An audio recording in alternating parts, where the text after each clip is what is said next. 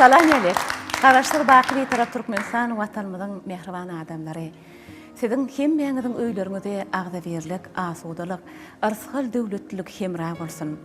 Asmanymyz arasy, ýurdumyz awadan, dünýämiz awat bolup, ediz arkadagymyzyň başy aman bolsun. Aslında zehine baha vermeklik üçin zehin gerek diýilýär. Biziň gahrman arkadagymyz bolsa, zehinlilere ine şeýle baha berýär. Zehinli adamlar watanymyzyň edizleridir diýip, gadymiyetde döredip giden eserler üçin ata-babalarymyza sarpa goýmaklygyň kämil mektebini döretdi. Şoň üçin gahrman arkadagymyza biz tüý sürekden sag bolsun aýdýar. Goý hormatly prezidentimizin jany sag, ömrü uzak, ähli tutumly işleri rowaja alyp, at awray mertebesi bütün yer yüzüne mundan belent bolsun. Ine ruhy çyragym gepleşigimiz şeýle ýagşy arzu niýetler bilen öz işine başlaýar. Önüp ösen yerim, menzil mekanım, gözümün gowunjy ey Türkmenistan, sözleriň içinden çeperini saylap, sen hakda düzörün bir näçe dessan diýip, bütün ömrüni watany wasp etmeklige, il güne gowunmaklygy bagş edip, ine şeýle ajaýyp eserlerden halkyna dessan düzüp, edebi miras galyran Türkmenistanyň halk şahyry, ussat şahyrymyz Ata Salih hakyny ruhy çyragymyň bu gedekki sanyny giňişleýin söhbet ederiz. Şuň gepleşigimiziň dowamyny çykyş etjek halipalarymyz hakyna kelamagyz. Ine Türkmenistanyň halk ýazyjysy Halipa şahyry dinanymyz sonu ýazyby. Türkmenistanyň halk şahyry Ata Salihyň edebi memorial muzeýiniň müdiri Sıddyk Rahmanow amma. Ýene-de halipa şahyrlarymyzdan ödem halk şahyrymyz Ata Salihyň ýegeni Gullu Durdyýew gatnaşýar. Gullaga häzirki wagtda hormatly diýen çalyşda. Ine bu ýerde oturan doganlarymyz bolsa, ýene-de şahyrymyzyň nesillerinden. Ine agtygy Meret Gummanow, ol häzirki wagtda Mary vilayet salgat bölüminde işleýär. Ata Salihyň 6 sany perzenni bolupdyr. Olar Gurwan Bibi, Sapar Murat, Durnawat, Durdumurat, Jumamrat hemde Bilbil. Ine biziň aramyzda hormatly mehmanlarymyzyň biri Ata Salihyň ogly Durdumurat Salihow. Durdumurat daga ol häzirki wagtda hormatly diýen çalyşda. Ine bu ýerde oturan körpeje mehmanymyz bolsa, şahyrymyzyň çoglugy Ahlas Begenjew. Ahlas jigimiz Şatlyk şäherindäki ýürütüleşdirilen orta mektebiň 1-nji synpyny okaýar häzirki wagtda.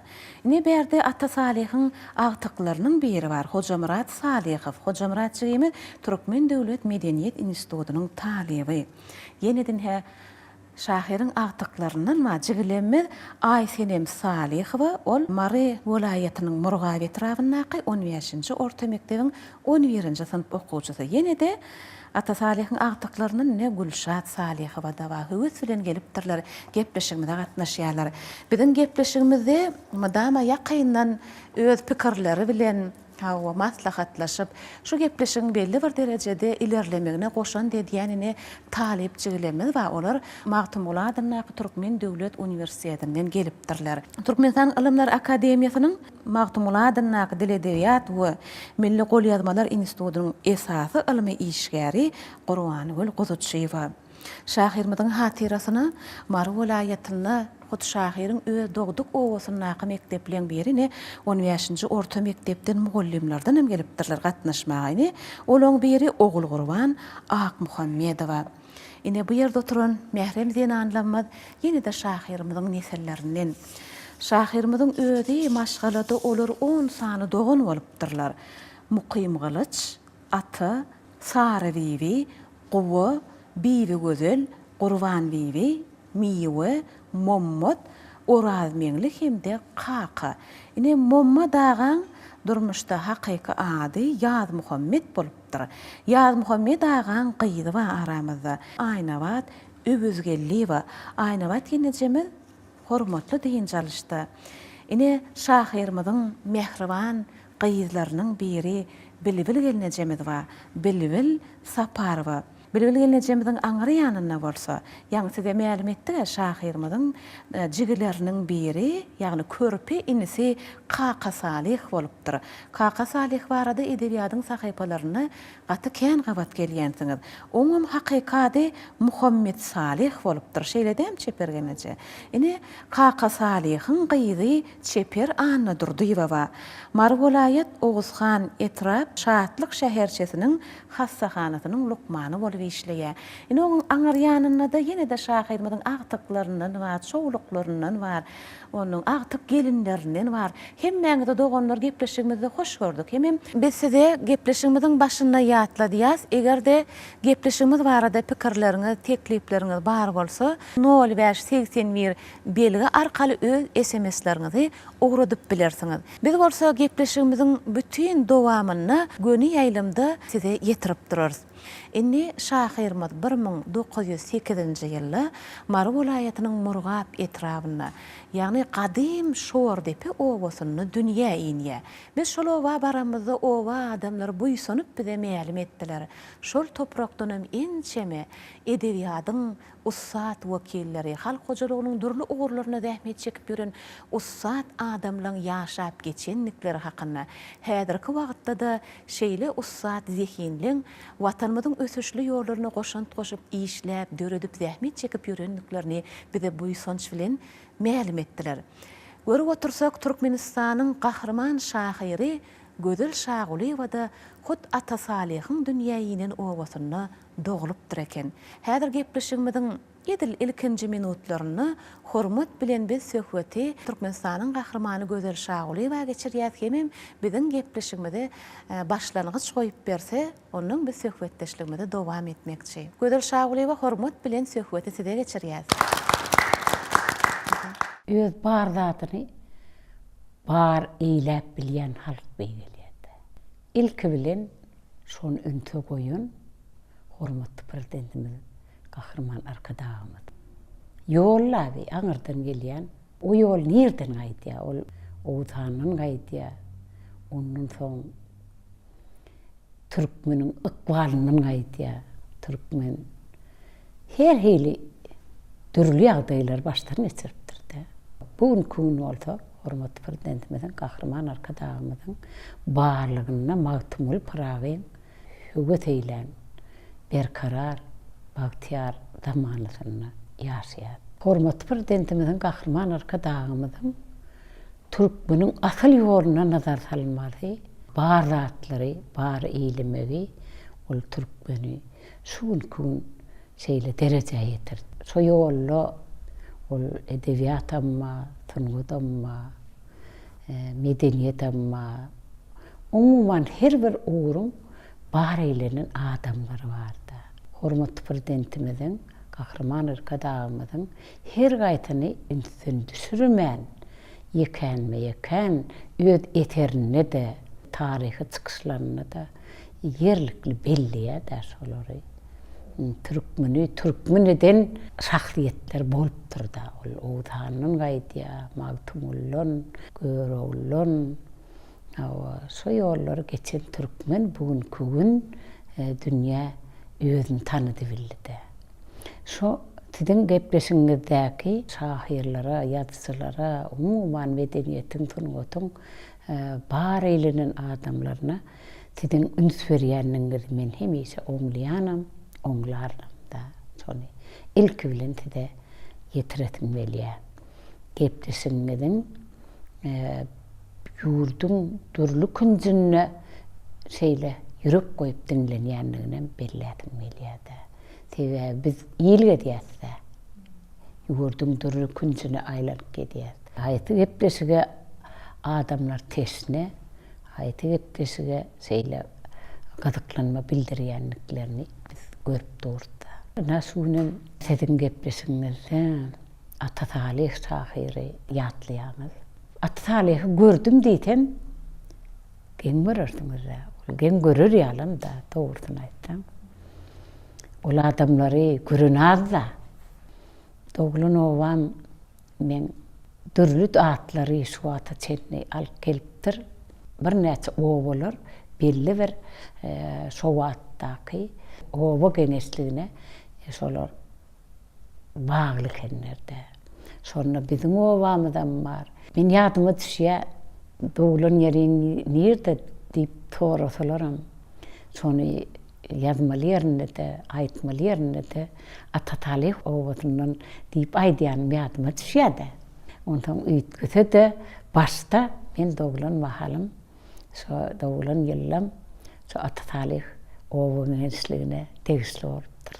Şahir diýmek ol halkyň bir tiýilýän adam bolýar. Her kim o käre şeýle ýakyn edenne de ondan başam çykaryp bilmeýär. Şoň üçin inni ýene de şeýerde Atatalih barada bir gyzykly ýatlamany mende de aýdasym gelýär. Bir kiçik käk kakam mektebin müdür etkenine. Sonra ilk bilen kakam şu Atatalih owa gençligindäki 4-nji orta mektepde müdür boldy. Biz kiçiklikde men ýadyma düşýär. Ýaşymyz ýetmede biz partada oturup bidi o mektebe gatnatýardy kakam men şonu ýadyma düşürýän. Sonra men diýärdim näçin bir okuwçylardan torasalaram menden näçin sabak öğrenaklarga diýärdim de. Edil şol Atatalih owa gençligindäki men ýadyma düşende şol bileti elçiligimi azda känni duýun bolmaly kakam. Mektep ýaşyna ýetmedigen bolsam meni şo izak partada kakam özüniň oturdup gaýdýan mahalyny ýadyma düşýärdi. Şol owaň ýatlamadan ýadyma düşýär.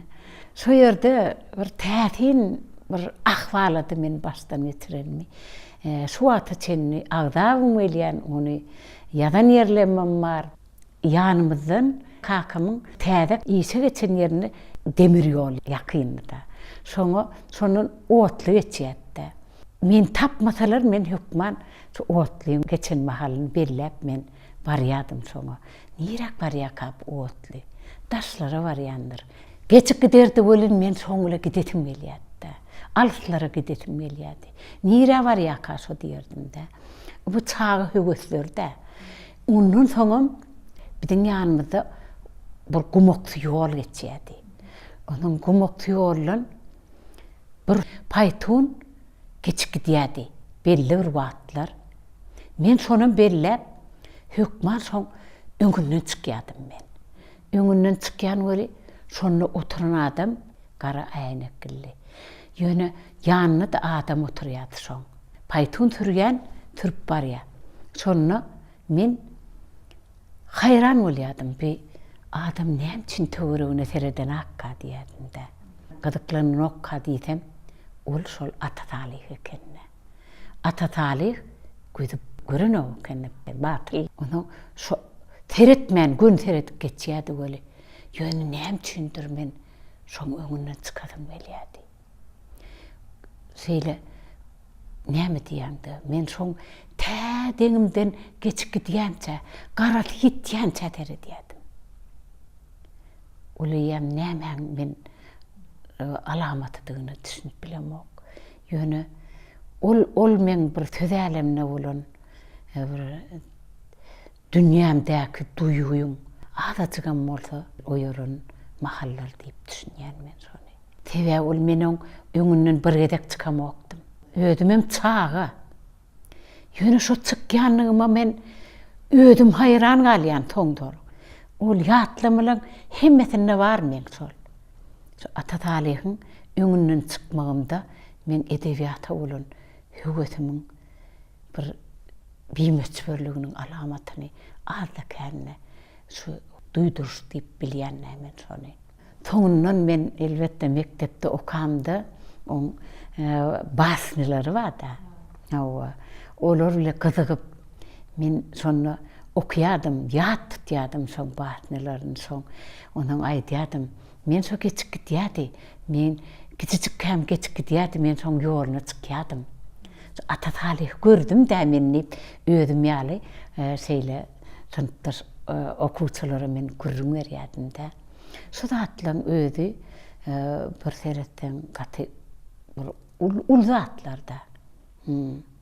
Zatlar hormatly prezidentimizin, gahrman arkadagymyzyň şu barny bar eýleýänliginiň netije diýip bilýänne ýollaby. Ýolla sen adam ýitirýän zadyň kän, tapýan zadyň bar da. Şonu hormatly prezidentimiz, gahrman arkadagymyz şonu öz eserlerine de belliýär. Şol ýollaky ýitiren zadyň tapmak ol sen baýlyň şol. Öz baýlyňa, öz bar zadyňa eýe bolmak. Meselem göregli saadetdany. Hormatly prezidentimizin, gahrman arkadagymyzyň şol real detdanynda eýe çykanlygynyň özi näme degmeýär. Gepleşiňizde ýadyjy şahirler ötüp gidenem bolsalar ýadymyza salýanyň özi näme degmeýär. Arkadagymyzyň ömrü, şu alyp barýan beýik işleri, şu gurujudygyny, törüdüjüdigini, öňden görüjüdigini, barladyny bar eýläp bilýän adam ýugurdyny ýugurdy edip bilýär, watanyny watan edip bilýär. Gahrman arkadagymyzyň watany, watan derejesine ýetirmegine uly gymmat bardyr. Ana şonu aýdasym gelýär.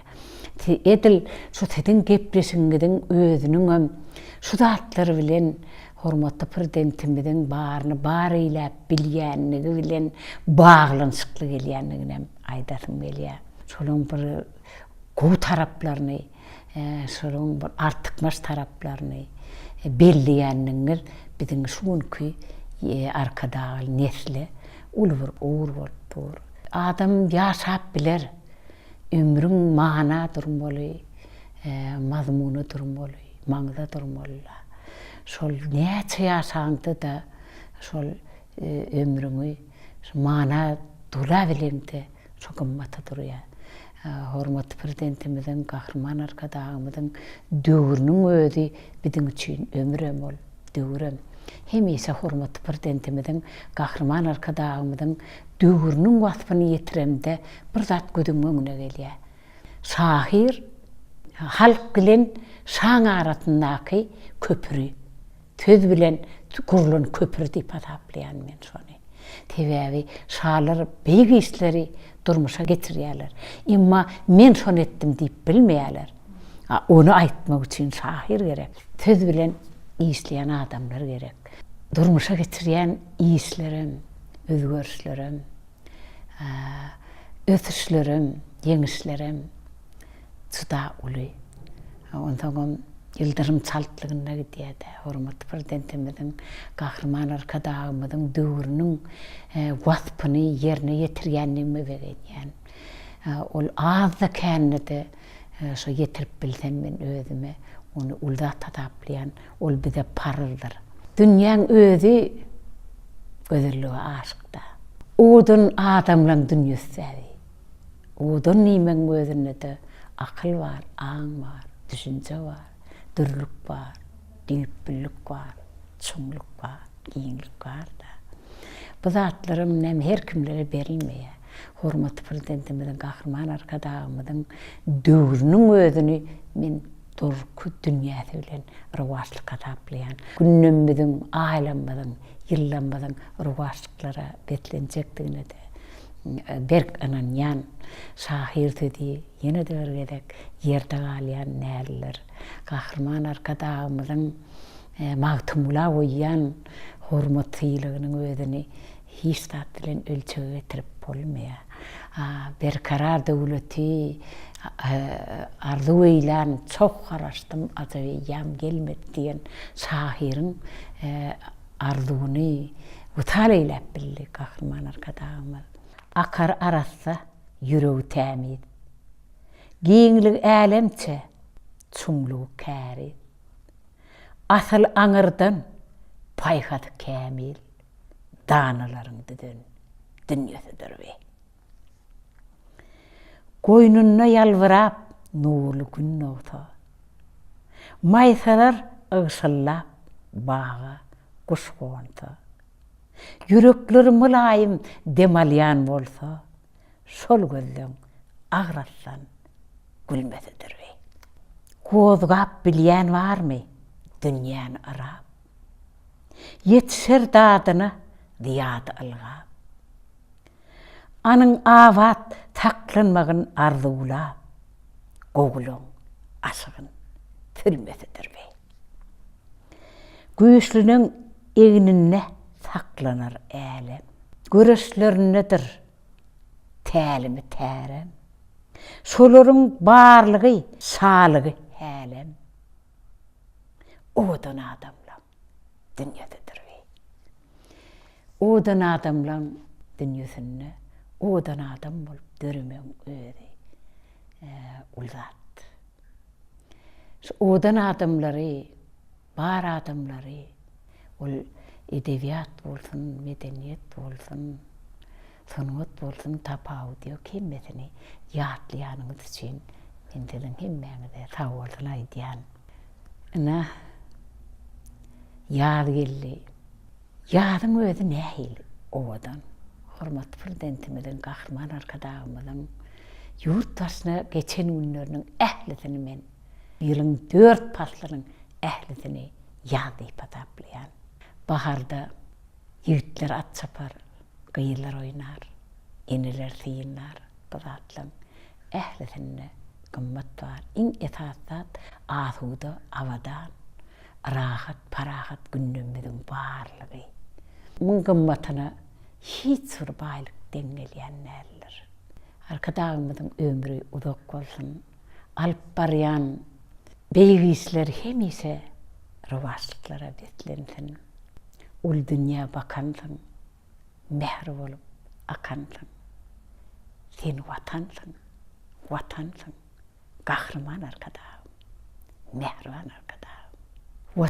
Watan derejesine ýetirlenine süýdüňem, salyňam, töhfediňem gymmat başgadyr. Atatalik ýaly şeýle halipa şahirler ýatlaýanyňyza begenýän näme görüňiz dowam ediň. Men öz dünýämdäki ýatlamalary gaýtgajygam bolsa bolanyny size ýetirdim. Hawa görüň dowamyny men oturan ýerimden şeýerde höwes bilen töhfedi şu oturan adamlar, şu studiýada oturan adamlaryň ählisine geçirýän men sizin ýanyňyzda diýip hasap edin. Oturan ýerimden her gaýtyňyzyň aýdýan gymmatly sözleriňize üns berip dinlär. Hawa sebäbi töhfedi de dinlärňe de degýän edebiýatyň beýi adamlary. Köp sag bolun beren görüňleriňiz üçin.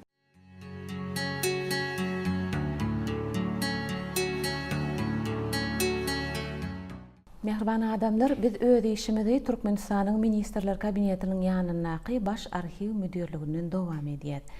Bu ýerde halk şahyry Ata Salih barada ýürütleşdirilen bir näçe bukçalary bar. Has taýgaýsak, jemi 53 tane bukçadan ibarat maglumatlar şu ýerde ýerleşdirilipdir eken. Ýeri gelenine bellesek, şu Ata Salih'a degişli bolan şu bukçalaryň hemmetindäki maglumatlary filologiýa ilmläriniň kandidaty şahyryň hut öz inisi Kaka Salih işläp taýýarlapdyr eken.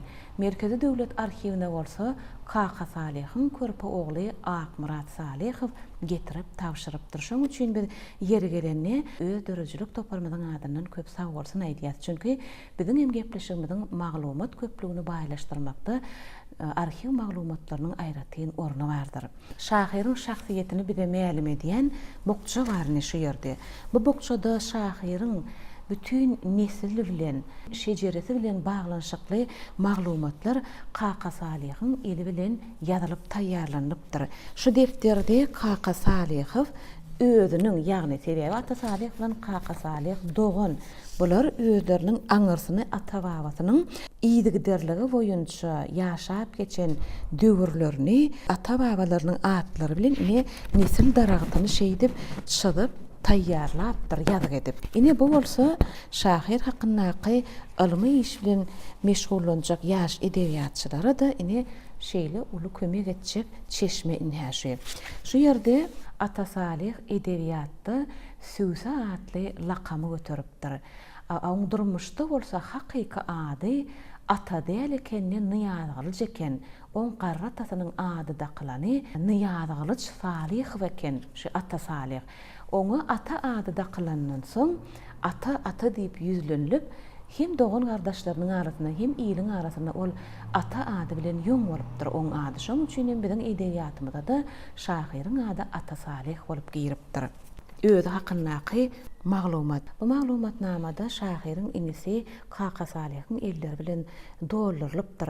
Şahyryň gözü görmändiň soň oňam öz kätipleri bolupdyr. Şahyryň bütün ömrüni 4 sany kätibi ýygyderlik boýunça durly wagtlar aralygyna oň düzen goşgularyny, aýdan zatlaryny gapdaryny bolup ýazg edipdirler. Ine şol kätipleriniň biri hem onuň öz inisi Kaka Salih. Ondan soň oň şahyryň öz oglum şeýdip ýazga geçirip gedipdir.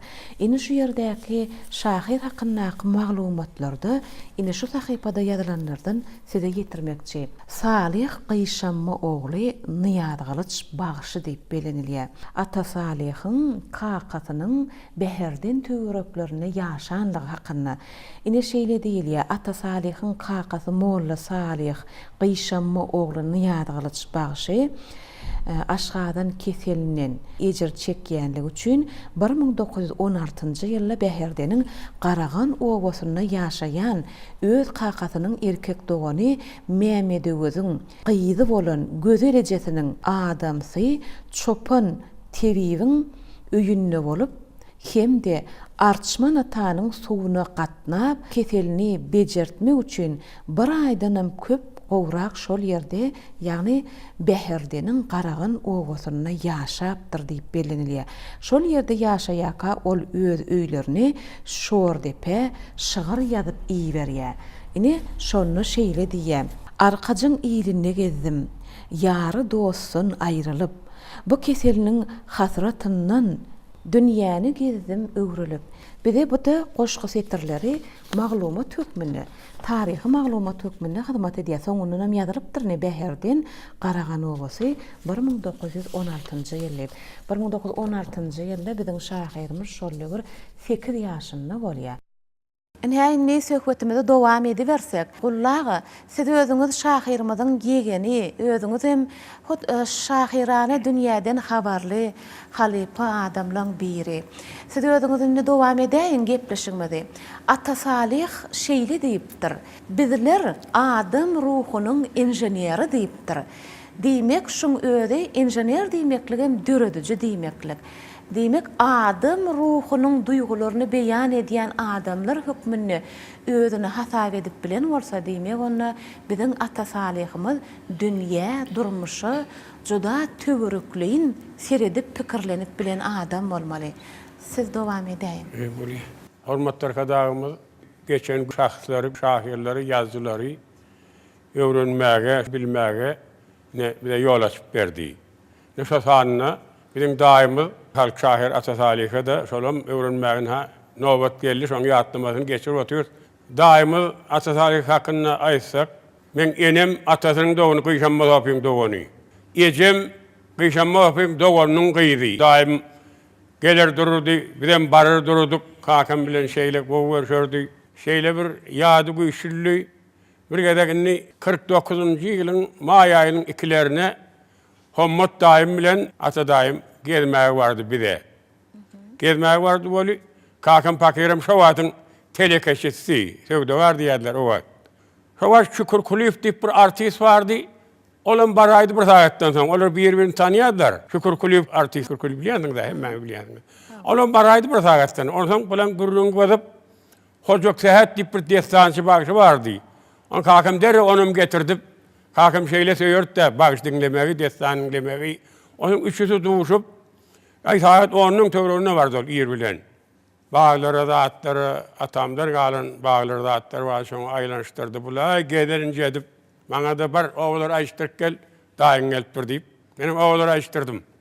Indi üçüsü bir şeýle gürrüň gazyryp, halkam üýşe, aýblar aşama şen halky güýmäp, şorta söz bilen, şükür kullýanlarym şorta sözi gat ökdedi.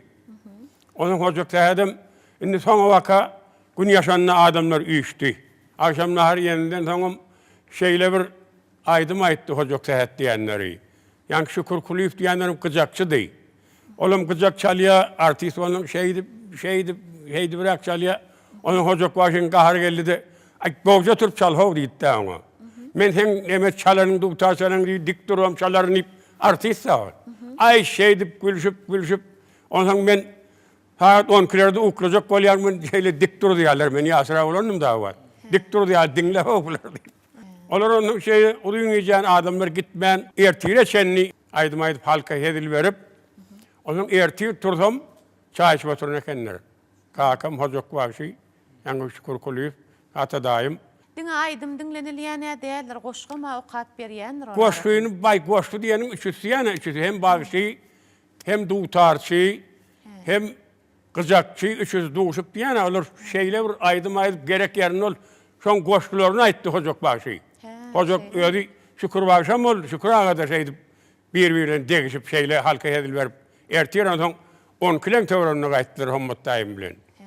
Ondan bu ýatda otursaň 47-nji ýyllarda kakam gurrun öğrenmegine göre on şahirlerinin görmeyen yazıya, gödem yok olun yazıp yor deyip birinci sekreteri yeteyiptir. Son barlak gördüktir sol adamın, gödü yok olsa yazıyan olsa yol başçılarına.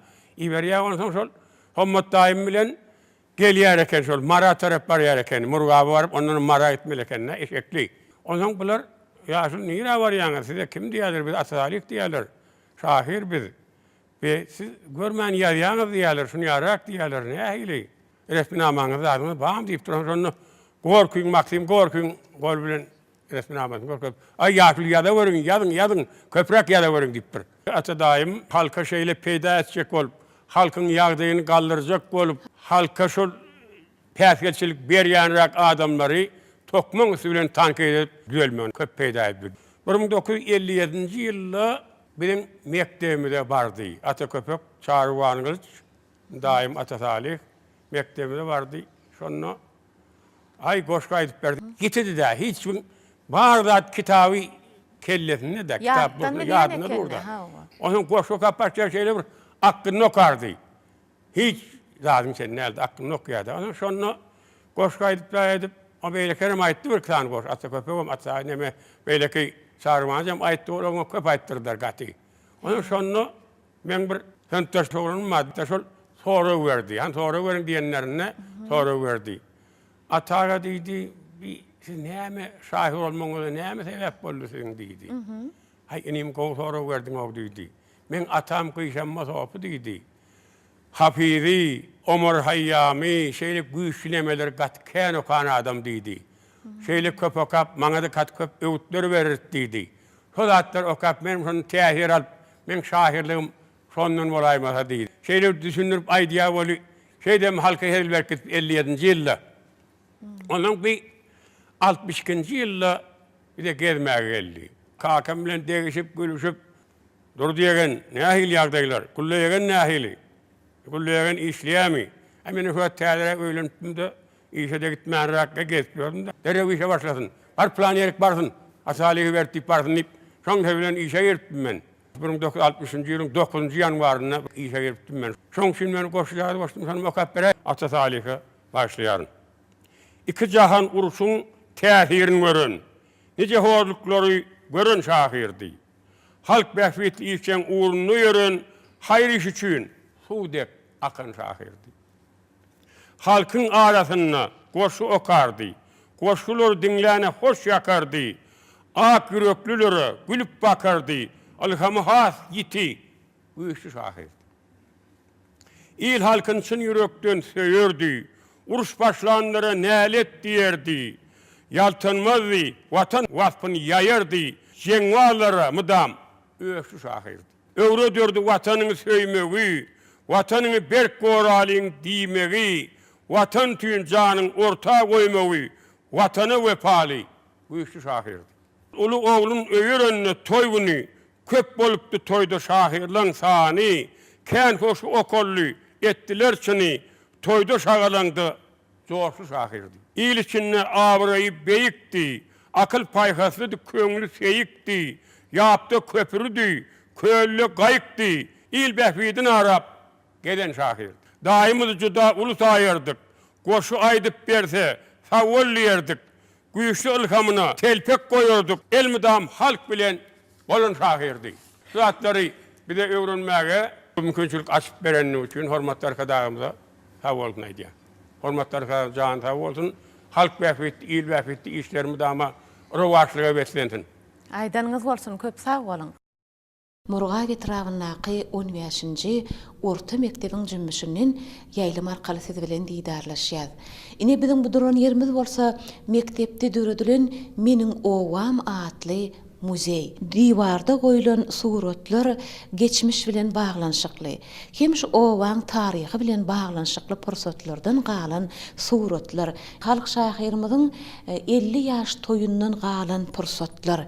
Ine şu ýerdine gadet sahypasyndan alynan şol döwür ýörüte habar edilip elbetde metbuatda çap edilendir. Şu ýerdine belli şahyrlarymyz bar. Bir näçe ýadyjylaryň şahyrlaryň gelmegini Ata Salyhyň 50 ýyllyk ýaş toýy. Ine şu ýerde medeniýet öýüni dolary oturan mehelleden alynan görnüş. Halk nähili öz şahyryny hormatlanlygyny görkezýän pursatlar bar. Ine şahyrymyzyň doglan gününe gül sowgatlarynyň gowşurulşy, ine edilýän çykyşlar, ine her şu ýerde Ata Salyhyň hormatlanylyp gutlanylýan pursatlaryndan görnüşleri bar. Türkmenistanyň halk şahyry Ata Salyhyň owada oşulmak biz üçin ýakymly. Ata Salyhyň özü şu owada okamasa da onuň newereleri okadylar. Halk şahyryň şu wagt çağlary, agtyklary, çoğulklary biziň okuwçylarymyz. Geçen asyryň 70-nji ýyllaryň ortalarynda mektep muallimleriň tagallasy bilen muzey döredildi. Muzeyde şahyryň ýakyn garnaşlary, oglanlary, gyýyllary ýakyndan kömek etdiler. Şeýle hem muallimler, okuwçylar bilen baglanşykly bir topar eksponatlar toplandy. Muzeýiň gerimi barka giňäp, soňra şordepe owundaky medeniýet öýüne geçirildi. O medeniýet öýüne geçirilenden soň muzeýiň eksponatlary hasem köp toplandy. Şol ýerde köp ýazgy şahyrlar bilen uly çäreler geçirildi. Şo ýyllarda 1980-nji ýylda Şordepe daýhan birleşigine ýerleşen Ata Salyhyň muzeýine halk şahyr Ata Salyhyň 80 ýyllyk dawarasy geçirildi. Şol dawarada Türkmenistanyň ähli ýerlerinden ýazgy şahyrlar gelip biziň owamyzda mehman bolup gowy täsirli duşuklar geçirildi. 80-nji ýyllaryň ahirlaryna Russiýa döwletiniň Azow degiziniň yakalap oturan Taganrog şäherine muzey işgärleriniň maslahaty geçirildi. Şol maslahata gatnaşmak, şo taýda Ata Salyh barada çykyş etmek maňa da meser etdi. Ata Salyhyň hiç ýylky okuwjaýyn okaman, gözüniň batyl bolup öz halkynyň beýik şahyr bolanlygyna hayran galmak bilen seretdiler. Ödiňlediler. Şeýle hem Maksim Gorky'niň eli bilen berilen 1934-nji ýyldaky ýazgylyk şahadat namasy beýik watançylyk urşy ýyllaryndaky Ata Salyha berilen ordeni gatnaşan adamlara ullokan täsir galdyrdy. Muzeyde işlän ýyllarymda baý iş tejribesi toplandy. 2010-njy ýylda ýende muzeýiň durky täzelen Ata Salyh barada muzeyde ýürüte bölüm döredildi. Şo bölümde Ata Salyhy gören adamlar bilen baglanşykly, onuň newereleri bilen baglanşykly maglumatlar toplandy. Hem de ýazgy şahyrlar bilen duşuklar geçirilýär. Bu hem ötgerýän ýaş nesle uly täsir etdi. Uruhu çyragym atly gepleşigiň biziň owada şahyrymyz halk şahyr barada bagışlanmagy diýsen biz üçin täsirli, diýsen ýakymly. Bize şeýle bagtyar zamanan peşkeş beren, mirasymyz hormat toýmaga, ýazgy şahyrlarymyzyň dörejiligi barda giňden öwrenmäge mümkinçilik döreden gahrman hem de mehriban arkadaşymyza köp sag bolsunlar aýdýas. Bu işler ötgelýän ýaş nesle çuňur bilim, döwrewap edep terbiýe bermekde biz bilim işgärlerine ullokan boltu bolýar. Gahrman we mehriban arkadaşymyzyň jany sag, ömrü uzak, belent taşy aman bolsun. Ýurt tähitli işleri rewaj alsyn. Aleksandr Aborski'nin Atasalih hakkındaki yazanları var. İni şeyle baka veriyor şahira. Atasalih poeziya asmanının 7 yıldızı deyip. İni şu 4 sözün ibaret nehil ulu baka da hakkında edid adamlar özünü de mine pikir urup göreyim. Demek şol derecede edebi miras kaldırıp bilipdir. Ine bizim yurdumuzda tarihi öwrenmeklige, geçmişe sarpa goýmaklyga, edebiyat bilen baglanşykly alanymyzy döredip gidilen eserleri hem özümüz öwrenip hem nesillere geçirip türkmen halkynyň şolar ýaly dünýä ýaýylmagyna münasip eserleriniň bardygyny edip arkadagymyz bize hem şonu wagt nesihat edýär, öwredýär, ünlü edýär şolary aslynda nesiliň terbiýeçiligine gadymiyetde ýadylan zatlary, ruhy hem maddi gymmatlyklary sarpa goýup şol esasynda nesil terbiýelemekligi ünneýärde gahraman arkadamyz. Ýa-da ne bir karar döwletimiziň bagtyarlyk döwrüni owalarda mektepliň ýanyny şol owaň taryhy bilen baglanşykly muzeýleri döretmek, adamlary öz zähmet çeken ugurlaryna göre şolaryň eden işlerini ebedileşdirmek, öý muzeýlerini döretmek. Ine şu zatlaň özüm nesillerde taryha bolan beýik söýgüni döredip bilýär. Ine men şeýle diýmek bilen söhbeti Sıddyk ağa size geçirmekçi. Siz özüňiz Atasalyhyň hormatyna döredilen muzeýe ýol başçylyk edýäňiz. Bir karar döwletimiziň şu bagtyarlyk döwrüne mehriban hem gahryman arkadagymyzyň Türkmenistan döwletimizi bede wady bilen öň alyp barmagy netijesinde hormatly arkadagymyzyň tagallasy netijesinde biziň garaşsyz bir tarap Türkmenistan döwletimizde bir muzeýleriň sanynyň artmagyna, bir näçe muzeýleriň döredilmegine şu hormatly prezidentimize öz köp sag bolsun diýýär. Mehriban arkadagymyzyň tagallasy bilen biziň welayet merkezlerimiziň hemmesine dünýä ölümlerine laýyk gelýän şu gözel şeýle imaratly muzeýler döredilip berildi. Şonuň ýaly hormatly prezidentimiz owa ýerlerinde de muzeýleriň sanyny köpeltmek, artdyrmak, şonuň ýaly owanyň taryhy bilen baglanşykly, taryhy şahslar bilen baglanşykly zatlary öwrenip şol mirasxanalara, muzeýlerde jemläp biziň ýaşlarymyza ýetirmek. Şolaryň terbiýeçilik ähmiýetiniň ören ýokary boljakdygyny hormatly prezidentimiziň alyp barýan bize edýän tagallasına ýene de köp sag bolsun diýýär. Mar welaýatymyzyň taryhy we ülkäni öwreniş muzeýimiz we Mar şäheriniň merkezinde. Inni Türkmenistanyň halk şahyry Atasalyhyň edebi memorial muzeýim şu Mar welaýat taryhy ülkäni öwreniş muzeýiniň şahanşasy bolup durýar.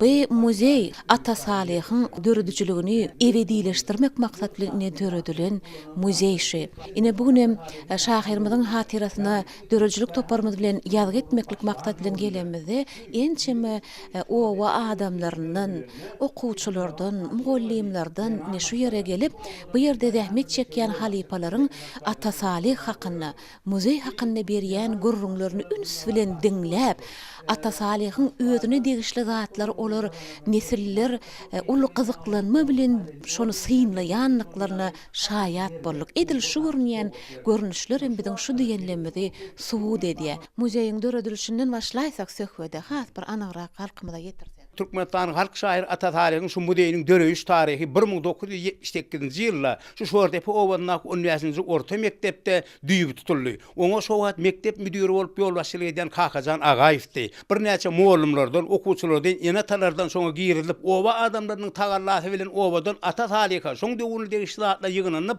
1978-nji ýylda şu üniversitesi mektebimizde orta mektepde şu muzeýimiziň başlangyjy başlandy.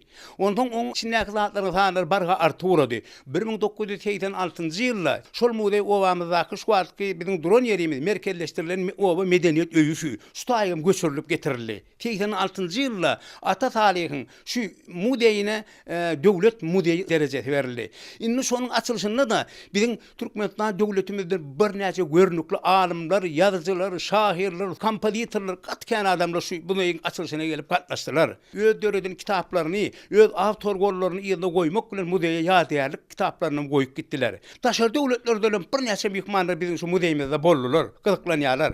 Ana şu 1948-nji ýylda Dağıstanın halk şahiri Resul Gamzatov'un kakası Gamzada Sadas bilen 1948-nji ýylda Ata Salih Aşgabatda yazılan ýygnanşygyna gelenle tanışyp dostlaşýar. Ondan soň şol ikiniň arasynda dostluk aratlaşygy başlaýar. Ata Salih'in ýörüýte Gamzat Sadasa bagyşlap berýän goşulary bar, hem de Gamzat Sadasyň Ata Salih'e ýazan hatlarym şu saklanyp gelýär şuň kunna.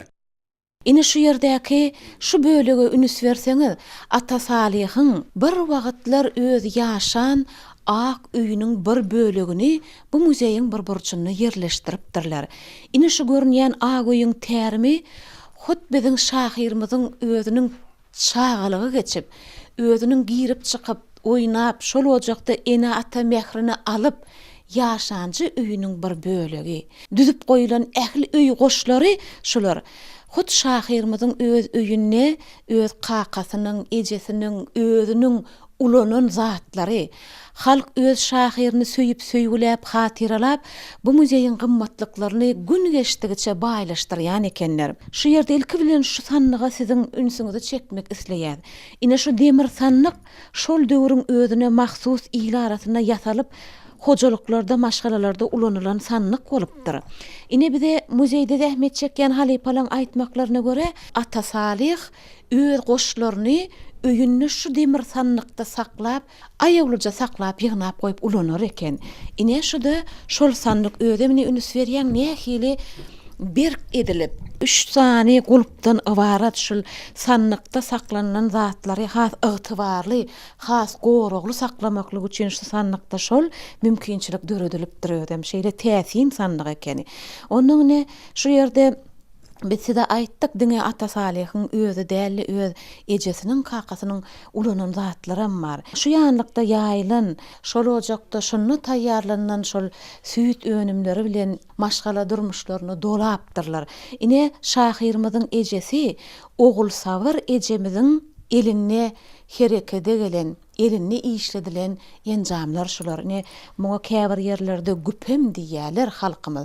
Durly welaýetlerde durlyça aýdylýar. Ine şu ýerde pişekleňen bir näçe görnüşler bar eken, has täsinini owadanlanyp bir hili öz bolşly ine görnüşem berilip täsin edip ýatarypdyr.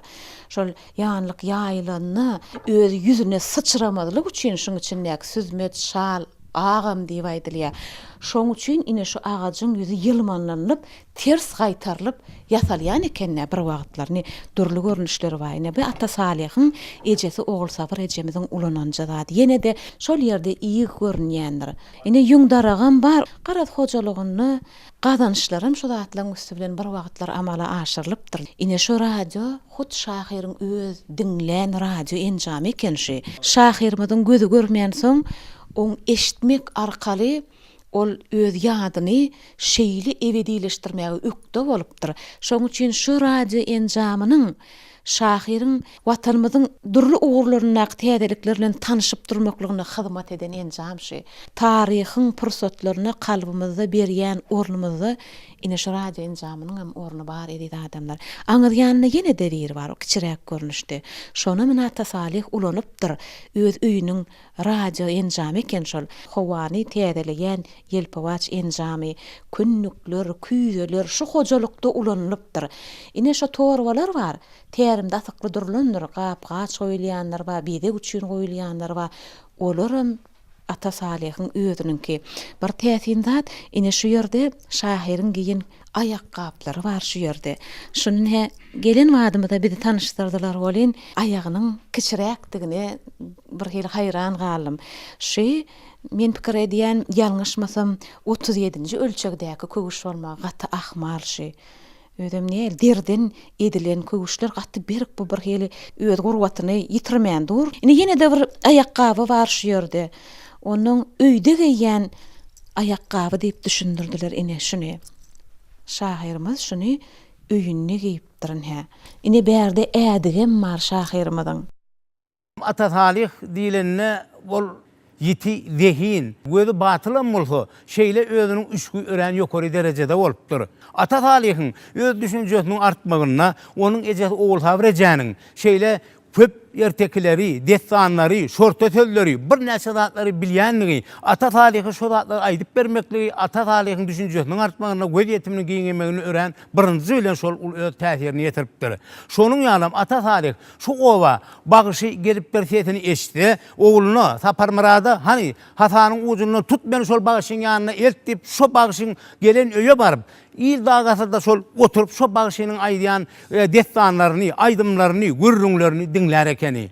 Yine şu dekinin yiti olmaklığı, onun üçgülün öğren yukarı olmaklığı, ata tarihin yatkeş olmaklığı hem onun düşüncesinin, dünya karayışının artmağını öğren ornu var. Dörlü sınıftaki okuçular müdeye gelýärler. Şu ata tarih diye nähilek edip yazıptır diye.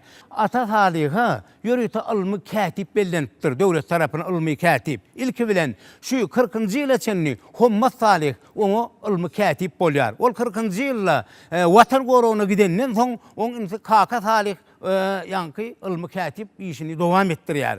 Ondan soň 60-njy ýylan ta 58-njy ýylan 64-njy ýyla çenni bolsa oň ogly Saparmyrad ilmi katiplik işini dowam etdiripdir. Tadyha ruhy çyragym gelipleşigimiziň inniki sany ata Salih hakynda bolar diýip ýaýlymda habar berelimiz bäri biziň watandaşlarymyzyň en çemesi dürli kunjoklardan biri jaň edip şu ata Salih barada maglumatlar berýärler.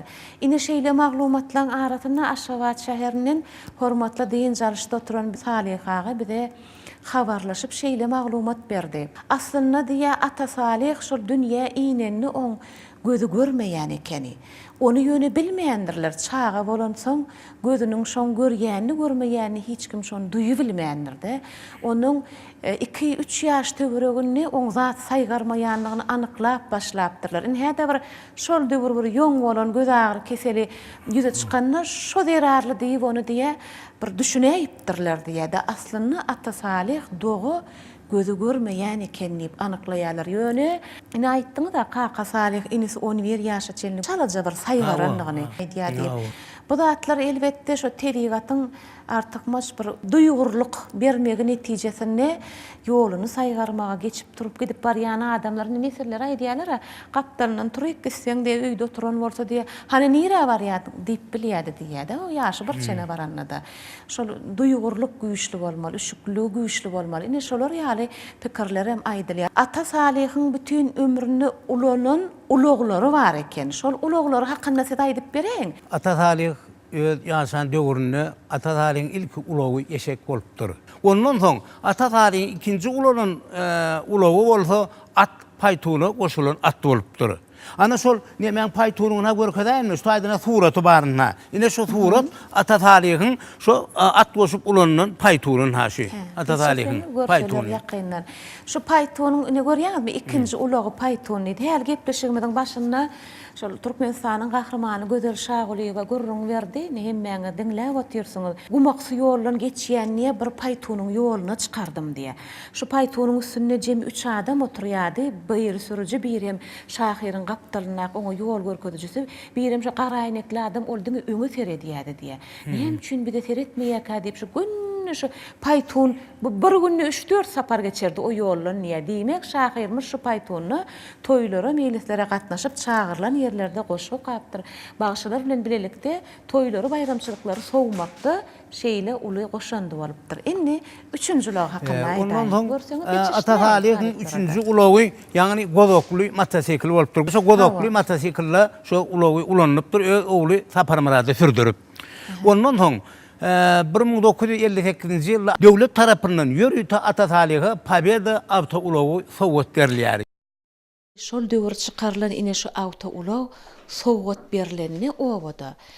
Bütün owa bolup ata Salih'in şu ulagyny görmeklik üçin oň öýüne ýygnanypdyrlar. Ine şol awtoulagyň suraty ata Salih'in öýünni, öý arhiwinde ine saklanýan eken. Ine şol halka hayrana galyryp ata Salih'a hyzmat eden awtoulag. Bu ulag ata Salih'a näme üçin berilendigini men size gaýtgaça mälim edip geçeýin. Şahyrymyz ol uruşa gitmese de uruşyň ýygyny tyýylla, en çeme watançy gerçekleri watan goragy üçin ayaga gallary bilen tyýylla galan adamlaryň parahatçylyga garaşýan adamlaryň kalbyny ruhy ganaty bağlap bilen adam ol sözün güýji bilen. Adamlaryň arasynda terbiýeçilik, nesilleň arasynda watan gorugyny çağırşy, üpçün edi bilen adam bolanlygy üçin biziň halk şahyrymyza ine şu ýeňiş maşyny sowgat berilipdir.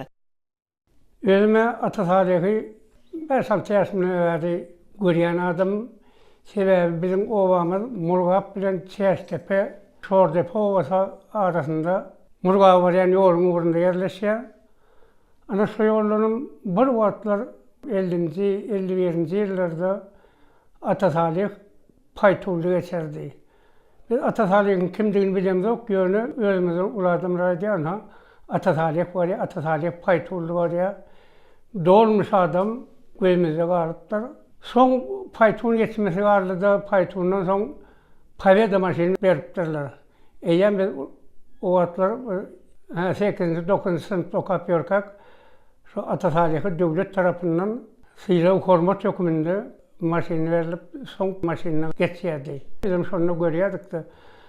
Soň men agam Atasöýünow öňkü söwüde diýer jurnalyny häzir garawyn jurnalyna jogapkar katip bolup işledi. Şuň ýanynda kän adamlar gelerdi. Bir gerek Atatürk'e çağırmaly, getirmeli diýip maslahat etdiler. Men beýlereklerini diňläp durun. Oňa çağıryp getirdi, Atatürk getirdi. Şonu has ýakyndan gördüm. O dolmuş kelçe boýlarak kellesem şu wagt kitaplardaky telpegi köplendim çal telpekde gelýärdi 3 burs. Ana şonu şolar bilen oturdular, gurrun etdiler. Bizim hyzmata gaýym bolup beýlerekde olaň ýanyna baryp bolanok. Soň görüp otursam ýanky gelenleň biri durdy haldyrdy. Birim tanqyçy Atakerim ekeni. Atatürk'üm olandan tanýar taşka diýenim soň Aborsk bolup çykdy. Ana şu adamlar bilen şoň bile duşup gurrun edip oturlaryny gördük. Ýöne gurrun näme hakyndadygyny o bir o şeýle gyzyklandyran o ýöne obamyza bizim obamyza barardy. Käte şu Atakakam oba gelse, Tomuska diýin salsa gelse, hep men Atatürk barardy. Gurrun edip gaty gurruna gyzyp oturýarlar, öňlerine çaý alyp, çaýlar şeýip gurrun edip Atatürk'ün goşu okuyanını bilýän ýöne o wagt biz ýadyma çykdy, näme hakynda gurrun edýärlerini bilemok, ýöne özara gurrunlary gyzykyldygy bildirýär-de şolaň. Soňra wagt geçdi bizim Türkmen Döwlet Üniversitetine götürüp, soň telewizionyada işläp başladym. 1983-nji ýylda Atatürk'ün 70 ýyldygyna başlanyp, Owaň Medeniýet öýünde şol Atatürk'ün muzeyi açıldı. Şu muzeyin açılışından doğruluğu bilen Türkmen televizyonu görkemlenmek bizim bagtymyza müyesser oldu. Şu bütün davatları şahatlı ulu halka yetirmek, öz paýyma düşenini, öz rahmetinin bardygyny her zaman goýanýan. Näme televizyonun urugçylaryň gepleşiginiň bir sanam sypdyrman tomuşa edip gelýär. Özüm gowy gepleşik. Şu gepleşigi guramaga, şular ýazatlara ýol açan Mehriban prezidentimize alkışymyzyň çägi ýok. Jansa başy dik bolsun. Şahyrmy ýaşlar üçin niýetlenen Pioner jurnaly hemem şol wagtky Tokmak jurnalynyň işgärler topary bilen ýakyn aragatnaşyk saklapdyr. Ine şu bokjada Pioner jurnalynyň işgärler topary hatyny setirlerini uğradypdyrlar. Ine şu da suwud edýär biziň şahyrymyza uly hormat goýýandygyny. Belli bir ýyllar aralygyny Türkmenistanyň halk ýazgysy Berdikir Babaýew Türkmenistanyň ýazgyjylar birleşigine ýol başçylyk edýär. Ine şol döwrem Berdikir Babaýewiň şahyry goýan hormatyny diňe bir dağaň diýerli bütün ýazgyjylar birleşigine agdalyga duran adamlaryň hemmetiniň şahyry hormatynyň uludygyny suwud edýän şu ýerde käbir hatlar bar. Bu setirlerde şahyr hakynda edilýän aladalar, şahyryň doglan güni Berdikir Babaýew tarapyndan gutlanylýar, hemem haçanna şahyr aradan çykandan soňam Berdikir Babaýewiň oň prezidentlerine ýazan ýollan hatlary bar. Mysal üçin ine şolaryň biri Berdikir Babaýew Şahyryň ogly Durdumara daga öýli işikli bolup toy edenni, öýlenenni oňa hat ýollaýar, gutluk hatyny. Hemem şol gutluk hatda ine şeýle setirler bar. Tutýan toýuňyz dabarary, toýuňyz gutly bolsun, gutly mübarek bolsun, ömrüňiz uzak durmuşyňyz şatlykly bolsun. Bagyt sizi hiç wagt gözden salmasyn. Ağzınız bir bolsun, ata salihin maşgalasy size hali sürekden gowunsun. Durdumrat öz ayagyny bibeşi gazygyny garrasyn diýip şeýle bir ýakymly sözler ýazypdyr. Ine soňundan ýazylýan sözler hemmeleriň ýüregini gozgasa gerek. Biri-biriňizi ynjytmazlygy, biri-biriňiziň göwnüňizi görmäge çalışmaklygy nygtaýan, gövün duýgusy gallyrgana çalym edýän ören näzik çüýşüdir. Çala degseň çat açmagy mümkindir. Ýürek yarasy seyik tutmaz. İkiňiz hem ömrüňiz uzak şogly bolsun diýär. Adam adamyň göwnüni ýykmaly dälligini Berdi Kerbabaýew öz gutlugynama setirlerini ýazyp galyran eken. Bu diňe ata Salihin nesillerine degişli däli, bütün türkmen adamlaryna degişli setirler. Şu muzeýiň ata Saliha degişli bolan ýanky gymmatlyklarynyň wagtyň geçmegi bilen baýlaşmaklyk mümkinçiligi ýüze çykýarmy ne? Heli ýa-da şol öň bir kabul edilen gymmatlyklar bilen zatlar bilen çäklenýärmi? Şu muzeýimiziň eksponat sanlarynyň artýanyny biz duýýar. Sebäbi şu taýdaky öz welaýatymyzda ýaşaýan ýaşaýjylar goňşy welaýatlardan şunýalyk bir hatlar gelýärdi. Şu ata Salihy degişil, şoň bilen degişli suratmy ýa bir metwatda çykan bir maglumatlar barmy? Şolar bizde badyp habarlaşyp olaryň bize şol hatları getirip goýýarlar. Ýyl geldigiçe şu ata Salihy degişli hatlaryň garnaşlaryny meni ýüze çykdyr. Ýöň taşyrylan hatlara magul häzir kunlarda da düýnüň gunlarda şoňa getirilen hatlar bar. Biz olar ýörüýte hasap alyp resmi amaraşdyryp şol hatları gowy edip saklaýatmy diýdi. Ine şu ütüge dösereden juda gadymy ütük inhe. Şuda ata Salihyň hojalygyny ulanylan ütük eken ine. Owa adamlar aýdýarlar, öz boluşly başgaplaryny giýerdi ata Salih diýip. Ine şo görnüşe seredin başgaplarynyň durly görnüşi bar. Inhe telpegi, öz giýinen gyrmyzy donam şol ýerde ýerleşdirilýär. Ine şol agyň tärimini nasıl duran horjun bar. Şonu da gök miwe önümlerini saklapdyr. Ine şu tärimden asylygy duran meşik bar. Şol meşigim ata Salihyň hut öz agyny ulanan meşigi ekeni, onna şol toşop, ýa suwuk zatlary düzümini üýtgetmeýän, daşky howaň täsirinden gorap saklanylmak üçin ulanylýan meşig eken ine şo meşigim.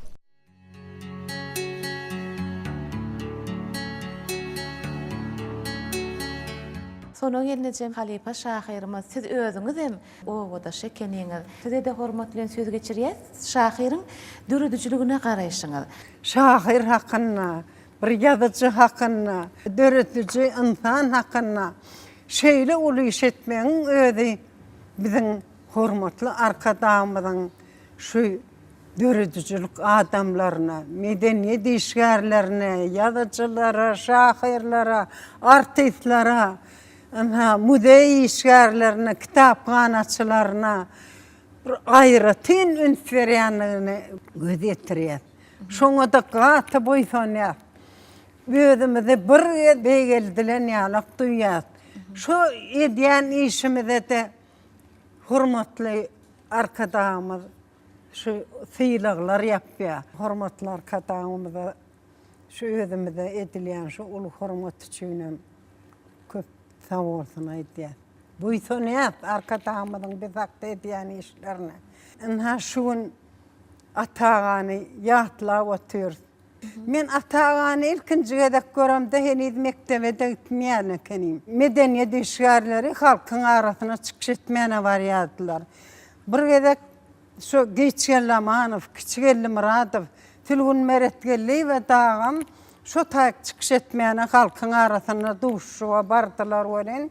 Ondan kakam şol ýal medeniýet işgärleri çykyş etmäge baranlaryna biziň öýümizde hyzmat etýärdi. Ine şol ýyllarda şol 3 bagşam çykyş etmäge baranlaryna bir gün atagada özüniň ýanky ata oşulu paytuny bilen bardy. Şo tak. Odan şol şahirlere koşup atağa da bile çıkış etti. Elbette o at bizi yanlarına ekiden oktalar görmedik. Nerelerde çıkış edenlerini yani Kakam Dağı medeniyet işgarlerini yanına koşup ovaları iyi veriyediler.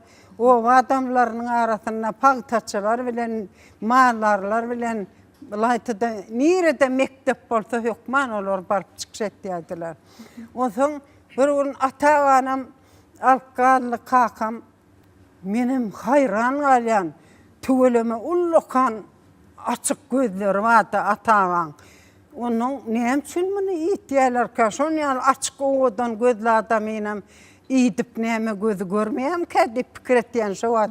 Mektebe de gitmeyene keneyim de.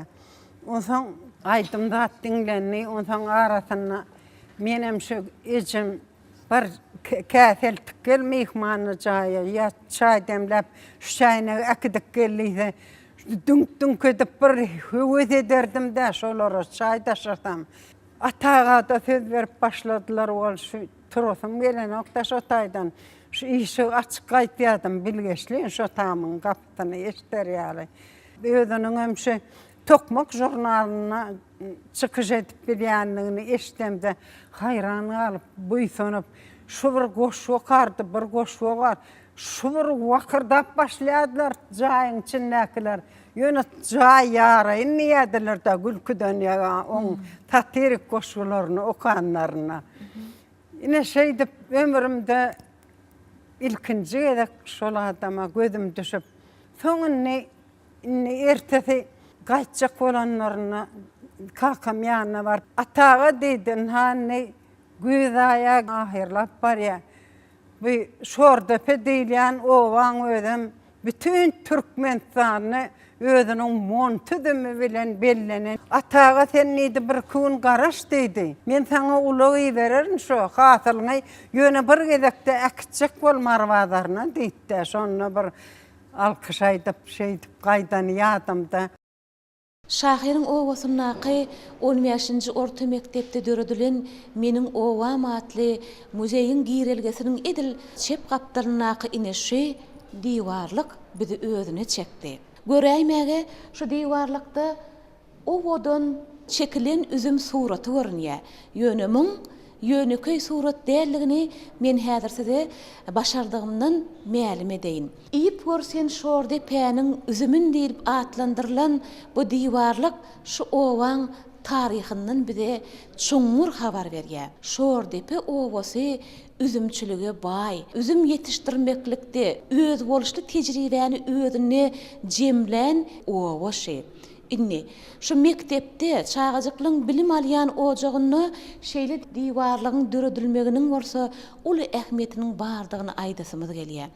Ine şu ýerde görünýändir suratda şu owaň taryhy bilen baglanşykly ilkinji üzümiň şu toprağa ekilşi bilen baglanşykly şol döwürlerden galan suratlar hemne aşak ýanyna owa adamlary bilen bilelikde çekilýän zähmetiň üstüne düşürilen suratlar bilen bu diwarlyk baýlaşdyrylypdyr.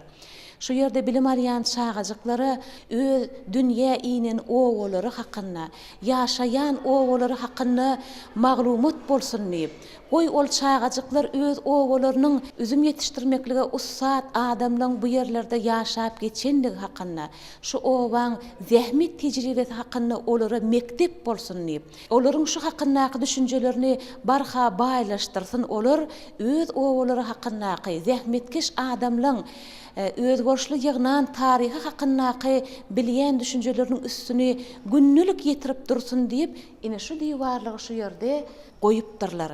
Bu bolsa bu ýerde zähmet çekýän adamlaryň nesiller üçin terbiýeçilik hakyndaky eden uly ädimleri diýip düşündik. Çünki şordepe owasynyň taryhyny üzümçülükden üzüňe gözüňe getirip bolanyk. Men Türkmenistan halk şahyry Atatalyň owadaşy. Şomen şu owadaşy bolanyňda ben buýsanýan, begenýän Atatalyk goňşymyz bolan soň kän görüşýärdik biz. Atatalyk aradan çıkanla men 9-njy sınıfda koyadım. Atalarykda gatken zatlar bilýärdik. Sebäbi biz barýardyk, işini ullokan balky diýip tutdy. Şo tuğdun düýününe gelýärdiler de gatken adamlar gelýärdiler de şu taýda masada şahir geldi diýip gowarýardylar. Böyle üç ýaly atalarlar. Bizem barýardy oňany. Ele biz baramyzda gün ýanyna oturmasak da çağırak wagtymyzda da biz üýüşip hatar bolup oturýardyk. Ine bir hatar, iki hatar, üç hatar gatken çağa barýardy, okuwçylar barýardy. Şonu dinlemäne barýarlar. Olar degişýärdir, diň goşgokan nokta biri bir sözi degişmäýdi. Zaten oňa da gülüşýärler adamlar. Bizim bular şahir görmegen bar eken bir toluny ýadyk. Beýen behman görmek bar eken. Sebäbi monitordon ýaşaýarmyzda da şo boldur. Kakataly hem gelýärdi. Kakataly şoň katibi bolun, oğlum Murat hem bolur. Öwedi ýagmyr diýen mir bol, 3-4 tane katibi bolun. Bulan hemmetem şahiran adam boldur. Muhammed Ali hem ýaman kepe seferdi, beýçek sefer. Goşşam ýa-da Muhammed Ali urşaýtende Atatalik onu başlap goşga sagaman gidip gelip şonam goýup okap beripdir. Men kitaplarda da giyirdi. O zatlaň hemmetem. Şonu al Muhammed Ali dile wardy, ýaman dile war adam. Kakataly alim bolup Taşrawatda ýaşady. Özüm Atatalik bolmagyny Kakatalyň öğrenken orun vardır. Sebäbi käbir ýazgylar aýtýar, wagt şahiren bolmak gerek bolsa Kakataly hal doganam gerek diýip aýtýarlar. Aleksandr Aborski diýip dostu bardy. Ýakyn dost bol Murgap Jülgötün kamystar diýen eserden ullokan powet ýaly bolup çykdy. Onu okumady adam ýokdur. Atatalik diýen adam ullokan dünýäde müň ýanyna gözi ýok bolmasa gözüllerden gözi ýitip Atatalyň. Oň ýanyna gelýän adam kan hatta daş owuzdan turdugyl jem gelipdir. Men ýöne turdugyl için geleni göremok sebäbi men o wagt gececik sağadım, kakam görünmedi. Men kakama meter çağırım oğlu diýerler. Ol Atatalyň goňşusy bolan soň o ýaşytdaşy doglanyn örenmer, gelenmer, öýlerem golay bolan gymyl. O da kakam Atatalyň ähli işlerini bilýärdi. Ondan sonra Atatalyň hakynda Rahmanary diýen bir bar. Şeýle Atatalyň söwer dosty ilkinji owada molla Rahmanary diýenim. Biýem şu Atatalyň zatlaryny öwrünip ýanyna turman Atatalyň gözi köremmese gözülleri da öwreden adam, gatkan ýol orkadan adam, Atatalyň diýen adam. Atatalyň hakynda bizim hormatly prezidentimiň kitabyna da bar. Parahatçılık sadi, dostluk, dogonluk sadi kitabı Kahraman Akadem. Şu kitabını okap çıktı 3-4 dedik. 2 yerin Atatalyň adağı da şu kitapta. Zeki adamlar vatanymyzyň edillerdir diýipdir, hormatly. Ýene de şu aýbada var. Aşadaki adamlar genilerdir diýipdir. Kahraman Akademimiz şu taýda aýdan aýtýar, şu kitabyny aýtýar. Nurmar Sarhanow diýär. 1942-nji ýyly urşaýda ne diýär? Atatalyň Agan Nurdy Aleksandr Abort'ta Marin demiryol merdilen uğradıptır diýip ýa-da. Ol urşaýdenne Nurmar Sarhan beýerek gidipdir şahatdan toý edipdir. Goş şokap da sagaman edip gelip Atatalyň elini gysapdyr. Nurmar Sarhan Agan Durdy, Hacı İsmail hem ýer wagtda Atatalyklary gelen ekenler, durdugyl jemgeler eken. Şol kitapda da agdal ýa. Parahatçylyk sady, dostluk, dogonluk sadyň kitapda şol 2 ýerek Atatalyň adagy ullokan da Kahraman Akadem nazarına düşen Atatalyň hakykat şair diýip meni hadaýat etýär. Eserleri esasen 4-nji sınıfdan 4-nji edebiyat kitabı, täze çykan kitap. Şondan giňşen maglumatlar berilýär şu kitapda Atatalyň hakynda. Atatalyk diýilýän adam ondan daşaram ýitwezli bolupdyr. Tokmak jurnaly bilen o da bir iş ýakmalary, ýaltalary tanqidlatdyr Atatalyk. Emma Atatalyk işeňgir adamlary şeýle bir taliplapdyr diýer aýdarýarlar. Şu taliplan adamlaryň birem owamyz ilkinji ordinalan ödem owadyr. Şimdi Gülnawady ýakyn ullukan paýama ýazypdyr. Gülnawady paýamasyny gady. Gowa adamlar tariplapdyr. Ýani işeňgir adamlar, halyçylar tariplapdyr. Atatalyň 50 kapitalyna haly dokuyan kärhana bolupdyr. Şol kärhanada da Atatalyň ejete meşiyatda uğursa berýär. Aýala meşiyatdyr. Uğursa berýär. Atatalyňy terbiyelemek ören ulyş edipdir. Uğursa berýäniň bilýän ertekler sansyz ekeni. Gatken görewli ýatdylýan eken oň ejeti. Şo görewli ýatdyp Atatalyň aýdyp berýän ekeni. Beýleki destanlar, sekretäri bolsun, şahsene marip bolsun, umuma ähli destanlaryna ýatdyp şunu Atatalyň aýdyp berdir. Hugdaga tökteken, şo hugda ötmäne ýöýte şo ýatmaýan, uklamaýan çağalar Atatalyň ejetine öwredipdirler, hugdul edipdirler. Şo şeýler mulaýym tesi bar eken, mümkin nälekin ejet diýerim.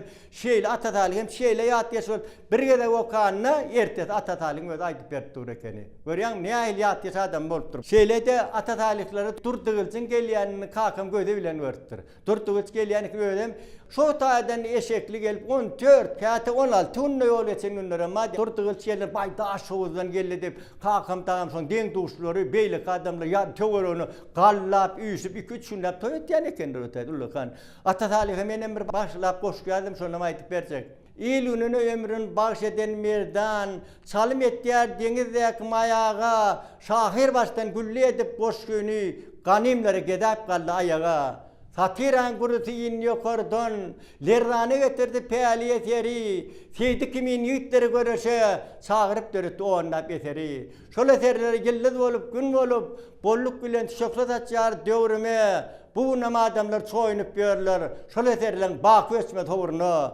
Adamlar yaşayar, şahir yaşayar, astınna danalar ölmeyar ahir, aydımları bilen kuchoklap barıyar, vasbeden deminin aydımcı şahir. Urşillarına Atatalığın yeğiş kazanmağımda eyleden durduguz, taş ovuzdan gıygırsa, gözü yok, karı deyip yok demen mennisi Atatalığım, menem yok demen, menem gözüm yok, gidecek fronta deyip diye demir yol minillerine şu uruş canlıgan, boş koyan ekeni. Hem mekşem yeğirel taşını şu Atatalıq geldi de Atatalıq geldi. Bay ba, durduguz Atatalıq bunlar doğun pasif etken ekenler. Din oğlum del, Atatalıq Gamza Sadası deyip Dağıstanın şahiri var, şungulen doğun okuşuptur. Şu geliptir 1948 yıl Aşağıda geliptir. Şu Aşağıda gelenini Atatalıq eline gül alıp sonra kovuşuruptur. Şahirmada beýleki halklaryň belli wekilleriniň aýratyn sarpa goýunlukları hakynda da öwran aýdyldy. Ine şahirmyzyň öýünden ine şu suratam çykdy. Ençeme suratlaryň jemlenen bukçasynyň arasyndan. Şu ýerde şahirmy Rasul Gamzatywyň kakasy Gamzat Sadasy şu owa gelenni oňa begenip öz eken üzümleriniň arasyndan gül ýygyp alyp, şol gül lessesini eltip gowşurandan soňraky Gamzat Sadasy bilen söhbetde şol oturan pursatyndaky alınan suratdan ine size getirýärdiň. Arka ýüzünde de ýazylypdyr 1948-nji ýylyň may aýy. Atasalygyň Dağystanyň halk şahiri Gamzat Sadasy bilen Aşgabatda duşuşyp oňa gül dessesini gowşurandan soň özara pikir alşýan pursaty. Ana görýänsiňiz ortada biziň atagamy Atasalyk ne seredin şu ýerde Gamzat Sadasy ýagny Rasul Gamzatywyň kakasynyň elinde bir desse gül bar. Şol gülem biziň şahirimiz hut öz elleri bilen ýygyp alyp gowşuran gül eken. Şahirlere şahirin goyu bilen sarpasyny, hormatyny aňladýar. Özi şol gözü görmeýänem bolsa, Gamzat Sadasy gül vermek arzuwy, gül vermek pikiri kalbynda dörep, eltibine şol gül çemenini beren eken. Şeýle suratlaryň ýene-de biri bar. Ine bu ýerde de Dağystanyň halk şahiri bilen şahirimiz söhbetdeşlik pursatyny Atasalyk öde ýylgyrýa. Demek, Dağystanly halk şahirden ýakymly gurrunlar eşitip, ýakymly söhbetdeşlik pursaty diýip biz şu suraty seredip şeýle pikir etdik. Şahirimizi oňa bagyşlap goşganma. Dağystan halkynyň garry şahiri 70 ýaşly Gamzat bile duşuşdym. Söýgüli kärdeşim dostumyň biri onuň bilen bile surata düşdüm diye. Hana şol ýanky size görkezen suratymyz, şol hakynda, şol pursat hakynda da şahiriň özi goşgam düzüpdir. Şol ýerdäki durmuş pursatynyň beýany sözler bilen suraty çekilýär. Şu Türkmenistan ele ýazgylarynyň, dağlaryň, döwlet işgärläriniň Atatalyklara gelmän gidenler öwren seyrek bolsa göresi eltdirler. Owamyda Atatalykň owasyny, şordepe owasyny ruhçyram kepleşe geldi. Buna ruhçıran kepler geleceğini ve diyorlar duyduk tabi. Hasanna Durtugul çakında ruhçıran kepleşini verilenne, telefonda verilenne. Bir sonra izinler biller saatler beğendik var ki saatlerini bize telefon etken mektebimde gelyenler var. Yaman on ottu olacak Atatalykym tirtegine kaldıracaklar deyip. Ödüm kişi Kahraman arkadağımızı tükönükse alkışlar aytyalar. Sebebi kahraman arkadağımızın yol başlığına açılan ruhu çırağım kepleşi. O kepleşi yazdır yatta mektepte tapak dövründe geçer. Yine okuçular o zaman beğenişip inni bir gün haydi. Son beğen yerler şu kepleşte gidenin. Sonra bir laval yerlerde dehinleri çoğuş yedi. Beğen ya adamlar. Ben şu yerden fırsattan peydalanıp şu ruhu çırağım kepleşini açıp halka hötörlattıronun için kahraman arkadağımıza alkış olsun diyen. Koy canı sağ olsun, ömrü uzak olsun. Tutyan işler mınınam rovaşlıkları beslesin. Türkmenistan devletimde olsa dünyanın uğrunu saçsın. Mektebimde de her işini gelirdi. Ondan marayın, vekil vadarın, takarçağın, ehletinin şahirlerini üyüşürüp, Akmurat Çarıgulu Erkin, hem şahirleri üyüşürüp, 18. orta mektebe çıkış etmeyene getiriyordu. Onun şu marda da Türkmenistan'ın Yazıcılar Birleşiği'nin bir bölümü işleydi. Şonu da Akmurat Çarıgulu Erkin diyen adam yol başçılık etdi. Mehtağı da şonu bilen dost olup şu Akmurat Çarıgulu Erkin'in adını bir oğluna takıp yine şey deyip yazılan hürmetinin bilmeyenine açacak olayanlar. Şahir deyilen, yazıcı deyilen, bağışı deyilen, medeniyet işgali deyilen adama arkadağımızın ne gibi hürmetli oyanını her fırsatta göz yetiriyor. Yedi adamlar ine şu surata üns verin. Şu suratta bizim şahirimiz Atasalih var. Hanha ortada durun şahirimiz on kaptalına da Aborski. On kaptalına ordan şahirimizin Saparmurad adlı oğlu. Şahirimizin hemem kaptalına duran adamlan bilelikte durup düşen yeri şu surat. Ine edil bizim şu duran yerimiz. Ine bizim yedimizde görünýän şol jayam Atasalih'in öz ömrünün sonku günneçen yaşanca jaý şol. Ýöne suraty üns berseňiz, ilk jaý, oň daşky görnüşi açyk eýwan görnüşünde eken, ýöne üstü batyrlan, öňe açyk eýwan eken. Soň şahirimiz aradan çykandan soň, nejeme ýyllar geçenden soň, jaýyň bir neme daşky görnüşini awatlamak maksat bilen oň nesilleri şol açyk eýwanyň öňüni ýapypdyrlar. Ine şu hut şahirin özünün ayak basan bosoğulary girip çıkıp ömrünün sonku pursatlaryna çenli yaşancı ocağın häşi. Bidemädir şahirimizin qadam basan yerlerine qadam basıp şol bosoğudan bismillah diýip ätläp şu ocağa salam berip nesilleri bilen yüzleşip hemem şahirimizi ýatladýan zatlary ýazyk edip size ýetirmekligini özüňizde maksat edip goýduk.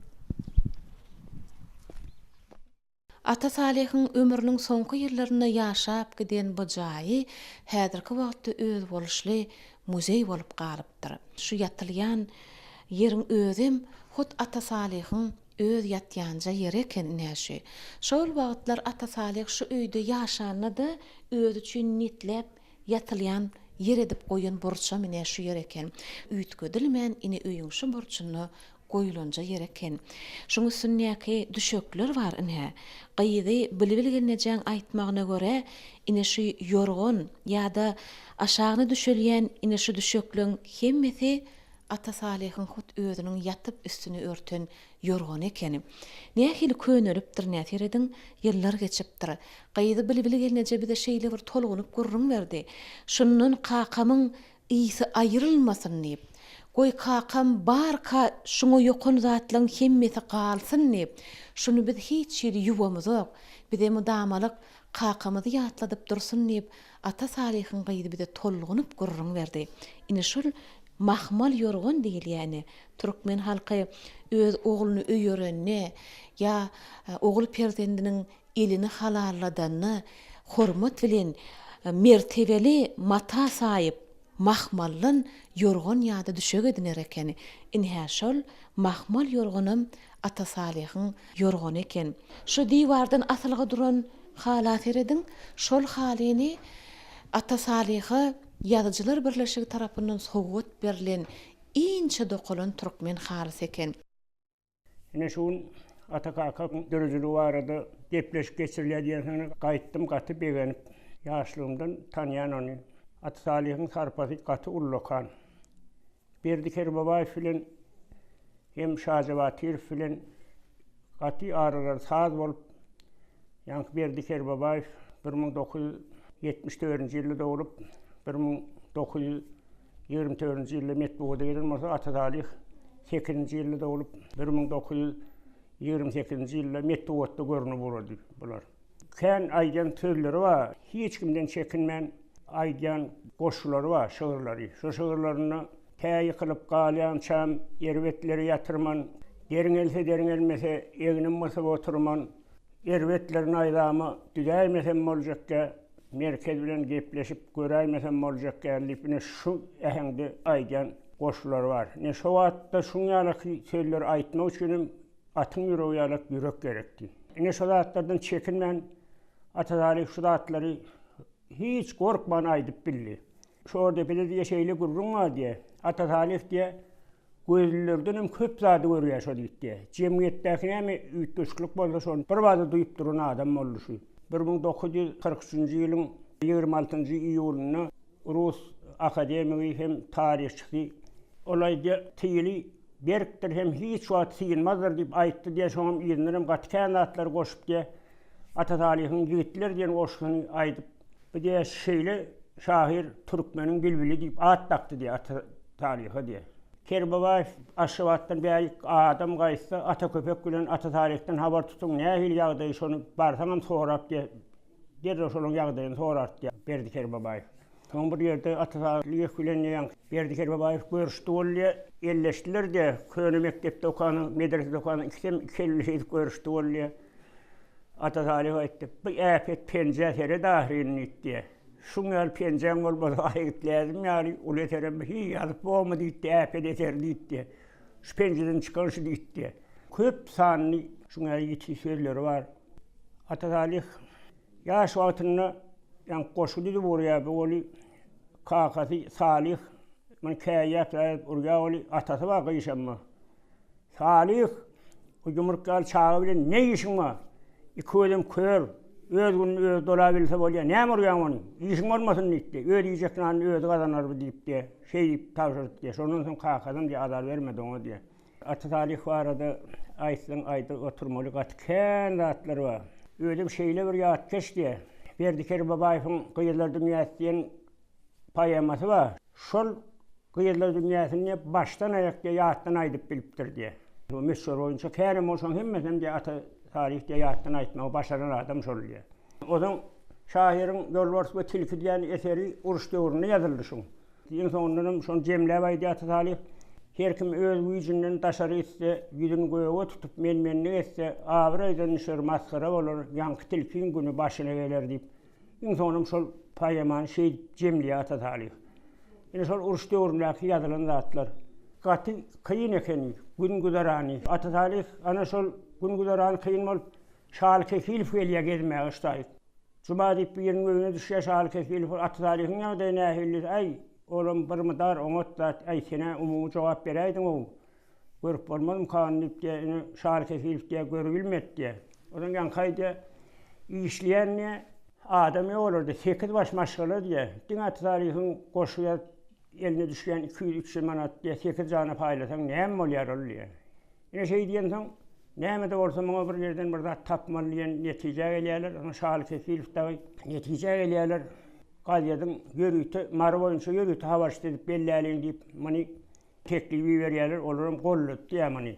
Yine şey deyip Atatalih, Şuravi Türkmenistan gaziyatının yürüytü havaşçısı oldu diye. Havaşçısı olundan sonra her ayına diye 70 manat tölenir diye son. Yine olumur qoğudat. 8 baş maşgalalı eklemem diye onun eceki oğul habereceğim başına düşüptü diye. Olum ne ehilim varsa yonktan has qoğulaştı yağdayları deyip. Ana yağıtladığınız Atatalih'i ana hormatlı prezidentimize katı köp sağ olsun aydiyaz. Ana geçenlemede yağıtlap dur. Olur tırtevine kalır diye. Şey deyip yağıtlap durmak soğar iştir şu atlar yağıtlanıp dur. Şunun için hormatlı prezidentimize köp sağ olsun aydiyaz. Kahraman arkadağımının canı sağ olsun. Ömrü uzak olsun. Halk için ediyen işleri el müdama aravaz alsın. Inni aramızda alım zinanımız var.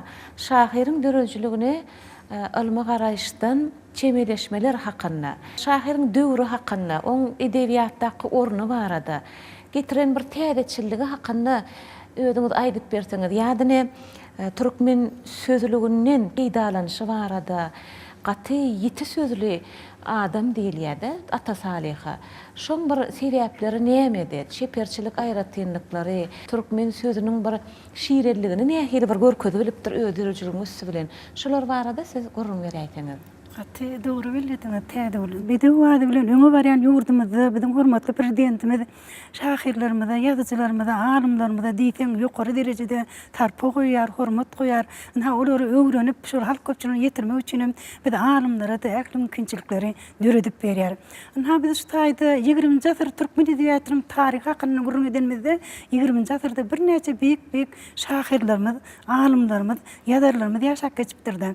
Ine olardan biz Berdiker Babay Atagow Şudufi, Bekti Tekfi, Nurmara Tarhanfi, ummanan bir näçe olaryň sanardan köpde. Ine şeýle şahirleriň birdi Ata Salih bolup durýar. Ata Salihyň ömrü dörüjüligi beýleki şahirlere garanyny belli bir derejede tapawut edýär. Sebäbi nämedi? Sebäbi Ata Salih gözi görmedi. Eşiden datlar bilen şeýle döýdüň ýat keşligini şeýle güýçli bolanlygy sebäpli köp bir topar eserleri, bir topar şygyrlary, hikayetlary, şeýle şorty tözleri neleri ýazyp türkmen edebiýatynyň taryhyna bir uly goşun şahyr hökmüne tanalýar. Eşitmek arkaly halkyň arasynda bolmak bilen şol ejetiniň kakatyndan eşiten gurrunlaryny şol ýat keşligini ýadyna saklap, şonu halka ýetirmekde uly bir hyzmat bitiren beýik ustad şahyrlaryň biri. Döwür bilen aýakdaş giden şahyrlaryň bir hökmüne garamak bolar. Täbi Ata Salih şol öýdüňiz bilýärsiňiz şol 1908-nji ýylda eneden bolupdyr diýen elbetde ol kämillik ýaşyna ýetýänçe şol halkyň arasynda bolmak bilen, ýaşamak bilen, olardan dürli gurulary eşitmek bilen şonu hakykatyny, aňyny şol ýadyna saklap, şonu halka ýetiren şahir bolup durýar. Diňe halk döredijligini ýaýratmak bilen çäklenmen şahyryň özi läle de ýazypdyr. Ine bide täsin ýeri oň döredijligini bar sany läle de bar. Edil şol döwürler jemgyýetçilik guruluşy bilen baglanyşykly ýazylan läle ekeni. Ine şol ýerde halkyň hal ýagdaýy aýdylýar. Ine käbir tetirlerini siziň ünsüňizi çekeýin. Peşa asla pil bolmaz, her tikenne gül bolmaz diýilýän ýaly ata babalarymyzyň aýtkalaryny şol lälelerini siňdiripdir. 1944-nji ýylda şahyryň ine şol lälesi halka ýetirilipdir. Şol döwürlerdäki bir beýik şahsiýetler bardy, beýik alimler bardy. Daşary urtly alimler, şahirler bardy. Özüniň şol goşgularyny görmek boýlardy. Mysal üçin Rasul Gamzatow bardy, ýa-da Pushkin bardy diýip eser ýazmak bilen şol daşary urtly şahirlerini de özüniň hormatynyň, çäginiň, bilentdigini özüniň şygyrlarynyň üstünden görkezipdir. Alimleriň en çemeti şahirimiziň döredijligine ýüzlenip, çoňur öwrenip, özleriçe ylmy netije çykaryp, çeper sözüň üstü bilen keskitleme beripdirler. Ine Nuri Attaýew biziň şahyrymy-da Ata Salyha şeýle baha berýär. Ata Salyh ol halk şahyry. Haçanna Ata Salyh bilen durdugylyjy halk şahyry berilenni şahyrlaryň durmuşda, geljekde ösüp yetişmeli derejeleri gözüňünde tutulup halk şahyry ady berilmänni. Olaryň eýýäm gazynyň derejeleri üçin döwlet tarapyndan halk şahyry ady berilipdi diýip şeýle ýokary baha berilýär. Ine bu da Ata Salyhyň hem durdugylyjyň hem öz döwründe halk şahyry durmuşdy, adamlaryň arasyna gazynyň at awraýy, edebi sahypalarda bolsa edebiýatyň ösen derejelerine kybap gelýän öz döwrüniň derejesininden eserleri galyryp bilenlik üçin olara halk şahyry atlary berilen ekeni. Şol döwrüň ýüze çykaran täzelikleri bolsun, ýa-da bir noksanlyklary bolsun, şolaryň hemmesini özüniň sesini goşup bilen şahyr hökmüne garamak bolar. Bagşlaryň gurultaýa geçeni olara bagşlap, ýa-da şahyrlaryň gurultaýa geçeni şolara bagşlap ýürüte özüniň bir ajaýyp şygyrlaryny ýazyp şolaryň bir üstünliklerini özüniň sesini goşup bilen şahyr hökmüne garamak bolardy. Şahyr durmuşdan özüni hiç ýeli üzüňe tutmandyr, şol gözüniň görmeýänligi sebäpli diýip biz bir näçe gezek nygtadyk.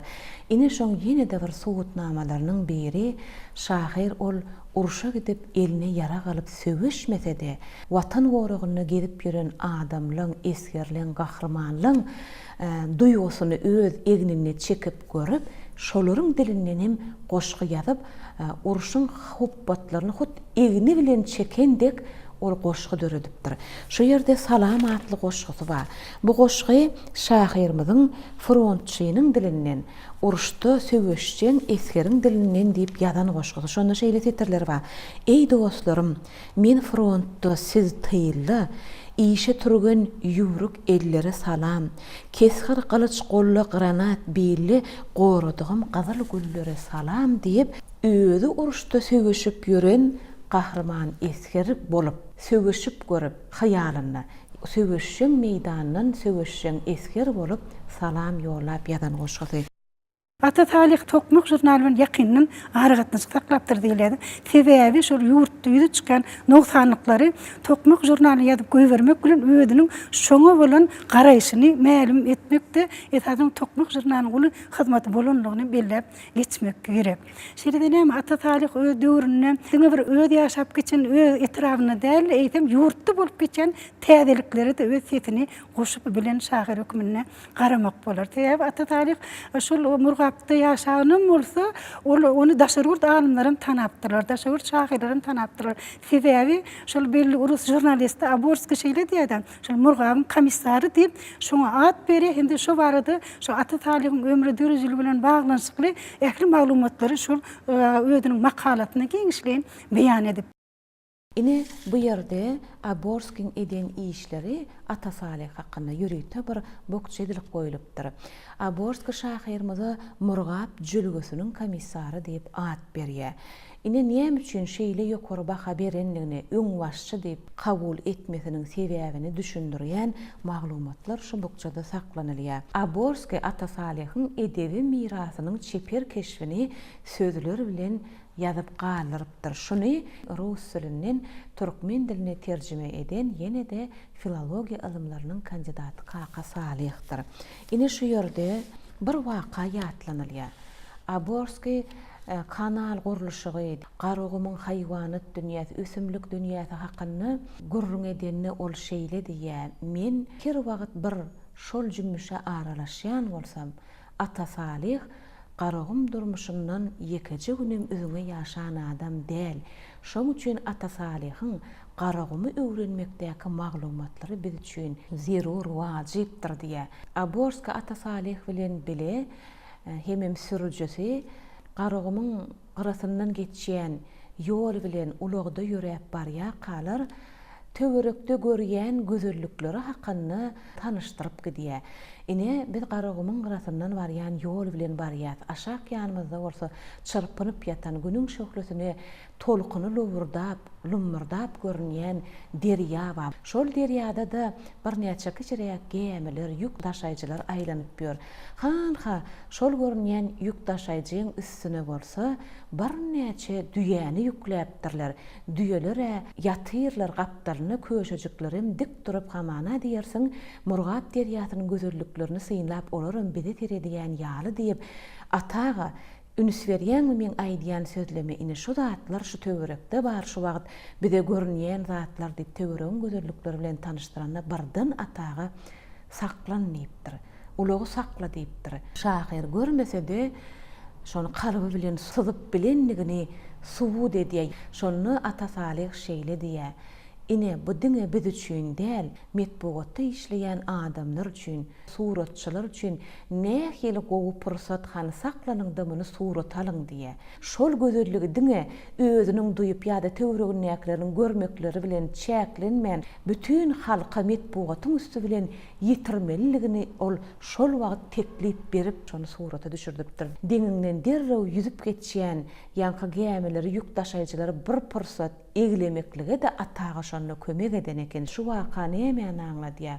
Atasalyhyň men dünýäni töweregi gözüm bilen görüp bilemok diýip adamlyň ýaşaýşyndan özüni üzüňe saklamandyr. Halk bilen şeýle goşulyp garylyp ýaşap, döredip, töweregini hem kalbynyň gözü bilen duýup, ine şeýdir hem halka hyzmat eden adam bolypdyr.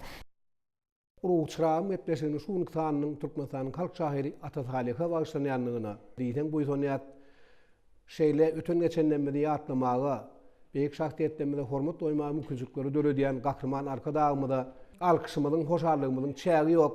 Şoňa alam urugçyram gepleşigi halk arasynda şuň her taýany özümizem işle şollaşmady bilen hem dinläp, ýa-da pikir alşýar. Ine şu zatlara gymçyklar gahrman arkadagymy döredýär. Jemgyýetçilik guramalaryň merkezinde Siyasi guramalaryň, jemgyýetçilik guramalaryň ýoldaşlary, medeni şäherler bilen geçirilen duşuny da ýene de şu halipalary ýatlamak hakynda gurrun boldy, hormatly şahsiýetlerimiň atlaryny dakmak hakynda gurrun boldy. Ine şu zatlara da biz buýsanýas, gowonýas. Men edil goňşowda ýaşanan bolsam şahir aradan çykanda men 10 ýaşlam töwrüm dekeni, maňa şahir görmek nesip etmedi. Men şahir dirkä görmedim. Ýöne başga gal meni begenriya, gonriya 1981-nji ýylda Murwap Etrap gadeti täzeden çap edilip başlandy. Redaksiýada işlemde halk şahir Atatalik bilen köp tirkeşen, şoňa juda belet adamlarla ýollaş bolmak, şolaň gurrunlaryny kän dinlemek meýesir etdi. Şol redaksiýada işleýän ýyllarymyzda her ýyl Atatalygyň paýedelerinde gatnaşdym. Aşgabatdan gelen ýazy şahirler bilen, welaýetimiň durly künjekleriniň gelen ýazy şahirlerle duşmak, şolaň gurrunlaryny dinlemek meýesir etdi. Şoňa alam şol Murwap gadetinde işleýän ýyllarymyzda Türkmenistanyň halk şahyry Atatalik barada Türkmen alaly ýazyjy Jumal Nurberdiýew diýen adam Kemlikde Kemal bar diýip bir powest ýazdy. Şo powestden biziň gadetimizde şu Atatalygyň Murwap etrafyndan geçen biziň redaksiýamyzda hödürledi. Şo powestden gol ýazmasyny okumak, şondan käbir bölekleri çapa taýýarlamak, gadetde çap edilmegine goşuntlaşmagy men galma gawatly men şoňa da buýsanýan begenýän halkymyň şu ýaş ösdürümler Atatalygy men ýaly görmedik adamlarym şoň durmuşy bilen, şoň maşgala ýagdaýy bilen ödüň ul wagty bolanyny wardak zatlar bildiňip şo powest çap edipdik. Ine men şo zatlary da diýsem begenýän. Şu Atatalyk bilen juda köp tirkeşen şoňa belet adam men halipam Türkmenistanyň halk ýazyjy Bahadır Öz bilen şol ýaly bir powest ýazdy. Şu powestiň ady Alkyş bilen Ergöwer diýe. Şu powest 1993-nji ýylda kitap görnüşinde ýaýrady okujylara. Ýazamynda şu kitabyň bir bölümini ýazymyz Bahadır Öz ýazdy. Şol halk şahyry Atatalik bagyşlandy. Şo ýerde gorkmaly ýa-da goloýlaşmaly diýip şo bölümiň adam beýdilmeginiň sebäbi näme? Recep Belaň öz gurrun beripdir şol ýazja Bahadır Öz. Şu ýaş bolan wagty bir 70-nji ýyllary şu Atatalikleň owazyny şolaň ýaşaýan ýerine bölegi birgadir bolýar. Ondan şu owa adamlarynam işe çykarmakda bir ýyl biraz kynçyklar bolýar da diýär bolan ýaýdan bir Recep Belaň bolan soň biri maslahat berýän Atatalikň ýanyna bar. Atatalikň maslahatlaryny dinle, işi guramak üçin şol bir şahir adam, durmuş tejribesi baý adam sana maslahatlar berer diýär bolan ýaşa bolan 7-nji bolan çekinip şahiriň ýanyna barýar. Ondan sonra Atatalik şu Recep Belli'ni yaş brigadir oğlunu karşılap ona kän maslahatlar ber. Ýa-da şu ýerde bir zat aýdymyly Atatalik şu öz döwrüniň işden guramaçylyk gurulmak üçin, işden öňe gitmek üçin wagt netigat eden köp şäherler durmuşa geçiren adam boldy. Şonu Recep Belliň öz gurulundan ýazylanyş powestde. Şonu aýdýar şahir maga diýär kän maslahat berdi ýa-da turjak bolamda da Recep Belli. Men goňşy bolamdan, tanyş bilişleriň käbiriniň men adyma duglanyp ýeň raýys etjek bolýanlaram bolar bolýan, şonu şeýtmegin adamlaryň hemme din tutdun, ýylyň öňüne düşdüň ýol başy bolsaň, talapkar bolsaň, adamlaryň hemmesine bir göz bilen garasaň awraýyň artar, işiň oňuna bolar diýip maňa maslahat berdi diýip Recep Belliň ýatlamady biz powestime de ýazdy. Ine şu zatdan ödem görkezýär Atatalygyň ýöne bir şahir däli öz döwrüne o adamlaryň ýakyn maslahatçy bolanyny, şoň bir halka göreldi bolanyny, şoň sesiniň batly ýanglananyny, adamlaryň uluddan kiçä şonu dinleýänligini, şoň kulak atanlygyny görkezýär. Şoň öz inileri bilen uruş veteran Muhammed Ağa bilen, Muhammed Salih bilen, alim Kaka Salih bilen kän duşmak nesip etdi. Muhammed Ağa şeýle ýatkeş adamdy. Atatalygyň gaty kän oşularyny ýatdan bilýärdi. Biz goňşowda ýaşamyşdyň, owamyda da birden duşlarynyň ýanyna barardy Muhammed Ağa. Men tek şu Atatalyk hakda kän zatlar bilmeýäkä men Muhammed Ağaň gurulunlaryny dinlemek nesip etdi. Şu Atatalygyň goşularyna mukap berdi. Bir dili war adamdy da. Atatalygyň özüniň şu indine şoň görkezden edermenliklerine başlap inime diýip meşhur goşgusymma. Şoň alam Kakatalyk Atatalygyň ýanyna gaty kän bolupdyr. Şoň ýadan zatlarynyň aglawatyny Kakatalyk ýadga geçiripdir. Şöhret günlerini geçirýän wagtlamydam Kakatalyk bide şoň öň ýanlary aşgabatdan hat uradordy. Atatalygyň goşgularyny gol ýazmalaryny uradordy. Şonam gazetde çap ederdik. Şoň alam öýdi gelenine de şoň käbirlerini häzir saklaýarsam men oň käbirlerini şu mektep mudaýyna da Atatalyk mudaýyna da gowşurdum şolary. Şoň alam Murwap Etrap gazetiniň şol Atatalygyň 80 ýyllygy bellenen ýylynaky 1988-nji ýyldaki toplumyny, bir ýylky toplumyny men 15-nji mektepdäki muzeýe sowgat berdim. Ýene de ata talyk hakynda bilýän zatlarymyzy bildigimizden ýaşlara ýetirýär we bidem halipalardan eşitdik. Bidem eşitýän zatlarymyzy ýaşlara ýetirsek, geljekde şu däpler dowam edip ata talyk hakynda gurulmalar dowam eder diýip pikir edýän şahyryň 80 ýyllygy belenen ýylyna 1988-nji ýylda men bir şahyra başlap bir goşu ýazdım. Eger uzuleteň şo goşuny häzir okaýdym diýen. Etger şahyr goşuň ady. Dirika bir gedek görmän özüni, goşgularyny öz dilinden dinlemän, gowy tanýan idem ata talygy o nähili diýip meni geňlemän, eterlerini çağırıpdan okudum, telimizini orada bilýärin ýatdan, ebedilik ýaş berilipdir olara, geçipdir synagdan, ýalyndan, otdan. İlunyň şatlygyny, gaýgy gussosun, ol gözdälle ýürek bilen görýärdi, halkdan alyp, alham gujur gaýraty şygrat alyp ýene halka berýärdi. Satiranyň ezber eskerdi ol, kynçylyk öňünde gaýadek durdy, öwrüp düşmany söz ýaragyny atan okun mudam nişana urdy. Görüşmekden nusga bolup iline etker şahyr mudam hatarda durýar, ol bir şahyryň aýdyşy ýaly, ol ertere tarap ynamly barýar. Ýene bir gedek şu öten geçenlemidi, tarihi şahslanmady, öz uğrun tanımalı adamlarını ýatlamagy, hormatlamagy, ýaş nesle ýetirmäge mümkinçilikleri döredýän şol gahrman arkadagymyda şäkil alkyşlar aýdýar. Gahrman arkadagymyň jany sag bolsun, ömrü uzak bolsun, belent baş aman bolsun. Ine muzeýde ýerleşdirilen gymmatlyklaryň birem biziň şahyrymyzyň heýkelidir. Şu heýkeli 1940-njy ýylda heýkeltaraş Abramow tarapyndan ýasadylyp muzeýde goýulýar. Bu aýratynlyk hakyna aýdasymyz gelýär. Şahyryň şu heýkeli mermerden ýasalypdyr. Muzeýiň şu burçynda görnýän şol eşikler bar, egin eşikleri. Şolar hem şahyryň öz geýen eşigi, daşky eşigin boyuny wagy, geýenji köýnegi, hemimine gapdalyny ata salyhyň ağaçtan edilen hasasym bar eken. Ine şu burçam juda özüne çekýär. Ata salyhyň geýen egin eşikleri. Ana şu mehriban gahrman arkadagymyz biziň şu milli mirasymyzy, medeni mirasymyzy öwrenmeklikde bize ören ulgoltgy berdi. Geçmişi bolmadan geljegi bolmaz diýär. Şoň üçin bidem şu muzeýe gelýän ýaşlarda esasan şolary watany söýügi, şonuň ýaly ene ata söýügi, iline gülüne söýügi, hormatly mehriban arkadagymyz söýügi esasında şolary terbiýe bermeklikde şu muzeýimiziň täsiriniň ullugyny biz belläp geçmeler. Mehriban arkadagymyz şuň günlerde şu muzeýlerin sanyny köpertmek, oba ýerlerini muzeýleriň sanyny artdyrmak, açmak, obada ýaşap geçen bir näçe taryhy şahslara degişli. Ine bu zatlar mehriban arkadagymyzyň biziň taryhymyza ullakan ulu sarpa goýanyny aňladýar. Mehriban arkadagymyzyň jany sag bolsun, ömrü uzak bolsun, arp barýan işleri urawaşlyk geldi, has hem urawaşlansyn. Muzeý hakyna söz açylanyna juda giň hem baý edilip şu ýerde ata salyhyň döredijiligi, ömri ebedileşdirilip, şeýle baý eksponatlar bilen hatar düzülüp goýulypdyr diwaryň ýüzleri mine. Muzeýiň şu böleginde şahyrymyza degişli bolan ine resminamalar bar. Ol deputatlyga hödürlenenni, saýlananny, şoňa berilen resminamalaryň bir näçe görnüşleri bar berde. Ýadyny agzalyk resminamasy, ýazyjylar birleşigine agzalyga kabul edilenni. Hemimine şol wagtlar ata salyh hakyna ýazylan maglumatlardan hem has ýerki neşirlere degişli bolan gazet sahypalaryna ýerleşdirip goýupdyrlar. Diňe bir öz ýaşan döwrü bilen baglanşykly resminamalar ýa-da şol döwürde özüne degişli bolan zatlar bu muzeýde goýulmak bilen şäklenilmän. Şahyryň aradan çykandan soňky doglan gününiň durly ýubiley ýyllary bilen baglanşykly geçirilen duşuşyklardan habar berýän maglumatlar bilen muzeýiň üssü ýetirilipdir. Ata talyhyň öz döwürde şahyrlaryň gatnaşyklary hakynda da käbir maglumatlara duş gelmek bolardy. Sebäbin ata talyhyň dörejiligine baglanşykly Begmurat Usaýewiň bir ýöreti şol 20-nji asyryň şahyrlaryň baglanşykly ýazylan kitap bar da. Ine şu kitapda şu taýda ata talyh barada da maglumat bermek bilen ata talyhyň da durdy haldyr bilen gatnaşygy barada, Hydyr Derýäýewiň gatnaşyklary bardy, gyzykly maglumatlar beripdir. Men bir günde ýazyjylar birleşip eşigine vardım diye. Ine şu taýdy diye, şol Hıdır Derýäýewiň diye Ata Talyk bilen gürleşip oturunyna duş geldim diye de.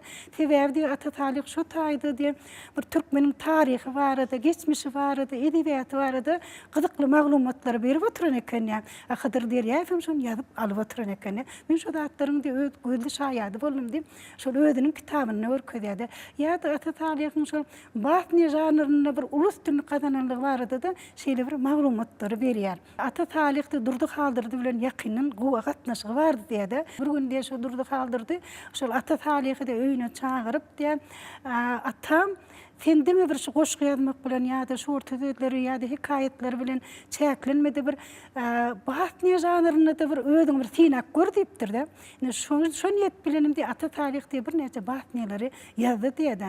Şu Ata Talykyň şol batnylaryndan Ýolbart we Tilki ýa-da Kädiniň Gülküsi ýa-da bolmasa şol Şagal bilen Horoz ýaly batnylary biziň şuňky güllerimizde gelip ýetdi de. Ata Talykda Ýolbart we Tilki atly basnya bar.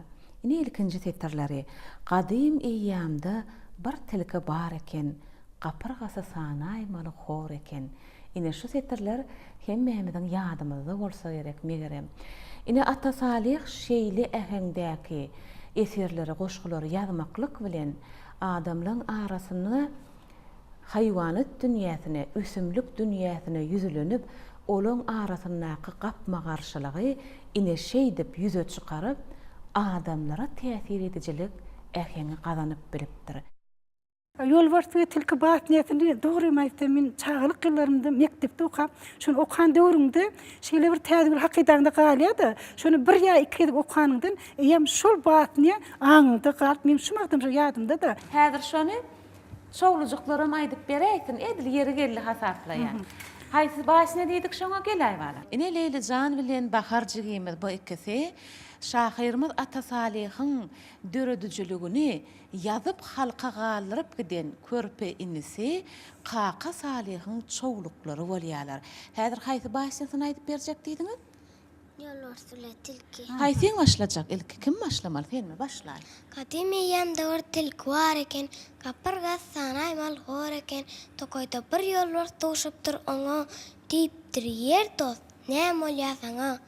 Tilki hem ýolbartyň golaýyna baryp, gurugyny bilap, boýnuny öryp, diýipdir kulak sal, inha men şeýle arhala düşdüm, bir kömegeýle, näme işlejekmi bilip bilenmok, lagar düşdüm, ağmalyp bilenmok. Hor tilki ýolbartyň rahme geldi, wadalaşdy kömek etmekçi boldy.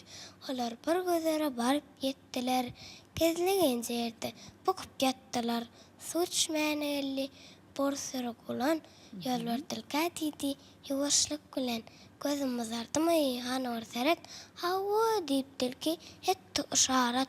Ýollar gazaplan, ýaparylyp eňdi, barp bir gulanyň üstüne zıňdy. Serri bolup ýatyr, gulanyň eti, tilki bu bolsa şatlanyp gatdy. Jany sag, wagt hoş geýip köp tilki, gulanyň etinden garny dok tilki. Bir näçe gün iýdi, işte semredi. Öz ýandan onu samrady. Diýdi men işläp Ýolbart kulum, kulun alamaň tärini bildim. Ýollaşlamyň arasyna baryn, olar bilen görüňleş göreýin. Duraýyny, dowamyny häzir Leylijigimiz aýdýar, aýda. Osan gurta koyasımda dökti, tilkilerin ölen yerine etti. Hor tilkinin semranını gördüler, daşına yığınaşıp saval verdiler. Biz seni yitirdik, nire de olun. Haysı çolun, haysı tokoydan dilin. Yankı tilki deru başladı size, deydi gulak salın aydayın size.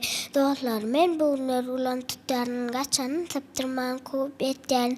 Unam etmeseniz sözmemenin, görközün düşün, eğilmemenin, deru tilkilerin düştüğünü okuyuculan gulak salın sonuna tırkaşıp bardılar her küzere deru bukullar yapırılıp bere topar topar olup geldi ulanlar su aşına peyda oldu ulanlar batır tilki uzak yatıp bilmedi işin sonun asla yada salmadı hasardıkla berinden turdu desene barıp zıngdı burulan üstüne gulan toynak salın bangleyne dedi vay ölüm deyip bere başını eğdi yollaşlar dağıştılar yanına tilki de ümidüzü canından ayağını kakıp yatıyor titrep gözü hanasından çıktı petrep her gün öz içinden daşarı ise yüzün göğe tutup memmellik etse avradan şör maskara olar yankı tilküngünü başına geler. Ana. Sağ ol şeýlem Leyliçan. Baharjygym şu ýerde siziň ataňyz Ata Salih adam häsiýetleriniň haýsysyny oňlamandyr. Ulumsa bolmalylar, menmenlik etmeliler. Köp sağ bolun onna, kän goşgalaryny ýene-de öwrenin şeýdip köpçüligiň içinde aýdyp beriň. Diňe beýişlik bahalar arzu edýän-de bolýan Baharjan. Barňyň ýeriňe de geçäň. Şu eser hayvanların üstü bilen adam keşfini vermekde Ata Salih'in bir ayratin defilinin okuyumunun bolonluğunu görmek biledi. Şu yerde şu Ata Salih şonun üstü bilen menmenlik eden adamların şunun ýaly bir günlere düşýänligini aýtmak isläp şu eserini ýazypdylar. Ýa-da Ata Salih'in ýene-de şagal bilen horoz atly şu eseri var da, şu eserde de şagalyň tutup gelen horozyny şu taýda gurulajak bolup horozy gaçyrmak bilen şu käbir adamlaryň keşfini şol hayvanlaryň üstünden bermekde Ata Salih bir ustad şahyr bolanlygyny aýtmagy bize izah berýär. Kädiniň gülküsi diýdi. Şu bir kädiniň bir belin çynara çyrmaşyp şu bir ýokary derejesine çykyp ay men uly boldum. Men ulyna çynardan beýik diýme bilen hemen bir gün bir apyt pantyrýady. Kädiniň ähir ýapraklary ýere ýazylyp ýetdi. Indi käbir adamlaryň şoňa menmenlik edip iň bir pek ýagdaýa düşýänligi hakyna şol özüniň eserlerini şeýle ajaýyp täsirli gurrun bermegi başaran bir beýik ustad şahyr ýokmyny berýärdi. Şahyrymyzyň edebi mirasy hakyndaky bu bokçalara ýüzlenemizde bu ýerde türkmen edebiýatynyň en çemi wekilleriniň hut özleriniň gol ýazmasyny şahyr hakyndaky ýazylanlardan bar. Ine biziň elimizdäki şu bokçu şahyr Bernazar Hudaýnazarowyň Ata Salih'a bagyşlap ýazan bir näçe ýatlamalary, maglumatlary, çeper pikir ýöretmeleri bar. Bernazar Hudaýnazarowyň öz gollary bilen ýazylan gol ýazmasy Ata Salih hakynda. Ine size görnýändir şu wagt. Bernazar Hudaýnazarow Ata Salih'a ine şeýle baha berýär. Şu ýerde söz başyndan melim bolşýary, ok bolup daragadýan setirler, durmuşda ýüze çykýan käbir noksanlyklary ok kimin içinden parran geçip türkmen medeniýetine gabat gelmeýän käbir hereketleri setirleriniň üstü bilen dargadyp bilýänligini göz öňünde tutup ok bolup dargadýan setirler diýip Bernazar Hudaýnazarow şahyr aradan çykandan soň oň doglan gününiň 80 ýyllygyna ine şu makalasyny ýazypdyr ekeni. Şonu şahyr Gurbanazar Ezizowyň setirlerine de ýüzlenýär. Yüregimde bayda edip götürýän 30-njy ýyllaryň goşgularyny diýip ýüzlenmesiniň özi Ata Salihyň hem goşgulary Edil Ezizowyň aýdyşy ýaly yüreginde bayda edip götürilmäge münasip döredüjilik akballar diýilip şu makalada netije gelinýär. 55-nji ýylda oğluny geçirdi Moskwada. Soňa gatnaşdyk. Şahidlerim kendi Ata Salih gözüne olmasın ektiler de Ata Köpek ağadı var. Yomuvat fedler yediler de. Ata Salih'i koş kokuttular soyordu. Koş kokuttular, ay yön elsaf yalır. Ondan sonra Ata Salih bilen yönek geçirdi. Medeniyet işgallerinin, benim medeniyet işgallerinin biri olup katlaştım sonra.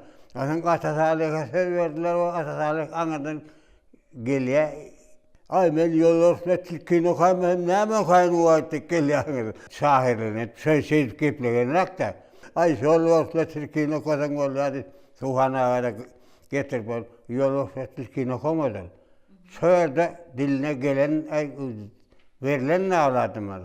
Bir täze goşuk oldy, hiç ýerde çykmaz goşuk oldy. Ay ondan soň Ata Köpek ağada oğlum burat ýaýanyna oğlum oňa jogap berýär. Dillerine gelýär de atam onu öýjükler degişýär. Kıýryp satadan ýomagat çalardy. Herler ýatda agyna gelýär-de, ýa-da diýjek boldy. Şu Bayram Alif tip goňşum mady ol Ataly telefon diýär. Evet Türkmenistan'a men okumadım. Şon getirip git Bayram Alif. Oğlum eltik gaýdy. Gadere sıptırman okyan ekeni. Atalarının sana aydınma bizde var, işte öklü, berkbedenli, güyüsü, gollor bizde var, olaydım bilyen şu var. Şimdi yankı Bayram Alif Atalarının maşininden düşüp, oğlum şahiri çilin üstünden yarak kaydı da Bayram Alif. Gongşum. Oğlum Atasalığım çok sevedim. Karavuşlaya öyle garfe yaraları, kavunu yaraları bastırıp meydanı söylüyor. Saat salma öyleler. Atasalık koş okuyor. Bayram Alihim gazel okuyor. Durdum Murat Aveyluhum saat salıyor. Yine sonunda bir ara çalışıp da ben sıkıyada Atasalık Bayram Alihim'e körüydük götmedin diye. Oğlum yok diye. Nasıl söyledin zahir diye. Ay hisledik diye, aytman gitti diye. Onun düşölü avalın, yani sağlanırdan sonra durdum radağadan. Sahirman menden sonra köy gittin mi diyse yok dedim, onu niye misin söyledik ha diye. Nereden öğrendin diye. Ay çiğliğin üstünden takırsak yerden öğrendim. Sahiri nereden öğrettin? Sahirim kaptalımdan öğrettin.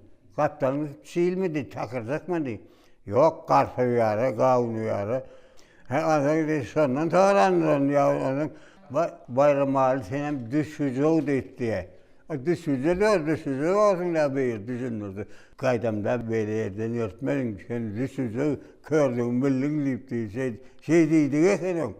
Atalı ilmenden başka körü derden takırcık yerden ördürün diye efendim. Onun sonuna aydı komşum Bayram Ali.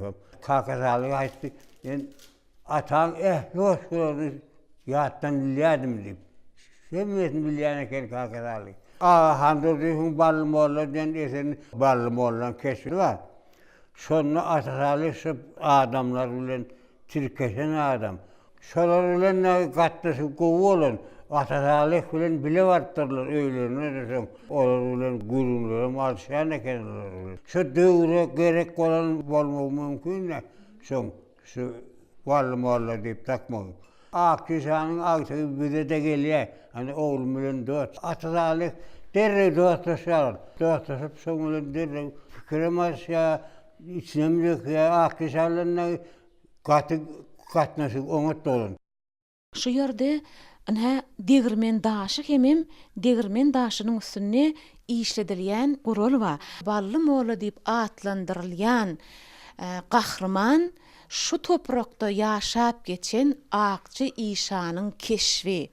Akçı İşan ol ussa bolupdyr, öktü degirmen ussasy bolupdyr. Bir wagtlar şol Atasalih'in döwründe Agahan Durden Ballymoğlusy şorde peňem Akçı İşany şu degirmeni ýasap Atasalih'a sowgat beripdir diýilýän käbir maglumatlarym bar. Yazılar, şahirler, başlar, sayanlar hemmesinin yol açıldı. Sıratla onu yol açanlığı için hormatlı prezidentimize sağ olsunlar. Hormatlı prezidentimize sıratla ediyenlik için can sağ olsun, ömür uzak olsun. Atasalih menin adım, men halkymyň hyzmatkäri diýip, sözüň üstü bilen halkyna hyzmat eden adam özüm göz gören okda eşitmek arkaly diňe. Atasalihim var, ömrü dürüjeli bilen men gyzyklanıp, gol ýazmalar hazynatyna tiretdim da. Şu taýda bir onlarça gol ýazmanyň bukjanyň saklanýanlygynyň şahyady boldum. Şu taýda 665-nji bukjady, din jas wagty diýip şonuň nesir kitabyny, şu kitap da şu nesir kitabynyň gol ýazma nusxa saklanýan ekeni. Özüm şu latin elifbesini ýazdyrypdyr şol. Ondan 123-nji bukjada dedi şu Atasalih'in nesiri taýyaran kitaplaryň 350 goly sahypasynyň bardygyna duş geldim. Şonuň ýaldyna 936 diýe 1210 ýa-da 1239-njy bukjalarda 1247-nji 1781-nji 1939-njy bukjalarda şol Atasalih'in ömrü dürüjü bilen baglanşykly materiallaryň bardygyna göz ýetirdim. Şol maglumatlaryň köpi hemmesi şonuň goşgular ýygyntysyna giýdirilmendir. Men şonuň içinem motan ham tanqidlar düdülýän çäňde de şu goşgutynyň surat nusgatyny alyp geldim ýa-da kim garşy diýip şu zatlarymyzy biziň Atasalih'in dörejligine gaýtadan bir täzeden ulumy nukta nazar bilen çemleşmemize terbi berýär. Dogry Atasalih'in ömrü dörejligi bilen baglanşykly Sedat Qarif şonuň Atasalih'in ömrü dörejligi haýatly kandidatlyk dissertasiýasyny 60-njy ýyllarda ýazdypdyr. Elbetde onuň mäli köp maglumatlar duş gelýär. Şonuň üçin hem Atasalih'in ömrü dörejligi bilen bilen bağlanışıklı yeni de bir ilmi işler edilse artykmaç bolma dip krediýärler. Ine şu Mahtumladynak Türkmen Döwlet Uniwersitetiniň talipleri, şolar edebiýatçylar, ne delçiler geljekde ata salihy öwrenmek maksadyňyz bar bolsa, şol ýere baryp gyzyklanyp görseňiz şeýle kötü bukçalar bar ol ýerde. Ol ilmi gözlüklere, alymyň garaýşlaryna garaşýan bukçalar. Geljekde belki işlersiňiz, ilmi işler ýazarsyňyz diýip biz size uly anam mellerýär. Murgabi Travannak 15-nji orta mektebiň mugallimleriniň biri Nurmurat Ataýew. Ine siz özüňiz hem döredjilik bilen meşgullanýaňyz. Dörediji adamy tebigatyň özünden, gözüniň görýän zadyndan madama alham gerek. Ýöne ata salihyň gözü görmeýänem bolsa, durmuşda aslında tebigatyň neşular ýaly beren peşkeşleri bar.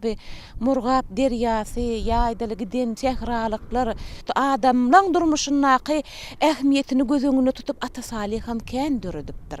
Murgabyň gözellikleri hakynda da ýazypdyr. Şular barada siz näme hili pikir edýäňiz? Dogry aýdýaň täze şu Murgap derýasy barada halk şahyrymyz ata salih köp satlary aýdyp geçipdir. Hakykatdan Murgap derýasy bir bereket akım diýip aýtsaňam bolýar. Türkmen tebigaty bu türkmeniň törüne ýazylan haly ýa. Täze onu ýaz patly görsen, güýt patly gör. Haçan görseňem oň öz owadanlygy, özüniň keşfiniň ajaýyplygy hemmekşä mälim. Tebigatyň özi diýilýär. Iň ediň lukman diýilýär. Täze şoň diňe howatyna demamlaň ödem adamlara bejerje ähmiýeti bar. Ata salih biziň şahyrymyz şu taýlaryny öz gözü bilen görmesede, şu taýda ýaşaýanlygy, şu derýän boýunda ýaşaýanlygy ýazgymyzda şahyrymyzda ullakan ilham beren Murgap derýasynyň bolsugynyň bereket etçilýänligi şahyryň eterlerine erşara sok geçýär. Ol köpýatlyýa şu derýä Murgap derýasynyň adamlaryň aňyna, adamlaryň ruhuna, adamlaryň bereketine bereket bolýanlygyny. Türkmen tebigaty barada bu hiç bir fark goýanok. Hemme kişinin şu tebigat baýary adamlara ruhly edetleri. Onsoňam ata salihyň ödem ýaşan ýerleri, öýdüken ýerlerim edil Murgabyň kenary boýy bolupdyr da. Şu ýerde häzir käbir setirlerde men ýüzlenip geçesim gelýär-de, şahyr neşeýle diýär. Awlaýyp kenarynda gezerdim. Käte boýlap, käte bolsa ýüzerdim. Gözelliğine çeper goşgu düzerdim diýip derýän özüne garaýşlaryny neşe diýip beýan edipdir. Kenarda awlap gezmedigen bolsa oglan ýüreginiň arzuwyny, ihlassyny, höwesini dörejiligini ýazyp bilýär. Diňe öz üçin ýa-da nokta halk üçin ýazýar. Dogry. Şahyryň özi duýgur bolýar-da. Tebigaty görsün, görmeden şu howaň öz adama ruhy lezzetleri. Ata salih şahyrymyzam özüniň dörejiligini şu Murgap derýasynyň boýuna ýaşan enataty ýaşan, öýde ýaşan, şu wagt neberelerem ýaşapýar. Şu derýä bir öýdüňe mäder bir keýpine bir aýlanma çykan ýagdaýynda adamlar bir hili ruhuň belend edýär. Bir görseň, sen dörejilik işgäri dälgem bolsaň, seňe şol ruh lezzetleri. Hormatly prezidentimiz ötün geçenlerimizi, merhumlarymyzy ýurdumyzda tanymal adamlary ile ýaýmakda, şolaryň edebi mirasyny öwrenmekde, ile çıkarmakda, diňe türkmen halkyny da bütün dünýä ýaýmakda ullakan işleri alyp barýar, ullakan mümkinçilik berýär, hem ebedileşdirmekde. Şeýle sowab işleri amala aşyrýar. Hormatly arkadaşymyz, sag bolsun aýdýar. Goý hormatly arkadaşymyzyň jany sag bolsun.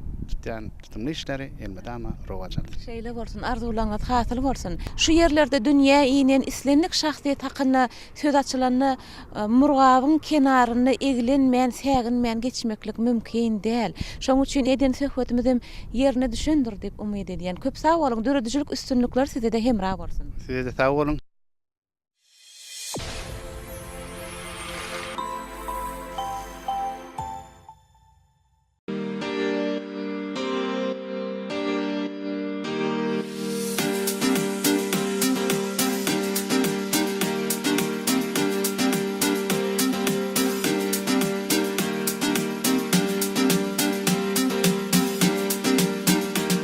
Ödüňe ähli ýerde akjam hem rahat duýmaly.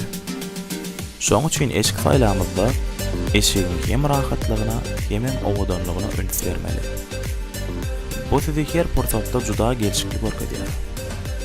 Durmuşyň her şahlykly pursatyny bedewçimiz.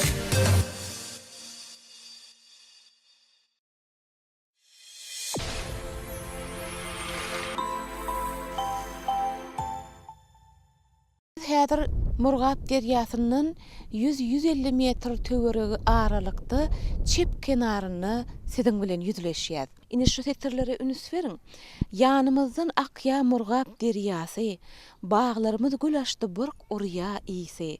Gelin barmak, monty üzümüň tüýsi, miweler bol bitýä biziň yerlerde. Ine şahyryň biziň yerler diýip waspeden yerleri ine biziň tüýs şuwat aýlanyp ýad edip ýören yerlerimiz şu yerler. Şahyryň öde Murgabyň çip kenaryna edil, kenary etekläp oturan owaň hataryny düzýän jaýlaň birine ýaşapdyr. Ýadyna ýene de bir setre siziň ünsüňizi çekmekçi. Alma, armut, erik, incir, şettali, her birini dadıp görsöň bal ýaly. Balhy tut bar, her yapragy el ýaly, bağ bakçalar ösýä biziň yerlerde. Ine şu goşgy bendinäki balhy tut diýip atlandyran tudy Ata Salyhyň. Ine şu size görünýän şu balhy tut şol. Balhy tut size meýelimdir tutlaň arasyny iň saýlama görnüşli, iň süýjü hem iň iri miweli tut bolýar. Yapraklary el ýaly şol süýjü balhy tut diýip waspeden tudy ine şu görünýän tut. Şu balhy tudy şu owaň ýaşulsy iň bilimli alymly adamsy bolan Suhan Nazar Pir ekipdir diýip owa adamlary aýdýarlar.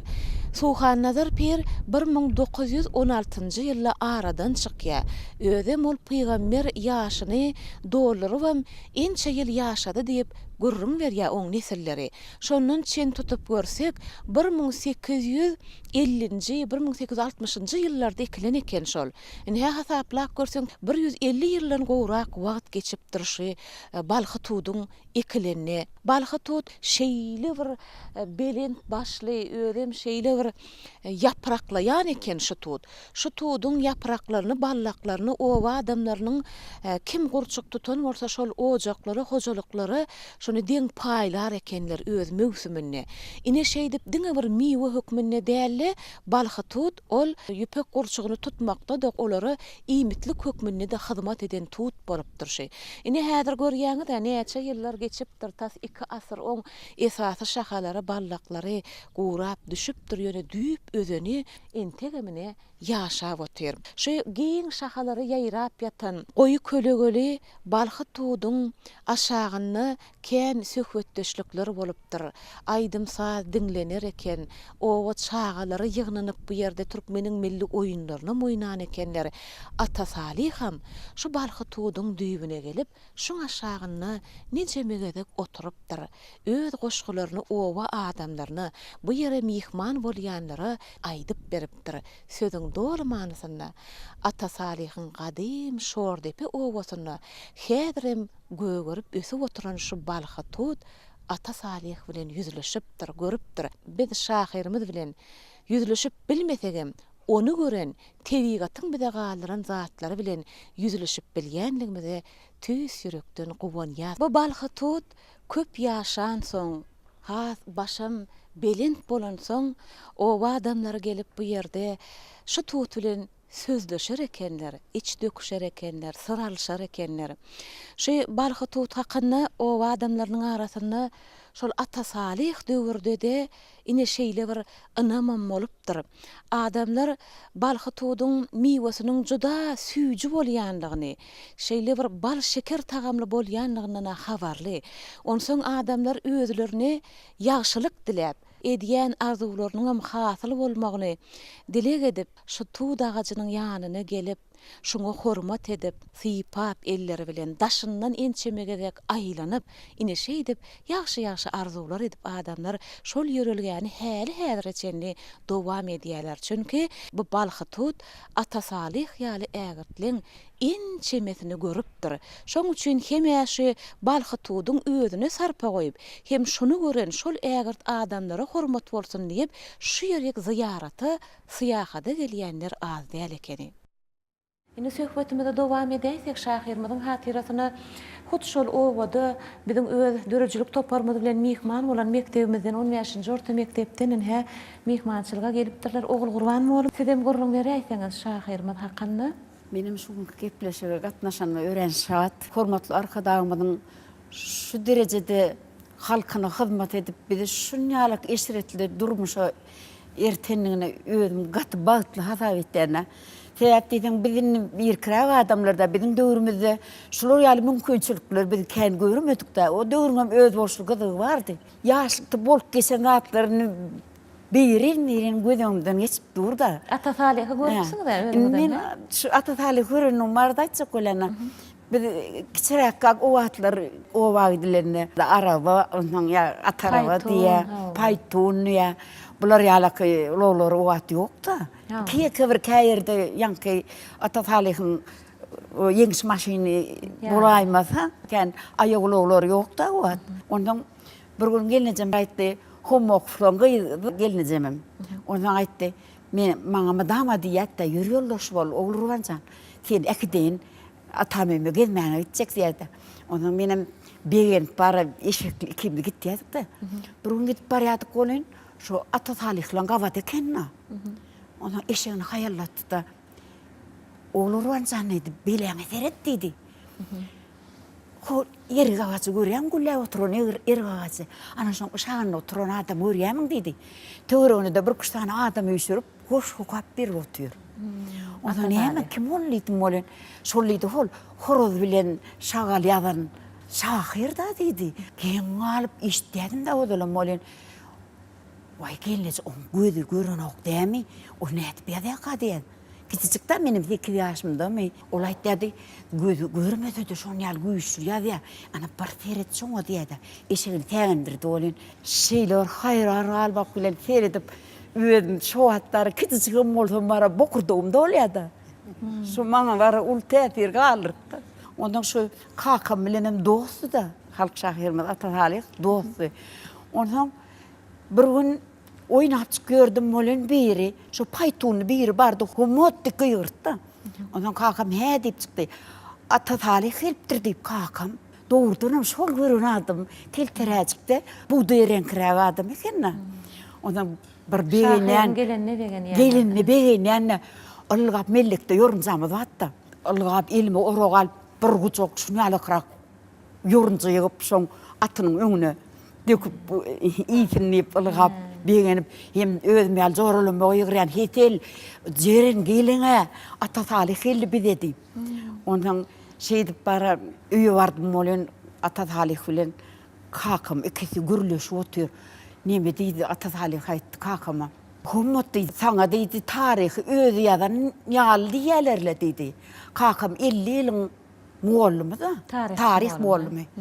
Tana tarih ödü dönyal diyeler bolun hakikaten am şonyal mı deydi. Ona ödüm dedim o amenni de onni de diyenler halk arasında dedi yönümün 5 var babam yali tarih bilen atağa deydi. Ondan olamaydı minni şu ödüm gözüm görmese de dedi kulum bilen dedi iştedim hat Google yapmağa dedi ben kulum bilen iştedim bir tarihten gürrün versene kapı yerlerinden neydi. Ondan şey dedim benim minni olun yanına var bana utun yan. Ecem tekçe vardı onu şoňa bukulup aytyan goşgularını dinläp ödümde bir hili şeyle bir şu sungutu bolan hügüsler ötde şondan başlap. Ondan sonra ecem aytdy bargaýdym şu käseler bilen çay ertip ber şoňa dedi. Benim elim bilencik ecem demläp berdi onu ödüm goýanmy beýden ödümi bir hili şahira hizmet ettim diye. Şahira hizmet etti yani beýnen. Ondan ne şu zatları görmek şu zatları işitmek bana şeyle bir bu sonuç duygusunu dörttü da menne şu sungut olan sungut elemine girmeye şu ilkinci bana himayet olan halk şahir Ata Salih. Ondan şu okuç dövrümüzde de ara bir şagal ve horoz oynuyorduk da benim şagal oluyordum şu var. Yüzümde ne kapıyıp şu şagal ve horoz oynuyorduk da ondan bana aytdı. Sen setin hakikaten şagalı men diyen derlerdi. Sen setin iti diyerlerdi. Şunun bilen canın bilen şaga yüreğin bilen yerine yetiriyenliğiniz oluyordu. Men Ata Salih'in yolu dayan duran boş kaytı. Şagal barıgun azıktı. Ağun gözüne çıktı. O van çetenenlerde temizler horaz verdi. Yarada on cana. Algap bardy ýanyna. Horaz muňa jerde bolup bilenin ollay. Salam hormatly horaz. Gürrüň edeli biraz. Ataň bilen men atam, dost ekeni elmadam. Atam nesihat etdi. Maňa puta aýtdy. Tap diýdi sizi özläp, geldim bu ýere aýlap. Atam paýir zor eken. Oňa ses bar eken. Mekerlip edip şagal diýdi saňa belent däl. Diýdi sözüm dinle sen. Atamdanam güýçli men. Horaz yumdy gözüni, göğe tutup yüzünü. Nazym bilen gaýgardy, şagal penjäni ordy. İtler düştü aýdyna, şagal diýdi özüne. Hezel bermez ogşular, gör soňu näme bolar. Horaz ýagdaýy duýdy, şagala şeýle diýdi. Sypmak üçin bar bir ýol, diý horaz sizinki däl. Geňeşi makul bilip, şeýle diýmekçi bolup, şagal agzyny açdy. Horaz pasyrda uçdy, şeýdip ondan gutuldy. Şagal olsa tutuldy, her bir işte paýhasly bol, hüşgär bol. Pikirlende şu sözlerden many al. Ezi zatan gadymy, dursun niýip müdümi. Aýtýar beýik aýdymay, prezidentiň ýüregi. Dağ denizin şemaly, öwsüp durmel hem ýaly. Tapdyk mundan kemaly, arka dağın ýüregi. Galkyn diýip urýandyr, galkyn bolup durýandyr. Halkym diýip urýandyr, prezidentiň ýüregi. Dayanşan, sene iki goşgyny birden aýdaýdyň, Ödem gatylawyldy jaýtdyň, sag bolup aýdyp beren goşgyň üçin. Şahirmizi, halk şahir, ata salihy ýatlamaga mümkinçilik bereniň üçin hormatly, mehriban, gahrman arkadagymyza köp sag bolsunlar aýtýan. Hormatly arkadagymyzyň ömür uzak bolsun, jan sag bolsun, edin iş rowaj alsyn. Şu pursatdan peýdalanyp şu ata salih şahirmizi ýatlap şunu düdönmedi haýys okap bereň. Durmuşyň gemisi urup küregin, gollar aşyp öňe dızap barýanlar. Eýdgalyr ýan beýik ägirtleň ine şeýdip ömür uzap barýandyr. Halal rahmet çekeniň güneşli günnüzli ertesi bolar. Mertligi dağlardan öwrenýänleriň ata salih ýaly sarpasy bolar. Sungut älemine goýdy öçmez eýd. Hakydatyn jewher sözden gyrmalap, elmidama hüşgärligi saklady, basjak ýerin basmazdan öň termelep, duýgusyny wesläp, täsin tilsimi, ýazdy teýeneli sözleri saýlap, yaman häsiýetler paş edip billi, sözlerin ýyldızlyň üstünden aýlap. Batyl halla, haýwa tatyp düşmana, ilhamyndan keskir ýara toplady, beýik poeziýa bir bar üçin galam bilen watan duzun haklady. Sözüň okuy, nişanasyz göçmedi, şygyrlaryň açdy, ganatyn perin, toprağa kökuran, goja daragtdy, dowam etýär ömrüň ýazan eseriň. Sag bolun. Yine döwrede hormatly arkadagymyzyň jan sag bolsun, ömrü uzak bolsun, etýän işleri rowaj bolsun. Mudama şeýdi bilim şu hormatly arkadagymynyň şu gurun ajaýyp dünýäsinde ýene de bize de hemmemize de ýaşamak mesir etsin. Sag bolun, ömrüňiz uzak bolsun. Sag bolun. Sag bolun. Şahirmizde şeýle setirler bar. Goşgular ýazaryn yürekden joşup, sesim size yetsin dağlardan aşyp diye.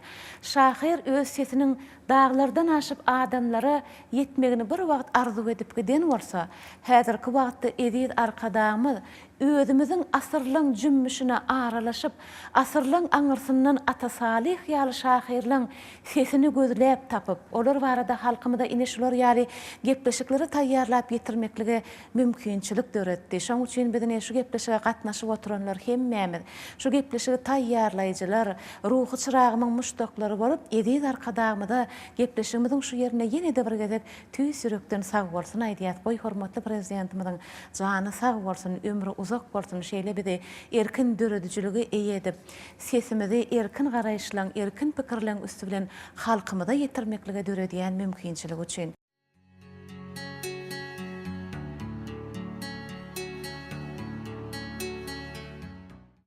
Bir dörücülük toparımız bilen ine şu 15-nji orta mektepde işläp ýörkäk, ýazgy edip ýörkäk, okuwçylaryň ömür arasyna gelellidik dene ara kesme pursatyny okuwçylardan bar, ne mugallimlerden bar. Özara söhbet üçin ine şu biologiya otagyna ýygnanyşdyk. Şu wagt tebigatda bahar pasly hökm sürýär. Bahar adamlaryň kalybyna da, dünýäsine de, asylga alhamyna da täsir edip gelýän pasl. Ine şu 15-nji orta mektepde biologiya otagyna bolsa gyşyn ýazyn bahar pasly ekendiysek ýalňyşmaýar. Ine güller gül açypdyr. Güller näme?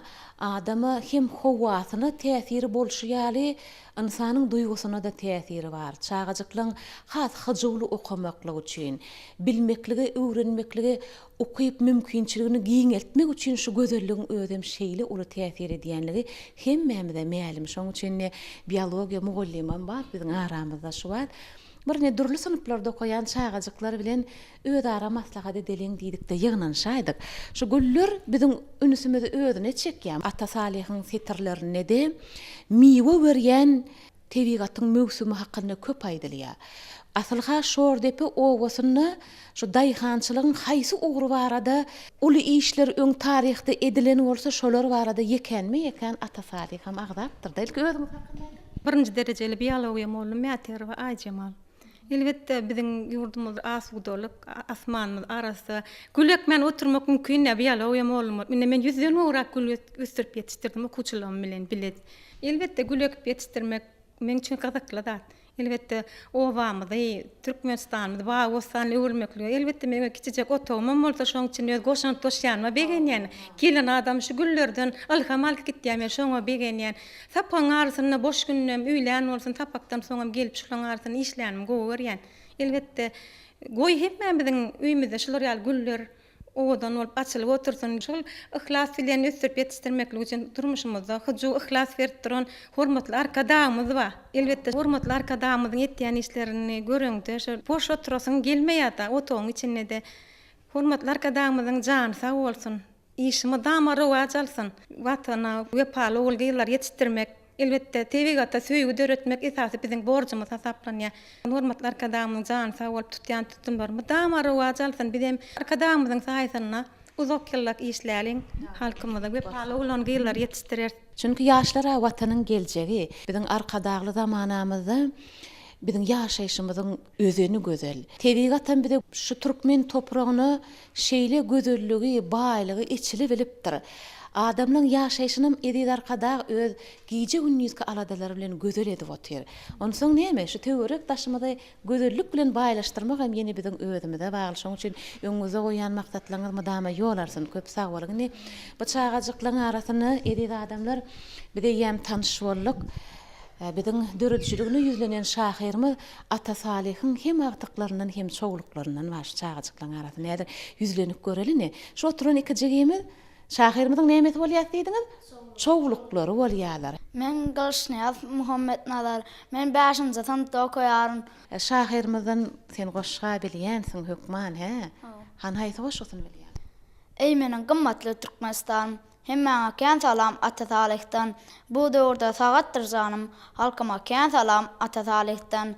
Şatlykly watana saýrardylar. Düşmana gözümle güýçlidir olar. Baryňa köp salam Ata Salyhdan. İşlemek oruna zähmet çekenler, zapça ağın alıp orta çıkanlar, döşlerine orden dakanlar, hemmäňe köp salam Ata Salyhdan. Sağ boljym. Ata Salyh şahyrymyz bir uzak ýerlere gitse-de, ýa-da öz owasyny noterka watan gorugyna giden ogullara da, bu dostlaryna da mydam salam hat ýazar eken, bilýärmi? Ödem goşgysy bilen. Ine şu wagt sen okap beren goşgyňym, şol salam hatyň biri. Bahalaň nähir, goýja bahalar alýarmy? Näçelik alýar? 5-lik 4-lik. Şeýlemi? Haýsy ugur gowy görýän? Beden töri. Sport bilen meşgullanman gowy görýän, gaty gowy sebäbi sagdyn bedenini hemişe sagdyn pikirleniş kemale gelýär. Arkadagymyzam ýaş nesilleri sporta çekmekde, höweslendirmekde özü nusga, bide. Hemmemide. Şoň üçin tutan ýolun gaty gowy diýip hasap edýän. Şu beden aňyet sagdyn bolanyny hüner öwrenmeklige de okuýup güýçli bolýar. Sag boljym. Hani indiki çoğuluguna da ýüzlenip göreli geleni, geljigim näme aladaly görünýän bir hili, Ala dediýäň mi bir zady? Ýok. Ya ýadadyňmy? Ýok. Şeýlemi? Hani özüň tanışdyraýyn. Men Amanbay Muradow 4-nji sınıfda okuýaryn. Ata Salih barada gepleşip taýýarlaýanmyda bilýän seni. Onuň bir zat netlensiňe hökman näme aýtmak isledin? Goşky. Goşkymy? Kimin goşky? Ata Salihyň. Eger düşman hücum etse bizden şahpık dağda hain vatanmızı gorgamağı tayin dırısmını sayın attır bizim tüpönümüz nayzamızın ucu itti batırızıl eskerin uçak güçtek münden atı biz uçmak istemiyoruz vatanmızı gorgayarız ağrı çağrı bozanlara rehimsiz darayarız. Görýän watan goramak hakyna aýdypdyr. Ýaş nesiller watan goramaga çagyrýar ataňyz. Neçe ýaşyňda bolýan sen? 9. 9 ýaşyňda. Sen neçe ýaşyňda? 11. 11. 11lik san bide näme ýatladýa? Şahyrymyz Ata Salih 11 ýaşynda goşgy düzmeklige girişýär. Goşgy sama bolmaly ne şu ýerde? İşimi başladym 11 ýaşymda. Orden Lowurdaya döşümde. Üstünlük kazandım edýän işimde şahyrlyk kärime başlalym bäri diýmek. Edir sen ýalyka başlapdyr, goşgy. Sen goşgy düzemokmy? Düzesiň gelýärmi özi? Belki düzersiň, he? Senen şüköreňjigem bolýa, oturaýar ýerinde. Şu çağalary görende öň ägirtler bolup durmy, geljekki ägirtlere de göz başşolar diýip hasap edýän men şu ýerde ul sınıf okuwçylar wa ýözenip göresim gelýär. Nejegimi? Siz özüňiz barada aýdyň, ilki näçinji sınıfda okuýan? Men Mar welaýatynyň Muraýew Tramynnaky 10-nji orta mekdebiň 7-nji B sınıf okuwçysy Gulwawa adynyň çağalar bayragynyň eýesi Mätäri Orajamal artlaňydy.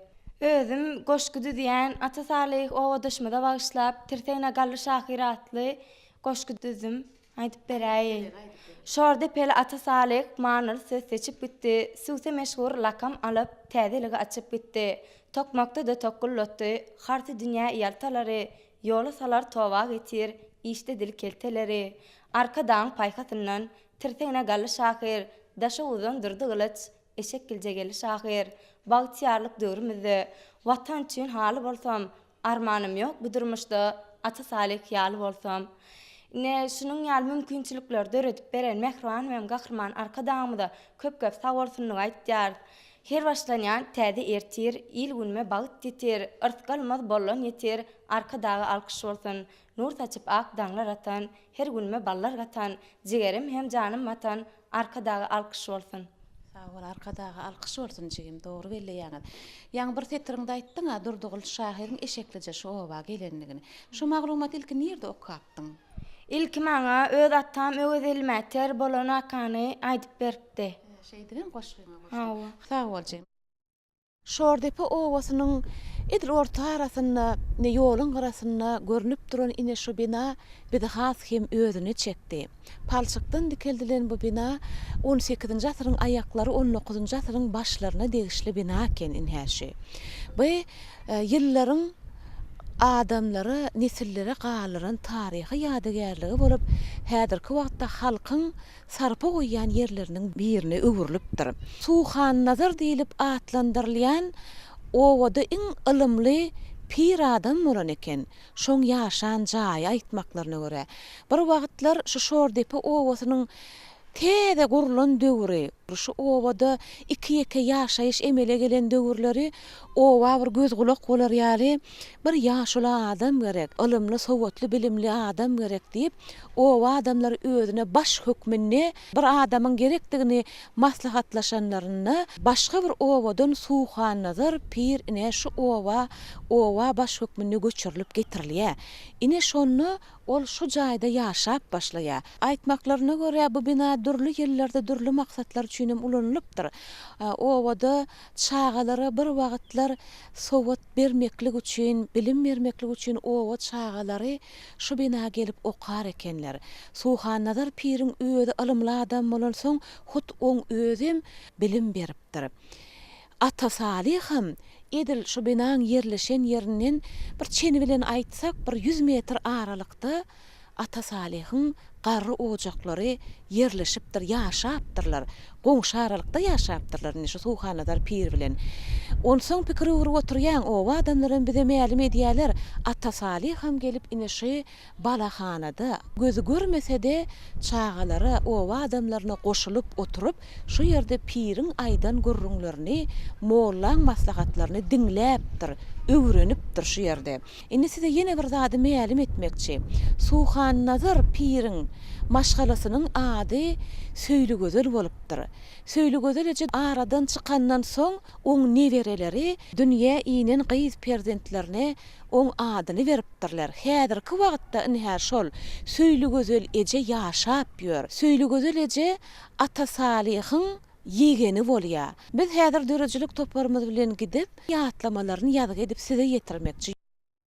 Söýlü gözel eje ol 103 ýaşyň içinde Tebigatyň beren uzak ömrüni Söýlü gözel ejemiz agtyk çowluklaryň bagtyna gowanyp bagtyar döwrümizin eşretinde ýaşap ýör.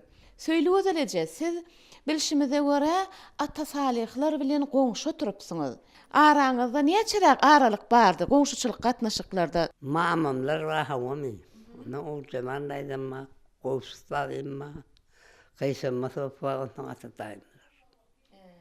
Atadaýym diýäniňiz Atasalyh. Atasalyhyň ejesi ogul sabyr eje siziň daýdaňyz bolýarmy? Alyhym daýymyz. Gaýsama sopam daýymyz. O warasyny Atasalyh nähil tanalardy? Henne zat bilýärdi. Ýüregiň bile oturun. Gözü görmese-de özi henne zat diýurdy. Kim ma diýer giýrenden? Öýe giýrenden. Tegen ma pran, onu doğru ver buraya. O daýdym ondan kiçi bir daýdymam kiçi. Miwe daýdymam enni de. Mumat daýdymam kiçi, kaka daýdymam kiçi hawa. O daýdym paýşanyň hemmetini ejesi. Gün güzeranlary nähildi olaň, nähil ýaşaýardylar? Orta daýhan. Biz bar bolun ilmin hennämiz gyýylar bol. Otyatyk, ekşyatyk, ýagşyatyk. Atagada töwereňizde bolýardymy şonu? Tamdan hawa çykýar, plany diýip goýar. Ay keltiresi adam, gaty uýunlar. Mihman kän gelirdimi olara? Gelýärdi. Kimler gelýärdi? Pomma Nurberdi, Durdaýhan, Ataköpek mergen, Durdaýjam gelýär. Atasalyhyň kakasy hakyny aýdyp biljekmi bir zatlar? Kakasy kim? Daýym görmedik abi, Falih daýym. Ýöne ejem babamyň oglu bolupdyr, buýsturuk çygardy, bolu çäkmeni soň geýdirip goýberdi diýärdi.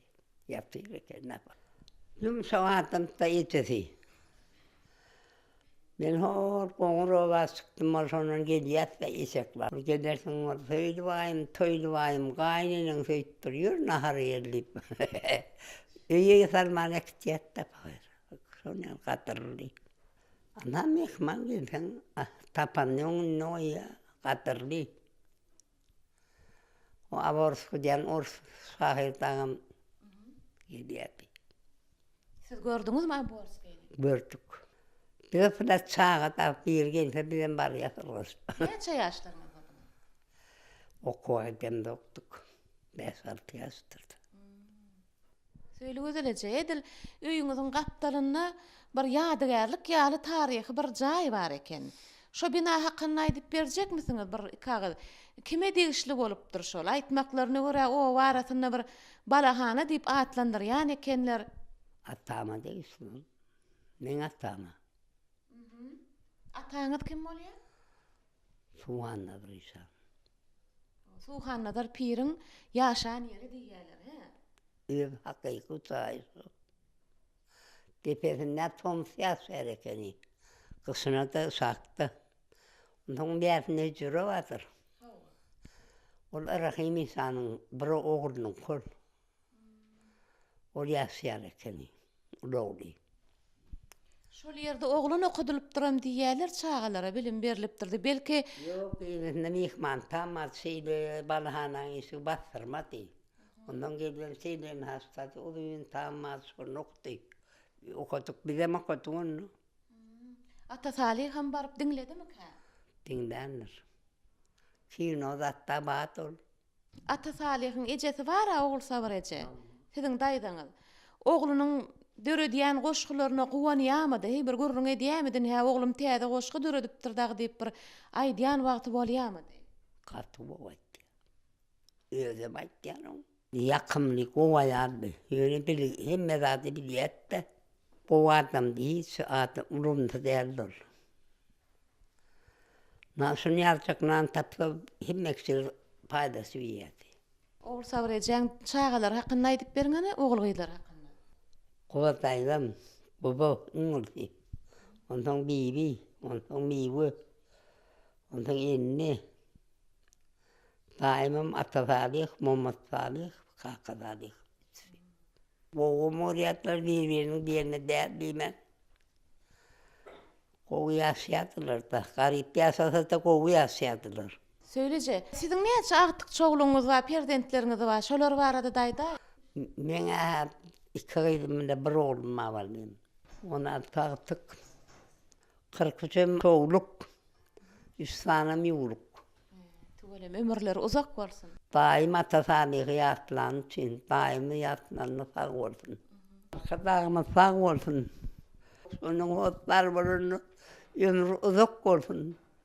Bizi yatlan için 100 yaşasın, gen yaşasın. Sağımsan bası bek olsun. Ömrüňiz uzak bolsun. Arzularyňyz hem hasyl bolsun, enejan. Ha o şeyde olsun.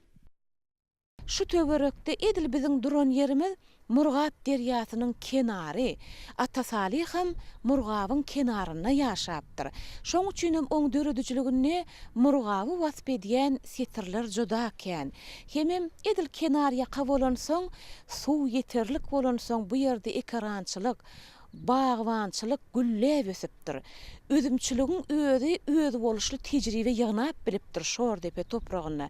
Häzir ne biziň edil duran yerimizde de alkymyzda giden üzümçilik bar. Şu meýdannaky giden üzümler ýazy garşylap miwe bermekligiň aladasyny. Şu ýerde görýän zatlarymyzyň hemmesine biziň aýratyn hormatymyz bar. Näde adamlar şu ýerde bar telefon enjamy baryn he şeýle agramly. Şu Ata Salih'in, atagamyzyň hot öz telefon enjamy. Ýyly güni bilen şu enjamyny şu eline alyp çyk şeýdip tutup atagamyz halk bilen habarlaşy bilen enjamy näşe. Biz üçin şeýle täsir edýär. Bu ýyllar geçipdir, ýöne ýyllar geçse-de şeýle pikir döredýär adamda. Egerde şu telefonyň dili bolan bolsa, Ata Salih'in ykbalyndan nämeler görlerdi diýip adam hükman şol oýa gidýän. Çünki gözüňüne getirip bilýär, şahyrmy şunu eline alyp ençeme adamlar bilen habarlaşyp, şuňa hem mehri siňipdir, hem pikirleri siňipdir. Şu enjam hemmen ýaýlym arkaly görselerem Ata Salih'in enjamy diýip azyjygam orta ýüreklerini gozga biljekdigine biz ananýar. Bu enjamdan daşarym ine şu demirgap, demir sanlyk diýsegem yerine düşer. Şu demir sanlygym Ata Salih'in gymmatly zatlaryny saklayan sanlyk eken. Ata Salih'in ýaşan döwründe oňa hyzmat eden sanlyk. Şu ýerdine nahar ýylýan käse bar. Ine şu käseň biri Ata Salih'in hot özüniň keken, birim oň ilkinji perdendi birinji ogly Saparmurad Salih'in Saparmurad agan nahar ýen ine käse ekenşik. Ine bu käse bolsa ödem sırçaly käse.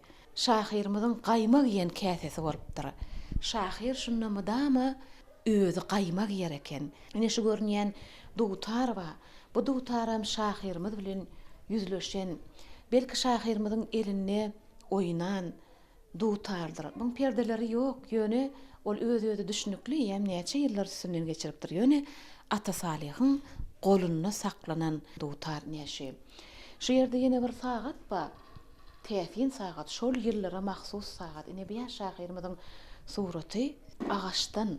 Ine şu sagadam şahyrymyzyň özüniň sagady ekenşi. Şahyrymyzyň gözü görmeýändir, ony ýatdan çykarmalyň ýöne şahyryň özüne degişli goşlary hükman bolupdyr. Bir öýe gerek bolan, mahsus bolan enjamlaryň hemmesi şahyr üçin netlenipdir. Ine bu şahyryň sagady, ine şahyryň otagyny ýende bir kadym Ödem ağaçtan edilen he şol döwre mahsus diwar sagatlarynyň biri häzirki wagtda oň öz ýaşan ojagyny öýünde saklanylýar.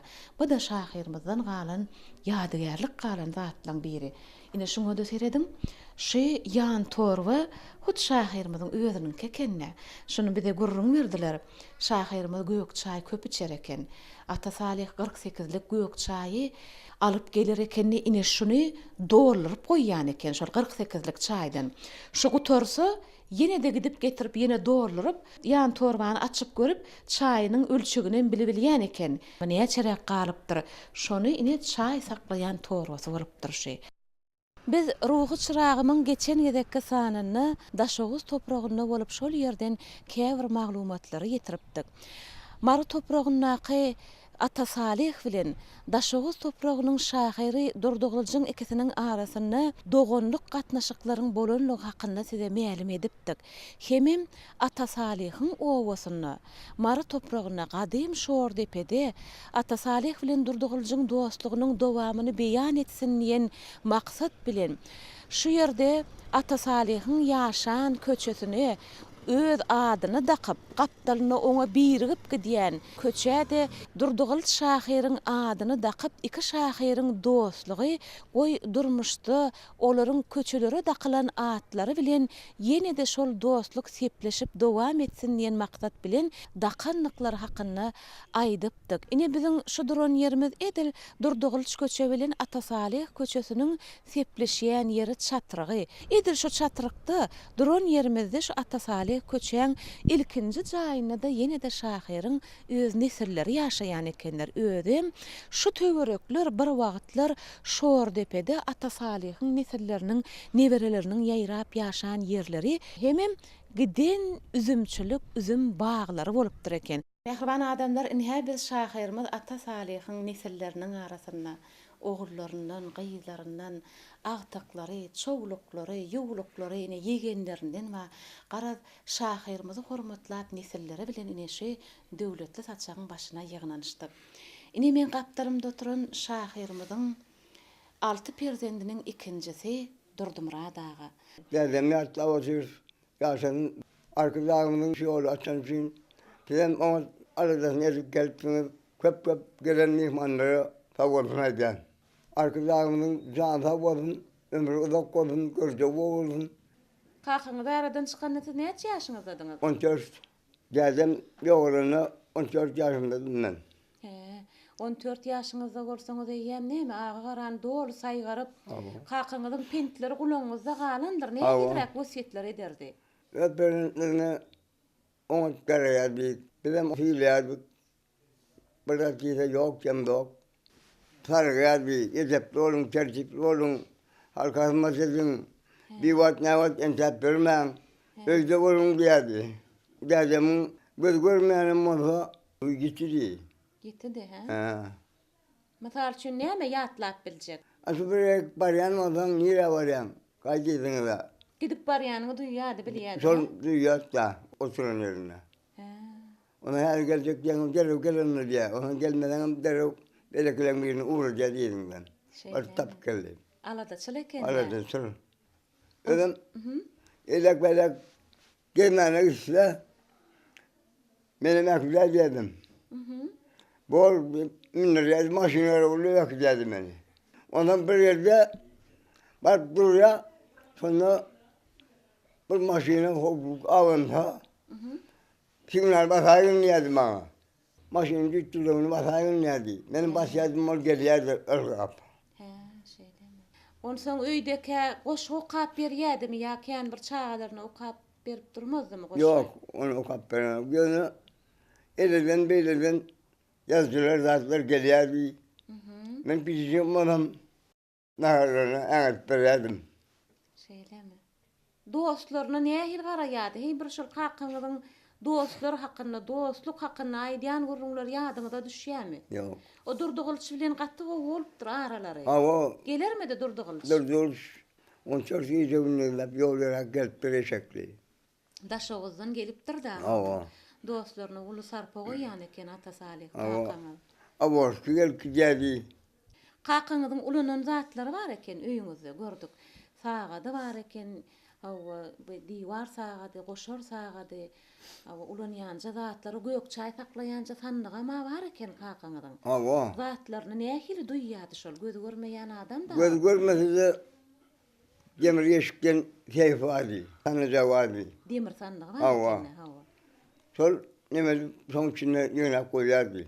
Nämelerimi goýuň diýýärdi onda. Aşu gerekli zatlaryny matbahal zatlar koýdur hatta. Ejeňizi bilen edýän gurrunlar ýadyňyza düşýärmi siz Yok. götlere? Goşgy ýadanna näme alham gelenne o şahyr gözi görmeýän soň alypdyr o ýada bar bilen ok. Onuň nähili kätibine garaşardymy ýa şahyryň diýerdimi nähili şo zatlardan aýdyp berip biljekmi? Önden ulu ağam vardı. Olu ayıp berýärdi. Olam onun ulu ağam ýazýardy. Olam ýazbam onun şokan merde salbam redaksiýa uğraýardy. Sapar Murad aga. Hawa. Birinji perdende ogly şo ýazýardymy? Hawa. Onuň metbugatda çykanyny kakaňyza buşlaýadylarmy? Ne gazetede çykypdyr diýilende nähili garşalýady şonu kakaňa? Görkezýädiňizmi, eltýädiňizmi? Elçädi kolum şonu ulu ağam Sapar Murad okap berýärdi. Gazetede çykandan soňra okap berýärdi. Hawa. Benim şu arkadaşımız şunlar zatları yol açan için ullakan avvalına gel. Arkadaşımız yine bir yere canı sağ olsun, ömrü uzak olsun.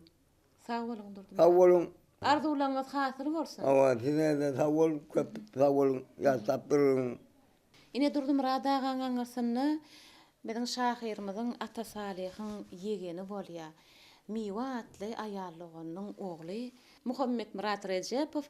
Muhammed Murad aga siz emine aslynda ha türkmenne daýy ýegeniň nähili golay bolýanlygy hakynda atalan aýdan pehimlerim bar. Siz öz daýyňyz hakynda nämeler aýdarsyňyz bize? Men öz ýadymda galan zatlary aýdyp berjek. Men gijikdim da 6-njy sınıfta okuýardykda daýmy oğlum 64-nji ýyl. Ýadyma düşýär, öýümde barardy. Onun mardaky başga deňduşlary, eýinleşleri bilen çetirä owada ýaşaýar, rahmet diýerler. Onuň çölrek owa bolu Ata Salih gelipdir diýip goňşy owalardyň eýem eşitip ýaşullar, muğurlumlar, umuman medeniýet bilen, sunnet bilen, edebiýat bilen gyzyklanýan adamlar ýürütelep gelip üýşerdiler. Aýbyr toý bolardy da. Onuň şol bolşuna görä toý ederdiler. Kän goşgular aýdyp ýoma aýdyşyp otururdylar da o ýerine de zehin adamlar kän. Onuň ben soň muğurlumçylygymda, jurnalistligimde köp ýerlere bardym boly. Şu daim barada gaty känlatlary göretirdim. Ol gaty halkyň söýgüsine münasip bolan adam ekeni. Bilen özümizem bir begenýän de şeýle adamyň garnaş bolan, ýegen bolan. Ana mysal üçin Ata Salih kitapxana diýip ýazyldy. Ol begenýän de aýada diýeli, oğlum gat kendine Ata Salih köşeleri var. Ejemiz diýirdi, şonu hormat edip bizim köçemizi jakdylar. Oňa da goýan. Men Ata Salih köşesinin 20-nji taýyna ýaşaýan, rahmet şäherçesinde. Türkmenistanyň halk bagşasy öýden ýaznowut, öz öýünde maňa gurrun berdi. 45-nji ýylda. Türkmen edebiýatynyň, sunnetynyň, medeniýetiniň Moskwadaky 10 günlügi diýilen çäre geçirilipdir. Ödünya bagşı aýtdy, men şonu 15 ýaşynda diýdim. Şonu şol delegasiýaň hatarına menem diýdi, ýaş bagşı diýip ýakitdiler. Şonu Ata Salih bilen bir kupede, bir wagona gitmeli bolduk diýdi. Barýansak şol Moskwa barýansak, bilen şu eýleki wagonlardan gelip adamlar şunu ýalaky gurrun, şorta sözler diňläp, her kim Ata Salih bilen tanışak.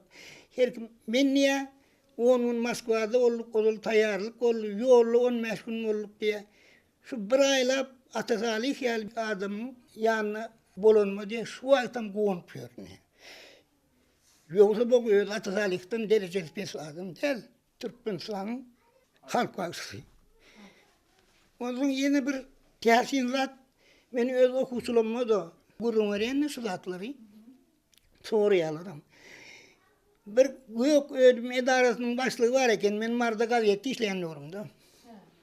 Onuň şol Ata Salih'in ýegenini eşitdirip, men niýdi saňa bir zat aýdan enim özüň jurnalist ekeniň belki bir ýerde gerek bolur, belki belli edersiň bir ýerde diýdi. Men niýdi mülk ýazy obasynyň diýdi. Onuň çağak diýdi, Mektebi Atasalik ele tayarlık görmeli. En okuyan, en görüllü okusular son yanına oturtsak değiller dedi. Yine her kim okap diye ondan önkümüzün okuyu olsun diye son yanına oturup keklik diye bir yarışadık diye. Ondan diye Atasalik'in her tarafını 4 tane görüllülü okuyan okusa oturttular diye. Men sonra diye sağ tarafının 4. olup oturttum deyip 60 yaşlardan beğenip görün var ya adama. Ana Atasalik'in halk içindeki sözünü men katı kâni yerlerde getirdim. Inni hazırki dövrde arkadağımızın bir yürüyüşe görkezmeleri, yıllı şu halk benfiyetli aydiyan zatları var da. Inni diyecek öyle zadım, şu zatların ehlisi geçmiş tarihimizi. Inni olum geçmişe olup var ya, 20. asır edebiyatımız, Türkmen edebiyatının vekillerini, ulu alımlarımızı, şolun durmuşunu halka getirmek var da, arkadaşımızın veriyen görkezmelerinin, ediyen aladalarının cüfine düşmesi deyip hazap ediyen. Şu her teleyayılımda o gepleşikleri veriyen, nasıl daimiz Atasalik'in yatlanıp durmağın, onun eğinleşlerinin zor yatlanıp durmağın.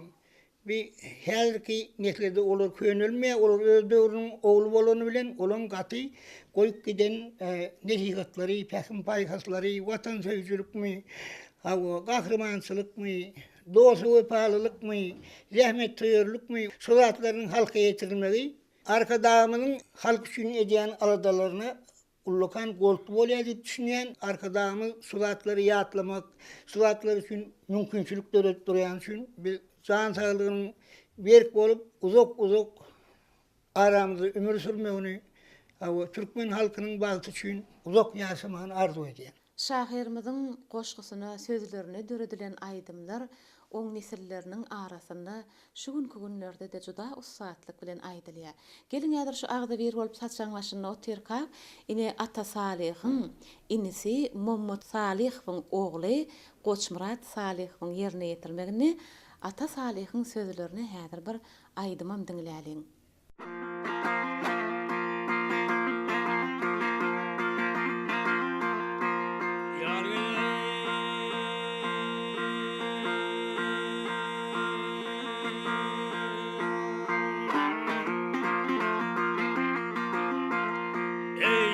İçinde hiç kim yüzüme bakmaz. Ey içinde hiç kim yüzüme bakmaz. Gidiyen belli kestim kârın bulmadı. Vakit ünde övüt nesihat yok mu? Gayratın namısın arın olmadı.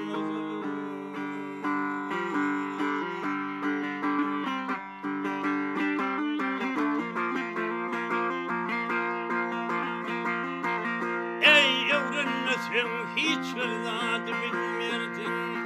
Öğrenmesem hiç verzadı bilmerdin. Nadan vursan söze kulaksan vardın. Yıkayalım adam burayı varsın. İyinin günün doğsun yarın olmasın.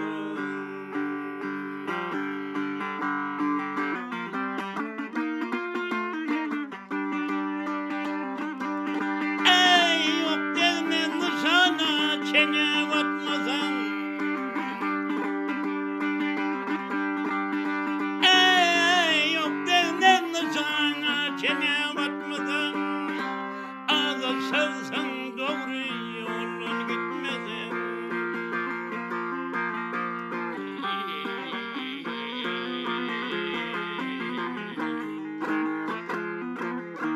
Yalan sözün özüm kaça tutmasın.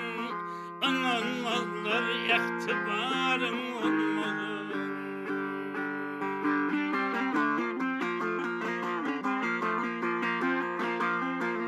Ey güleken gül yolar ekmedik yolmaz. Güleken gül yolar ekmedik yolmaz. Gül bitmedik yerde bilbilhem olmaz. Yürek takat edip incadık bilmez, kara gözlüdür tutarım olmaz.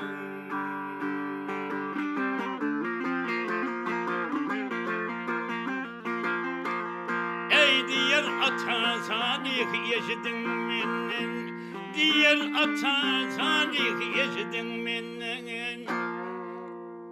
Boyun eğmez düşman korkmasa senden. Üstüne sürülüp ol çıkar senden. Yol etmeye gücüm zorum olmasın.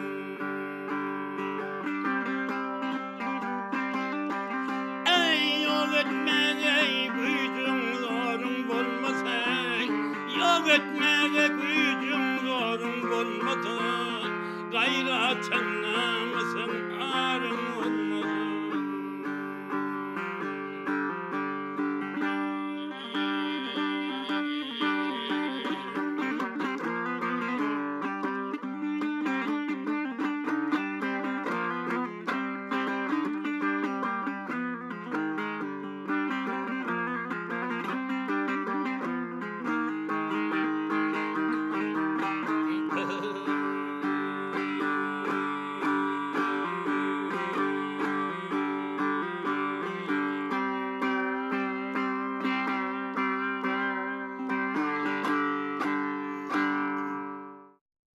Neret doğan size yüzülen yer, şu gepleşigi tayyarlamalı bolamyzda ýakyndan maglumatlary gözlemeklige kömek etdiňiz. Ilki bilen size sag bolsun aýdýar. Hemen babaňyz barada gepleşigimiz üçin nämeler netläpdiňiz aýtmak isleýäňiz?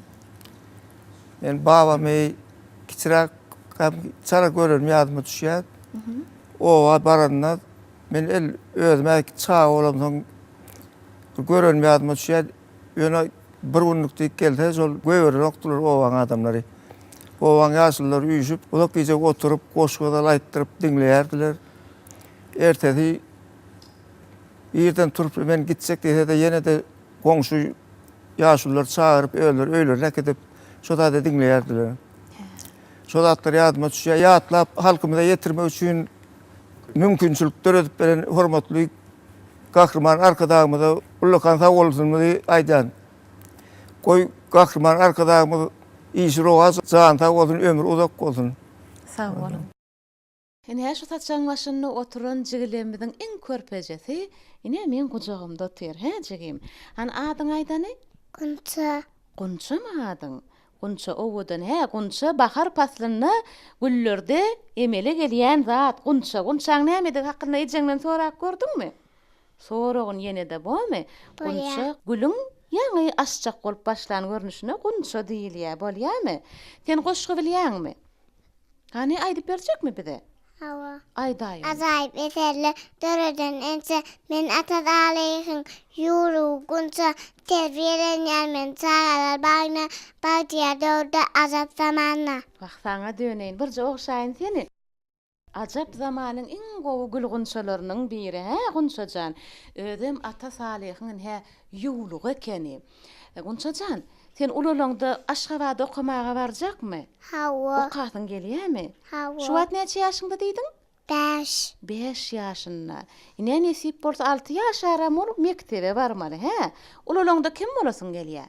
Muallim. Muallimmi? Tuweleme, onu muallim boljak bolsaň özüň hem bilimli bolmaly, hem bilim paýlamaly. Ýanky goşgyň bar-a, okat bereniň. Şonu kim düzüke? Muallim. Çağalar bagyny işleýär. Ha, çağalar bagynaky saňa teredýän muallim düzümi? Ady kim muallimiň? Maýsa muallim. Onu bizem ne ýaýlym arkaly Maýsa muallimi. Gunçajana düdüp beren goşgy üçin köp sag bolsun aýdýar sebäbi. Goşgyda hem öz hakynda ba, hem ata salih hakynda pikir ba, hem şu ajap döwrümiz hakynda köp sag bolsun muallimiňe sen näme aýtgyn bolmy? Sag bolany, geljekde ullakan gyýyz bolup ýetişip, iň owadan gyýyz bolmagy, iň bilimli, iň akylly gyýyz bolup ýetişmeň arzu edýär saňa da bolýarmy onçaja? Ine berde goşar sagada ma şahyrymyz 50 ýaşany Ýazgyjylar Birleşigi tarapyndan oňa sogat berilipdir bu altyn sagat. Muň arka ýüzüne ine şol ýazylgam dur. Tedeje ýaly näşe şu adamny oň resmi namasyn bilelikdini içinde gawy bilen bileje şu ojakda saklanylýan eken inhäm. Özüm hayran galaýmaly şu sagatyň dillerine häzir hem hereket bar. Şu sagat diýmek işleýä. Neçe ýyllar geçse de şahyryň edil döredüçiliginiň şu türkmen halkynyň arasynda ebedileşip gidip barşýaly sagadam işlemekligini dowam edýän. Men 10 ýaşymdadım. Atakagam ýok oranna. Ýöne men aňymda şeýle gowgalyn, şeýle sahanna, gürrüň çül sorty sözü adammy da ama işigi bazar toýýarly da. İki tane selenler oturup tuğdun sana tapça oýurgy. Şahirler barýady. Sagada bozak sonra oturup bärsini dinleýär, üýşüp, ertiri sen şolar ýatan okdam. Akmurat Çarkur erkin. Ozoň Ataköpek mergen barýady. Çargurman barýady. Köp şahirler üýşüp etadi. Bazar ýardy da. Atakakamyň kakamy urşa urudyny Nesiňe da ýalan goşgulundan birini kap bereýin. Men telefonda urudýan bugün. Senin gitmeňe şatlanýar bugün. İşiň şogly bolsun, ýoluň oň bolsun, dostlaryň şat, duşman hal teň bolsun. Dakyn ýaragyň atlanatyňa garaşýaryn senin şeýle hatyňa. Harby tehnikany ökde bilýäryn. Her gün komandyrdan tagwalýaryn, atýaryn topmy türgünlik bilen urýaryn duşmany mergenlik bilen. Uruş oğuz içinde süýgüli watan. Namartdyr öýünde bokurup ýatan babalaryň şeýle sözleri bardyr. Uruşda ýeňilmek namusdur, ardyr. Atam şeýle bir şadyan, hüşgär, bizi ýürep barýak, demansymyzdan tesimizden tanýady. Falan edip gün adyň tutaýatda. Aýyllara dönüpdi, sensiz geçen sagadym. Sen jahanyň öteňde, men 10 ýaşly sagadym. Owaň dakyn ýaradyň, hurmatlaýar seni, Atatalih owazy diýip ýatlaýarlar seni. Rahat ýat dedi atam. Arkaýyn bol ýygyňdan, şu jala toýsa bodun, ad görmegin ýygyňdan. Şeýle behrem, bir sözli bolmagy, hüşgär bolmagy, ýalan sözlemeler hiç ýyly. Çağada bolsaň eýem aňynda oňa bolan garaýyş, oňa bolan süýgü, häzirim zanlanyp dur. Ýatla otursun, köp sag bolun, mehriban arkadaşymyň zan sag bolsun. Mirasa sarpy oýup, bütün geçenlerimi de ýatlap, biziň mena atakakamy da ýatlap otur. Şeýle mümkinçilikler döwürden üçin köp sag bolsun, aýtjan zan sag bolsun, ömrü uzak bolsun, tutýan tutumly işleri, budam ara wagtlara bersendim. Şahyryň dowduk owasyny ine şeýle bir akbarly adama gawat geldik. Ýagny Şordepede ýaşaýan Atanyaz Sähedow, Atanyaz ağa bize şeýle gurrun berdi. Haçanda men yaş ýigitkäm öýlenjek wagtym men üçin gudaçylyga gidilende, şol gudaçylygyň ilerlemegi üçin men maşgala bolup toý tutmagym üçin esasy sebäpkär şahyr Atasalihdir diýip bize ine şeýle käbir täsirli gurrunlary berdi. Häzir gelin şol Atanyaz ağaň berjek gurrunlaryny bilelikde dinläýäliň. Men şo oda ýöne bersen, ataga bilenem näme bir köçede aramyzda bir 10 merlik tafawutymyz bar. Ataga özüniň ömrüni köp zatlary ýazyp geçen, eger urukda ýaşanmasa ataga gaýr ol köp zatlary bize peşkeş goýup gitmegi mümkin da. Ataga bilen 1951-52 ýyllarda Murgapda duşmur bolup. Olam näme etrap boýunça 3 tane orta mektep bardy. Ondan kowatlar biz ondan özümiz soňa gatnymar bolduk. Bäze biz 7-nji synpy şöwerde owada okuduk. Sonra ataga şu okuwçylar bilen biz bilen duşdy. Şu duş sonra ataga onuň sonra berdiler, onuň sonra ataga aýtdy, men dedi 3 ýaşymda gözümi keselerle diýdi. Ondan sonra okuwçylaryň hemmesi soňa gynap bildirdiler.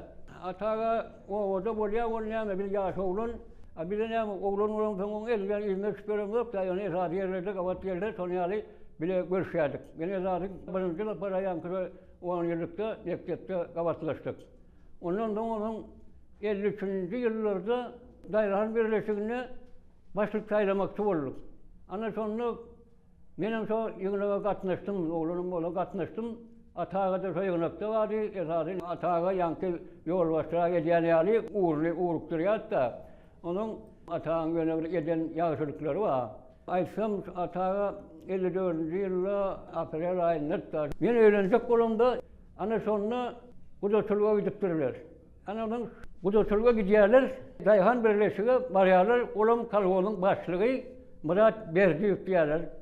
Onun son kıyına varıyorlar, onun men hakkında çok atağının sonra geliyorlar da, atağından sonra geliyorlar. Onun atağının karınlaş mı ya da işte tanışmışlık mı, son yani ne geliyorlar, öyle ne geliyorlar sonra da. Onun atağın Kurbanlı'yı bir kıyısı vardı, bizden bir yaş olarak değil. Onun Kurbanlı'yı vardı ya, bir zaman hor azlıkla oğlun diyada, onun atağı koy, otur, sen işin değil diyada, oğlatlar sen işin bulmalı değil da. Hani şeydi onun atağı diye, bir diye azlığım olsa, o sağıt azlık vardır, keserli azlık vardır diyada, atağı var. Hani şeydi onun elbette bir öyle rahatsızlık bulunur da, sonluklarım olan bir atağın yağışılı uyanım, anlaşılı kuda olup alınıyor, atı talihinden yeden yağışlıkların esası biri bana sol öğrenmeme kömek etti de bana kömek eden adam da bolya edip bana sonun kuda olup kalın, sol sebepler olur, bana atı talihin yolu açılığında olan atlar da der. Atı talihi devlet tarafından altı ulu veriliyor. Yani sonra olanlarla atı talihin yankı maşini görmeye vardık, görmeye vardık, kurtuladık. Yani o atlar maşini alarak da hemen üstüp varıp kurtulak kayıttıklar. Sonra yani bir ilk vardı çıkan atlar, hemen kişi bir gen görüp yani görmeye varıyorlar. Benim 80 yaş yaşın içinde şu atağı vardı yani ayda oturmalı. Bir atların yolu açılıp edip, yolu koyup alt parayan işlerine hormatlı prezidentimizin üstünlükler arzu eden, hormatlı prezidentimizin can sağ olsun, gözü olsun, halk vardı eden, devlet vardı eden, emme işleri aradalarım, ravat olsun. Inisi geçiriyor söhbeti bilbil gelince kakana hakkında bize ne emeler aydıp derler? Ha, o benim ilk öyle ödevimde Mehriban o kahraman arkadağımda şu ötün geçen sahtiyetlerini tertevine kaldıran için, şeydip yatlan için köp sağ olsun aytyan. Kalan antarayan işlerine de ravaşlıkların yar olmağını arzu etyen. Kahraman prezidentimize can sağ olsun, ömrü dokutun, görcek günümün nanamı olsun. Şeyhime katmasan Mehriban adamlara köp sağ olsun aytyan, kakam yatlanlıklar için. Şu heptesik açılar vermeyin, keyin karıştım. Kakam aradan çıkanına 6 yaşımdadım. Yine birinci sınıfa barıptım. Şolar yalımı dağım öyme toy yalı, çağa da bolsan bilyan ecem oları nahar veriya, çay veriya olin benim şon kaptalınadım da idina düşüp nemet ecem idinadım. Ma dağım öyme toy yalı. Hatsan ortam var adam yüzüp, şu gelen adamlarım gelir yol bile olun şolar, şodur şuna idina uğradan oktu. Hükman doğunum şu berk ulu yola çıkmalı da. Şu doğunumdan maşin uğrat yadı şu yola. Gelenin hiçini piyada överen oktu. Gelenin ya mühümünü bitirmeyen överen oktu. Şolar yal halkına kömük etti etti. İyi adamsı. Şeyle çağa da olsam şu atlar yadımda kalıptır. Yönü kendi katı bilem okta. 6 yaşımdadım da ha o. İcemin 3. sınıfa geçsem de aradan çıktı. İkiminin arası yakın oldu. Hani biz yaşalık. Onun içeden de atlanım hiç de bilmeyemezsem. İşte onun arasından istence, bilyence de atlamaz da. Çağlarına da madam qoğu olma, iyilin yaşının içinde olma, ünlü yadi. Bolusu yerlerde görünmeli, elli yadi. Kendi üstün devler ihtiyadi. Onun içimin madama kaptalına da üydü vakti. İlak gidenle doğunlamaz, bile ağlamaz, bile gittiyatı oluyor. Onun önü köpülünce cayidarlavam yürüyatı ödü. Köp gerek şeydi ben mariyatı. Yönetil görüyen adam aldı da kim orada da son bilyatı. Sesinden tanaya. Hatta var son hareketinden so duyu aytyana. Bir ayak yalanat, sol ayağımdan bilirmencik şey çık batıp görüyorsun. Güyen yere var yan kaydedin han ayağım kövüşü diyatı. Ağaç ekip bolanok deyip bir goşgusu var. Bu goşguda şahir şol wagtlar adamlaryň hut özünün bağ ekmeklige aýratyn hüwüsiniň bardygy, ýöne bağ ekilenni de oňa bir iýdigi derli, goragly göz bilen seredilmän, gezip görenine mal garanyň şol ösüp gelýän bagyň ujuny çörtüp ýa-da ballaklaryny iýip gidip şol baga bir ösmäge may berilmeýänligi şahyryň ýüregini gıyım eder eken. Ine şunda şeýle fitrler bar. Mary rayon şordy peýaniň iýilinne ýap boýunny agaç ekip bolanok, agaç ekýäs woli uzyn bolanny gabygyn goýun iýe ösüp bilenok. Tokmok jurnalyny şeýle goşgyny ýazyp ugradypdyr. Şu goşgyny ýazmak bilenim köpçülükleyin adamlaň baga bolan sarpasyny, bag üstürmeklige bolan ihlassyny uýurmaklygy gazanyp beripdir. Şahyr bir wagtlar bag ekip oňa iýde etmek baradaky arzuwyna ýaşapdyr. Ine häzirki wagtda şahyryň arzuwy amal bolup, gahrman arkadagymyzyň asyrly ýörelgesi dowam etdirilip, köpçülükleyin türkmen halkymy bag ekmeklik işini ýylyň öz mövsümini durmuşa ornaşdyrýar. Ine şu ýyly milli bahar bayramymyzda halkara Nowruz bayramynyň bellenilýän gününde de gahrman arkadagymyzyň hut öýtüniň ýol başçylygyny köpçülükleyin ýowar geçirilip, şu bereketli topraga hemmämiz köpçülükleyin bag ekmeklige gatnaşdyk. Ine gahrman arkadagymyzyň bu ýörelgesi diňe şu günkü neterliň arzuwy däl, ötün ata-babalaň eden arzuwy bolupdyr diýmek, atalaň arzuwyny berja etmeklik soňsuz sogapdyr. Muň üçin gahrman arkadagymyzda biz ýene bir gedip tüýs ýürekden sag bolsun aýdýar. Ine bizim şahyryň dogduk owasyna baramyzda biz şahyryň hut öýtüniň ýaşan owasyny çağalara bilim berilýän 10-njy orta mektebiň giň baglyk meýdanyny miweli bagyň körpeje ýaşajak nahalyny oturdup gaýtdyk. Bizim şu ýylky bag ekişlik mövsümini bütün watandaşlarymyzyň eken baglarynyň düýbüniň has hem köpelmegini, miwe bermegini, töwerege şahalarynyň ýaýrap, adamlara saýy salmagyny arzu edýäs. Mehriban we gahrman arkadagymyda köp sag bolsun aýtýan, alkyş aýtýan. Alyp barýan işlerine bir owaşlykar bolmagyny arzu etýän. Sag bolun bilinmegeniçe sag bolun. Şeýle köp sag bolsun aýtýan dörejlik toparmyzda. Şu ýerde bir jigimiz bar.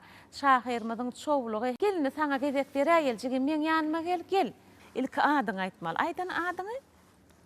Gülhanam. Näme goşgy aýdyp berjek bide? Aýdaýyn. Ata Salih diýermen. Halkamyň hürmetkäri.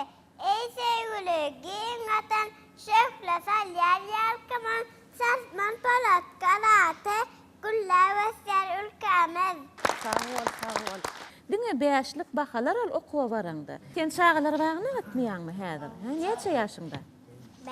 5 ýaşynda netip borda geljek elim okuwa bar ýa. Okuwda saňa üstünlikler arzu edýär. Bolýarmy? Bir eneň ýanyna baraýyn. Bar. Bolýar, sag ol. Ine ata Salih ýatlanylanna mehriban adamlar Kaka Salihsiz oň dürüjligini açmak mümkin däl. Kaka Salih gynansagan biziň aramyzda däl, ýöne oň gyzy ine çeper gelinejemiz biziň aramyzda. Häzir hormat bilen sözü size geçirýär. Ata Salih barada öz agat hakynda nemeler gurrunlar aýdyp bereň şolardan. Ata kakam aradan çykanda men 2 ýaşymda ekenim. Şu sebäpdenem onuň daş keşfeti men ýadymda ýok. Ýöne onuň ilhalar şahyrdigi barada öz atamyň beren gurrunlaryň boýunça men kim-kimden tanap uradym. Esasanam kakam Kaka Salihyň onuň çeper eserlerini gurrun bermegi, onuň goşgularyny aýdyp, onuň mazmun beýanyny maňa düşündirip bermegi. Şeýle hem ata kakamyň adam kärçiligi, gylyk häsiýetleri, onuň şahsiýetiniň tapawutly taraplary barada gurrun bermegi maňa ul täsir etýärdi. Men kiçilikden ata kakamyň ýadygar galan suratlaryny içgin synlap seredip, oňa buýsanma bilen, guwanma bilen garap şoňal kemala geldim. Dogruçul, günümel adam bolandan, oň hakykatyň tarapyna bolanlygy, şu ata kakamyň jigsi bolup, özümi okuwda, işde, ilmi dama jogapkärçilikli duýmagma da şol täsir eden bolara çemellem. Ine şu kakamyň beren gurrunlarynyň bir ýadyma düşýänini men aýdyp beresim gelýär. Nurwerdi pomma Murgabın gırasındaki bir ovalardan daýysy ýaşaýan eken. Ondan Nurwerde pomma şolara mihman bolup barıpdyr. Daýysy bir iýiç bolanlardan soň ýegenne mene bir ýere gezmäne barýan oturulşyga ýegen ýüregim gysar etseň düşmeň ýylyma diýipdir. Onda Nurwerde pommada göwünjeň bolup daýysynyň ýyzyna düşüp gaýdypdyrlar. Biz aňyrda halk bolup üýşüp o bir depe çıkıp, şu depe diýen şu şor depe barada diýdi. Depe çıkıp Atakari'nin goşularyny dinleýär diýipdir. Bular ýanky ýere barıpdyrlar. Barsalar heni Atakakam gelmän eken. Tehil jogap geçip geçmänke bir adam peýda bolupdyr. Ol duran ýerinden ähli oturanlara ýüzlenip özümden ulalara salam aleikum, özümden kiçilere gurgunmasyňyz diýip ýüzlenipdir. Ýanky golaýda oturanlar her ýerinden turup atam bilen elleşip salamlaşypdyrlar. Nurwerde pomma hem barıp elleşipdir bolen ýanky Atakakam oň elini sypalap diňşirgenip durupdyrdy. Be sene biziň owamyzyň adamsa däl. Özüňe menden kiçi. Sen demalşyňdan tanaýan diýipdir. Kim bolarsyň diýip sorapdyr. Ona Nurwerde pommada özüniň haýsy owadanlygyny, özüniň kimligini adyny aýdanna ýanky Atakakam sen şol Sakarçägäniň Akýab owasyny tarif edip ýazan şahir da diýip jogap berenne ýanky Nurwerde pomma muňa haýran alyp, muň beýle ýat geçdi hinli tangyrlygyna haýran alypmyşyn. Kakam şeýdip gürrüň berýärdi-de. Nurmurat Sarıkhanow, Aghan Durdiýew dagy bilen şolar bilen uly gatnaşykda bolup öz ýazan goşgy, şorta sözlerini, eserlerini şolara uğradýan eken. Bular Atakakamlara ýani enemlere ýygy-ýygydan oturmana gelýän ekenler. Şonna pikir alşýan ekenler. Atakakam çeper eserler ýazmany ýardam berýän eken. Olara mazmun hüdürleýän eken. Her türlü owada bolýan geň gyzykly zatlary olara gürrüň berýän eken. Atakakam bilen Aghan Durdiýew ikisi bile mihmançylyga Atakakam onu alyp gidýär. Ondan buňa barýarlar bolyn, ol adam bulanyna bir şäkäte arwaly goýupmyşyn. Indi kedek baranda ol adam ýene de şu arwaly goýupdyr diýär. Ondan Atakakam bilen Aghan Durdiýew bile tirkeşen ýerine şu barada bir gürrüm çyksa, ýa ýene de gitjek bolsalar, şu bally mollalar diýip adalypdyr da bally mollalara gideli bally molla diýip. Onu Aghan Durdiýew şol bally molla eserini ýazanna muň adyna näme oýarkak diýip pikirlenenlerine Atakakam hedil edip gülüpdir de oň ady özünden gelip tura bally molla diýipmişin. Şeýdi we muň ady bally molla ady bilen şol eser çykypdyr da. Ýene bir gyzykly zat aýdyp beresim gelýär. 39-njy ýylda Atakakama Rehmet orjeny berilipdir da Durdugulça hormat nişany orjeny. Şonu Moskwada berilenne Kalinin şol orjeny gowşuranyna Ata Salih elinden gaçyraýma orjanyny diýip aýdypdyr da beri gowşuranyna. Onu Atakakam şu taýda körüň eline düşen büre ýaly diýen cümleni eşitmänmidiňiz diýip ýanky gülüpdir. Ol ýaman güýnümel adam eken. Ona şonu Mommakakam bilegi den eken. Şonu Mommakakam gelip soň gürrüň beripdir da ona şonu şeý diýip da tutuşdalym hedil edip güllü diýip şeý diýipdir. O waňyzda Ata Salihyň öz gazdyran goýusy bar eken. Öýüňizde bütün ýyle häzir men ýaşap ýörkämem. Hawa dünýeden ötsem ýyle hyzmat etsin diýip bir goýu gazdyrypdyr. Şo barada da aýdyp beräýin. Hawa Atakakam öz halkyny, ýylny üren gowyryp olara belen hormat bilen garaýan eken. Adamlara ýagşylyk etmän halaýan eken. Kakam aýdyrdy da şu müň geçitden bir içitdi pehime eýerip diýe Atakakam ýürüti enemlen gapdandan öz jaýynyň gapdandan ýürüti hünärmen usular çagyryp ulu goýu gazdyrypdyr. Şol goýudan ähli şor depe owaň hemmesi şondan suw içýän eken. Şol Ata Salihyň goýusy diýip atlandyrylýan goýyň suwy, süýji suwy häzirem halkan hyzmat edip otyr, häzirem halk şol süýji suwdan Ata Salihyň goýusynyň suwundan içýän ekenler. Şeýlem ýadyňyza düşýärmi goýun gazyşy? Nereden haýsa owadan onu bilemem. Ussana katı caydar edemor gunne. Atam dur hatalta şeyle kaptın. Kuyun içine tarap seredi. He. Orada vakti kimin oymars atağa katar kayın orada içinde kerpiç örüyor. Biz çağı. Hiç çağlar kat yerine gelmeye olsun dedi. Şol yürüp oturanım gözüm önüne atamın duranım gözüm önüne.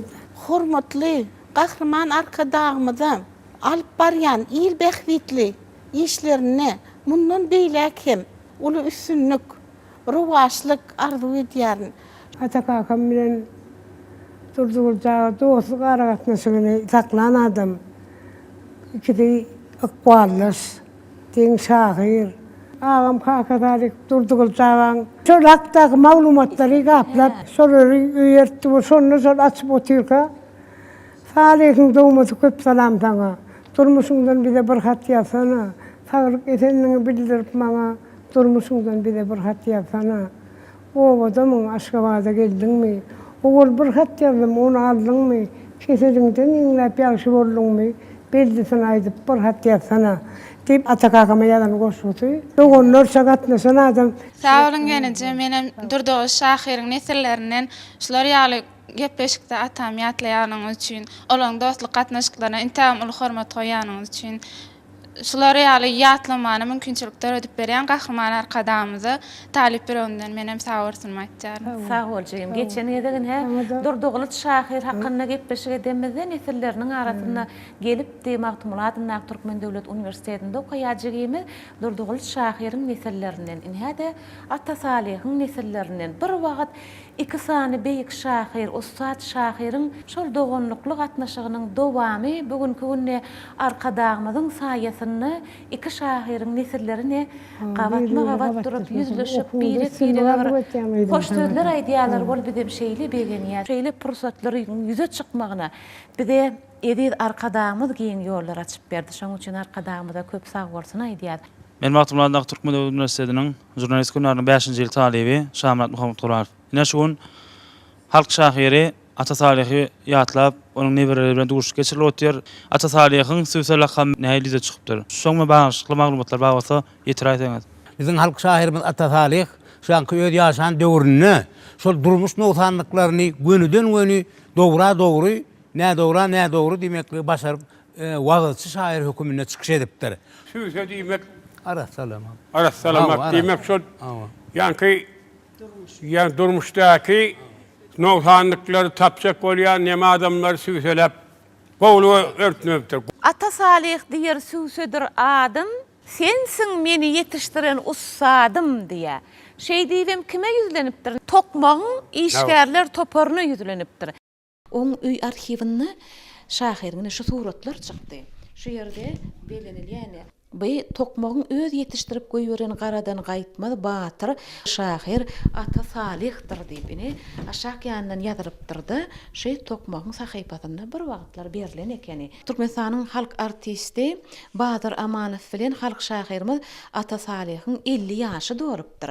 Şahirimiz degişgen adam bolanlygy hakynda da aýdylýar. Degişmäň üstü bilen ýeti synlaň, ýeti sözlüň üstü bilen terbiýeleýijilik äheňde ençeme zatlar döredip durur şahirimiz. Şu ýerde aşak ýanna şeýle Badyr Amanow bilen Ata Salihyň aýdyşyk sözi bar. Ata Salih Badyr Amanow'a şeýle diýär. Badyr neçe ýaşadyň? 50. Ýer atam sen neçe ýaşadyň? Meniň kim belli. Onu ikiňiziň bilelikdäki 100 ýaşyňyzy gutlaýaryn diýip tokmak jogap beripdir. Aşgabat şäherine öňkü Çelýabinsk köçe häzirki wagtda Ata Salihyň ady goýuldy. Edil şuň. Biýem hormatly şahirimiz, hormatly prezidentimiz tarapyndan edilýän aladalaryň biri bolup durýar. Ondan soňam şu Türkmenistan halk şair Ata Salihyň ýüpek halada okulan portret halsy bar. Ol edil häzirki wagtda şekillendirip Sunuty muzeýine dural. Onu ýörüýte Ukrain suratkeşi Helin geriden adamyň eskidi esasyna Türkmenistan hali tejribe ustahanasyna ýörüýte çitilen haly şol. Enha şu hikayalar hem makalalar şunu şu atağa barada yazan makalam var şunu yerleştirdim. Şunu men muzeýe tapşyrasym gelýär atağa barada makalam bolunçy. Mehriban gahrman edip arkadağımdan şunky bize bagş eden toýlarynyň hatirasyna şu halkyny jany bilen söýýän arka dağmadan biz hakda edýän beýik işleri şoň üçin neçe alkyş aýtdyk az görýär. Ata-babamyň ýatlanma üçin mehriban arka dağmada tüýsürümden sag bolsun aýtýan. Bilen başymda ama aman bolsun. Bizim mehriban hem garhyman arka dağımyzyň bizim nutsogu şahirlanmada hem de şonuň ýaly şu 20-nji asyryň döwrüne ýaşap häzirki aramyzda ýok döredüjülük, sunwat hem de ýazy şahirlara berilen ömre ýene-de ömrü boşdy. Ine hormatly prezidentimiziň şeýle mümkinçilikleri bize döredip berýän üçin, hormatly prezidentimiziň janynyň sag bolmagyny, ömrüniň uzak bolmagyny, ähli umumy adamlar üçin alyp barýan işleriň hatda rowaşdyrmagyny tüýtürekden arzu edýär. Mehriban adamlar, biz ýene bir ýoly şeýle gepleşikleri taýýarlap halkymyza ýetirmekligi mümkinçilik berýän, giň ýollar açyp berýän edýät arkadagymyda tüý sürekden sag bolsun aýdýar. Goý hormatly prezidentimiziň jany sag, ömrü uzak, ähli tutýan işleri rowaç alsyn. Mehriban adamlar, gepleşigimiziň indiki sanyna da söz sunugatynyň aşyklaryny gatnaşmaklyga çagyrýas. Mehriban adamlar, gepleşigimiziň indiki sany türkmen edebiýatynyň görnükli wekili, zehinli şahyr, ussat mugallim Amandurdy Alamyşew hakynda bolar.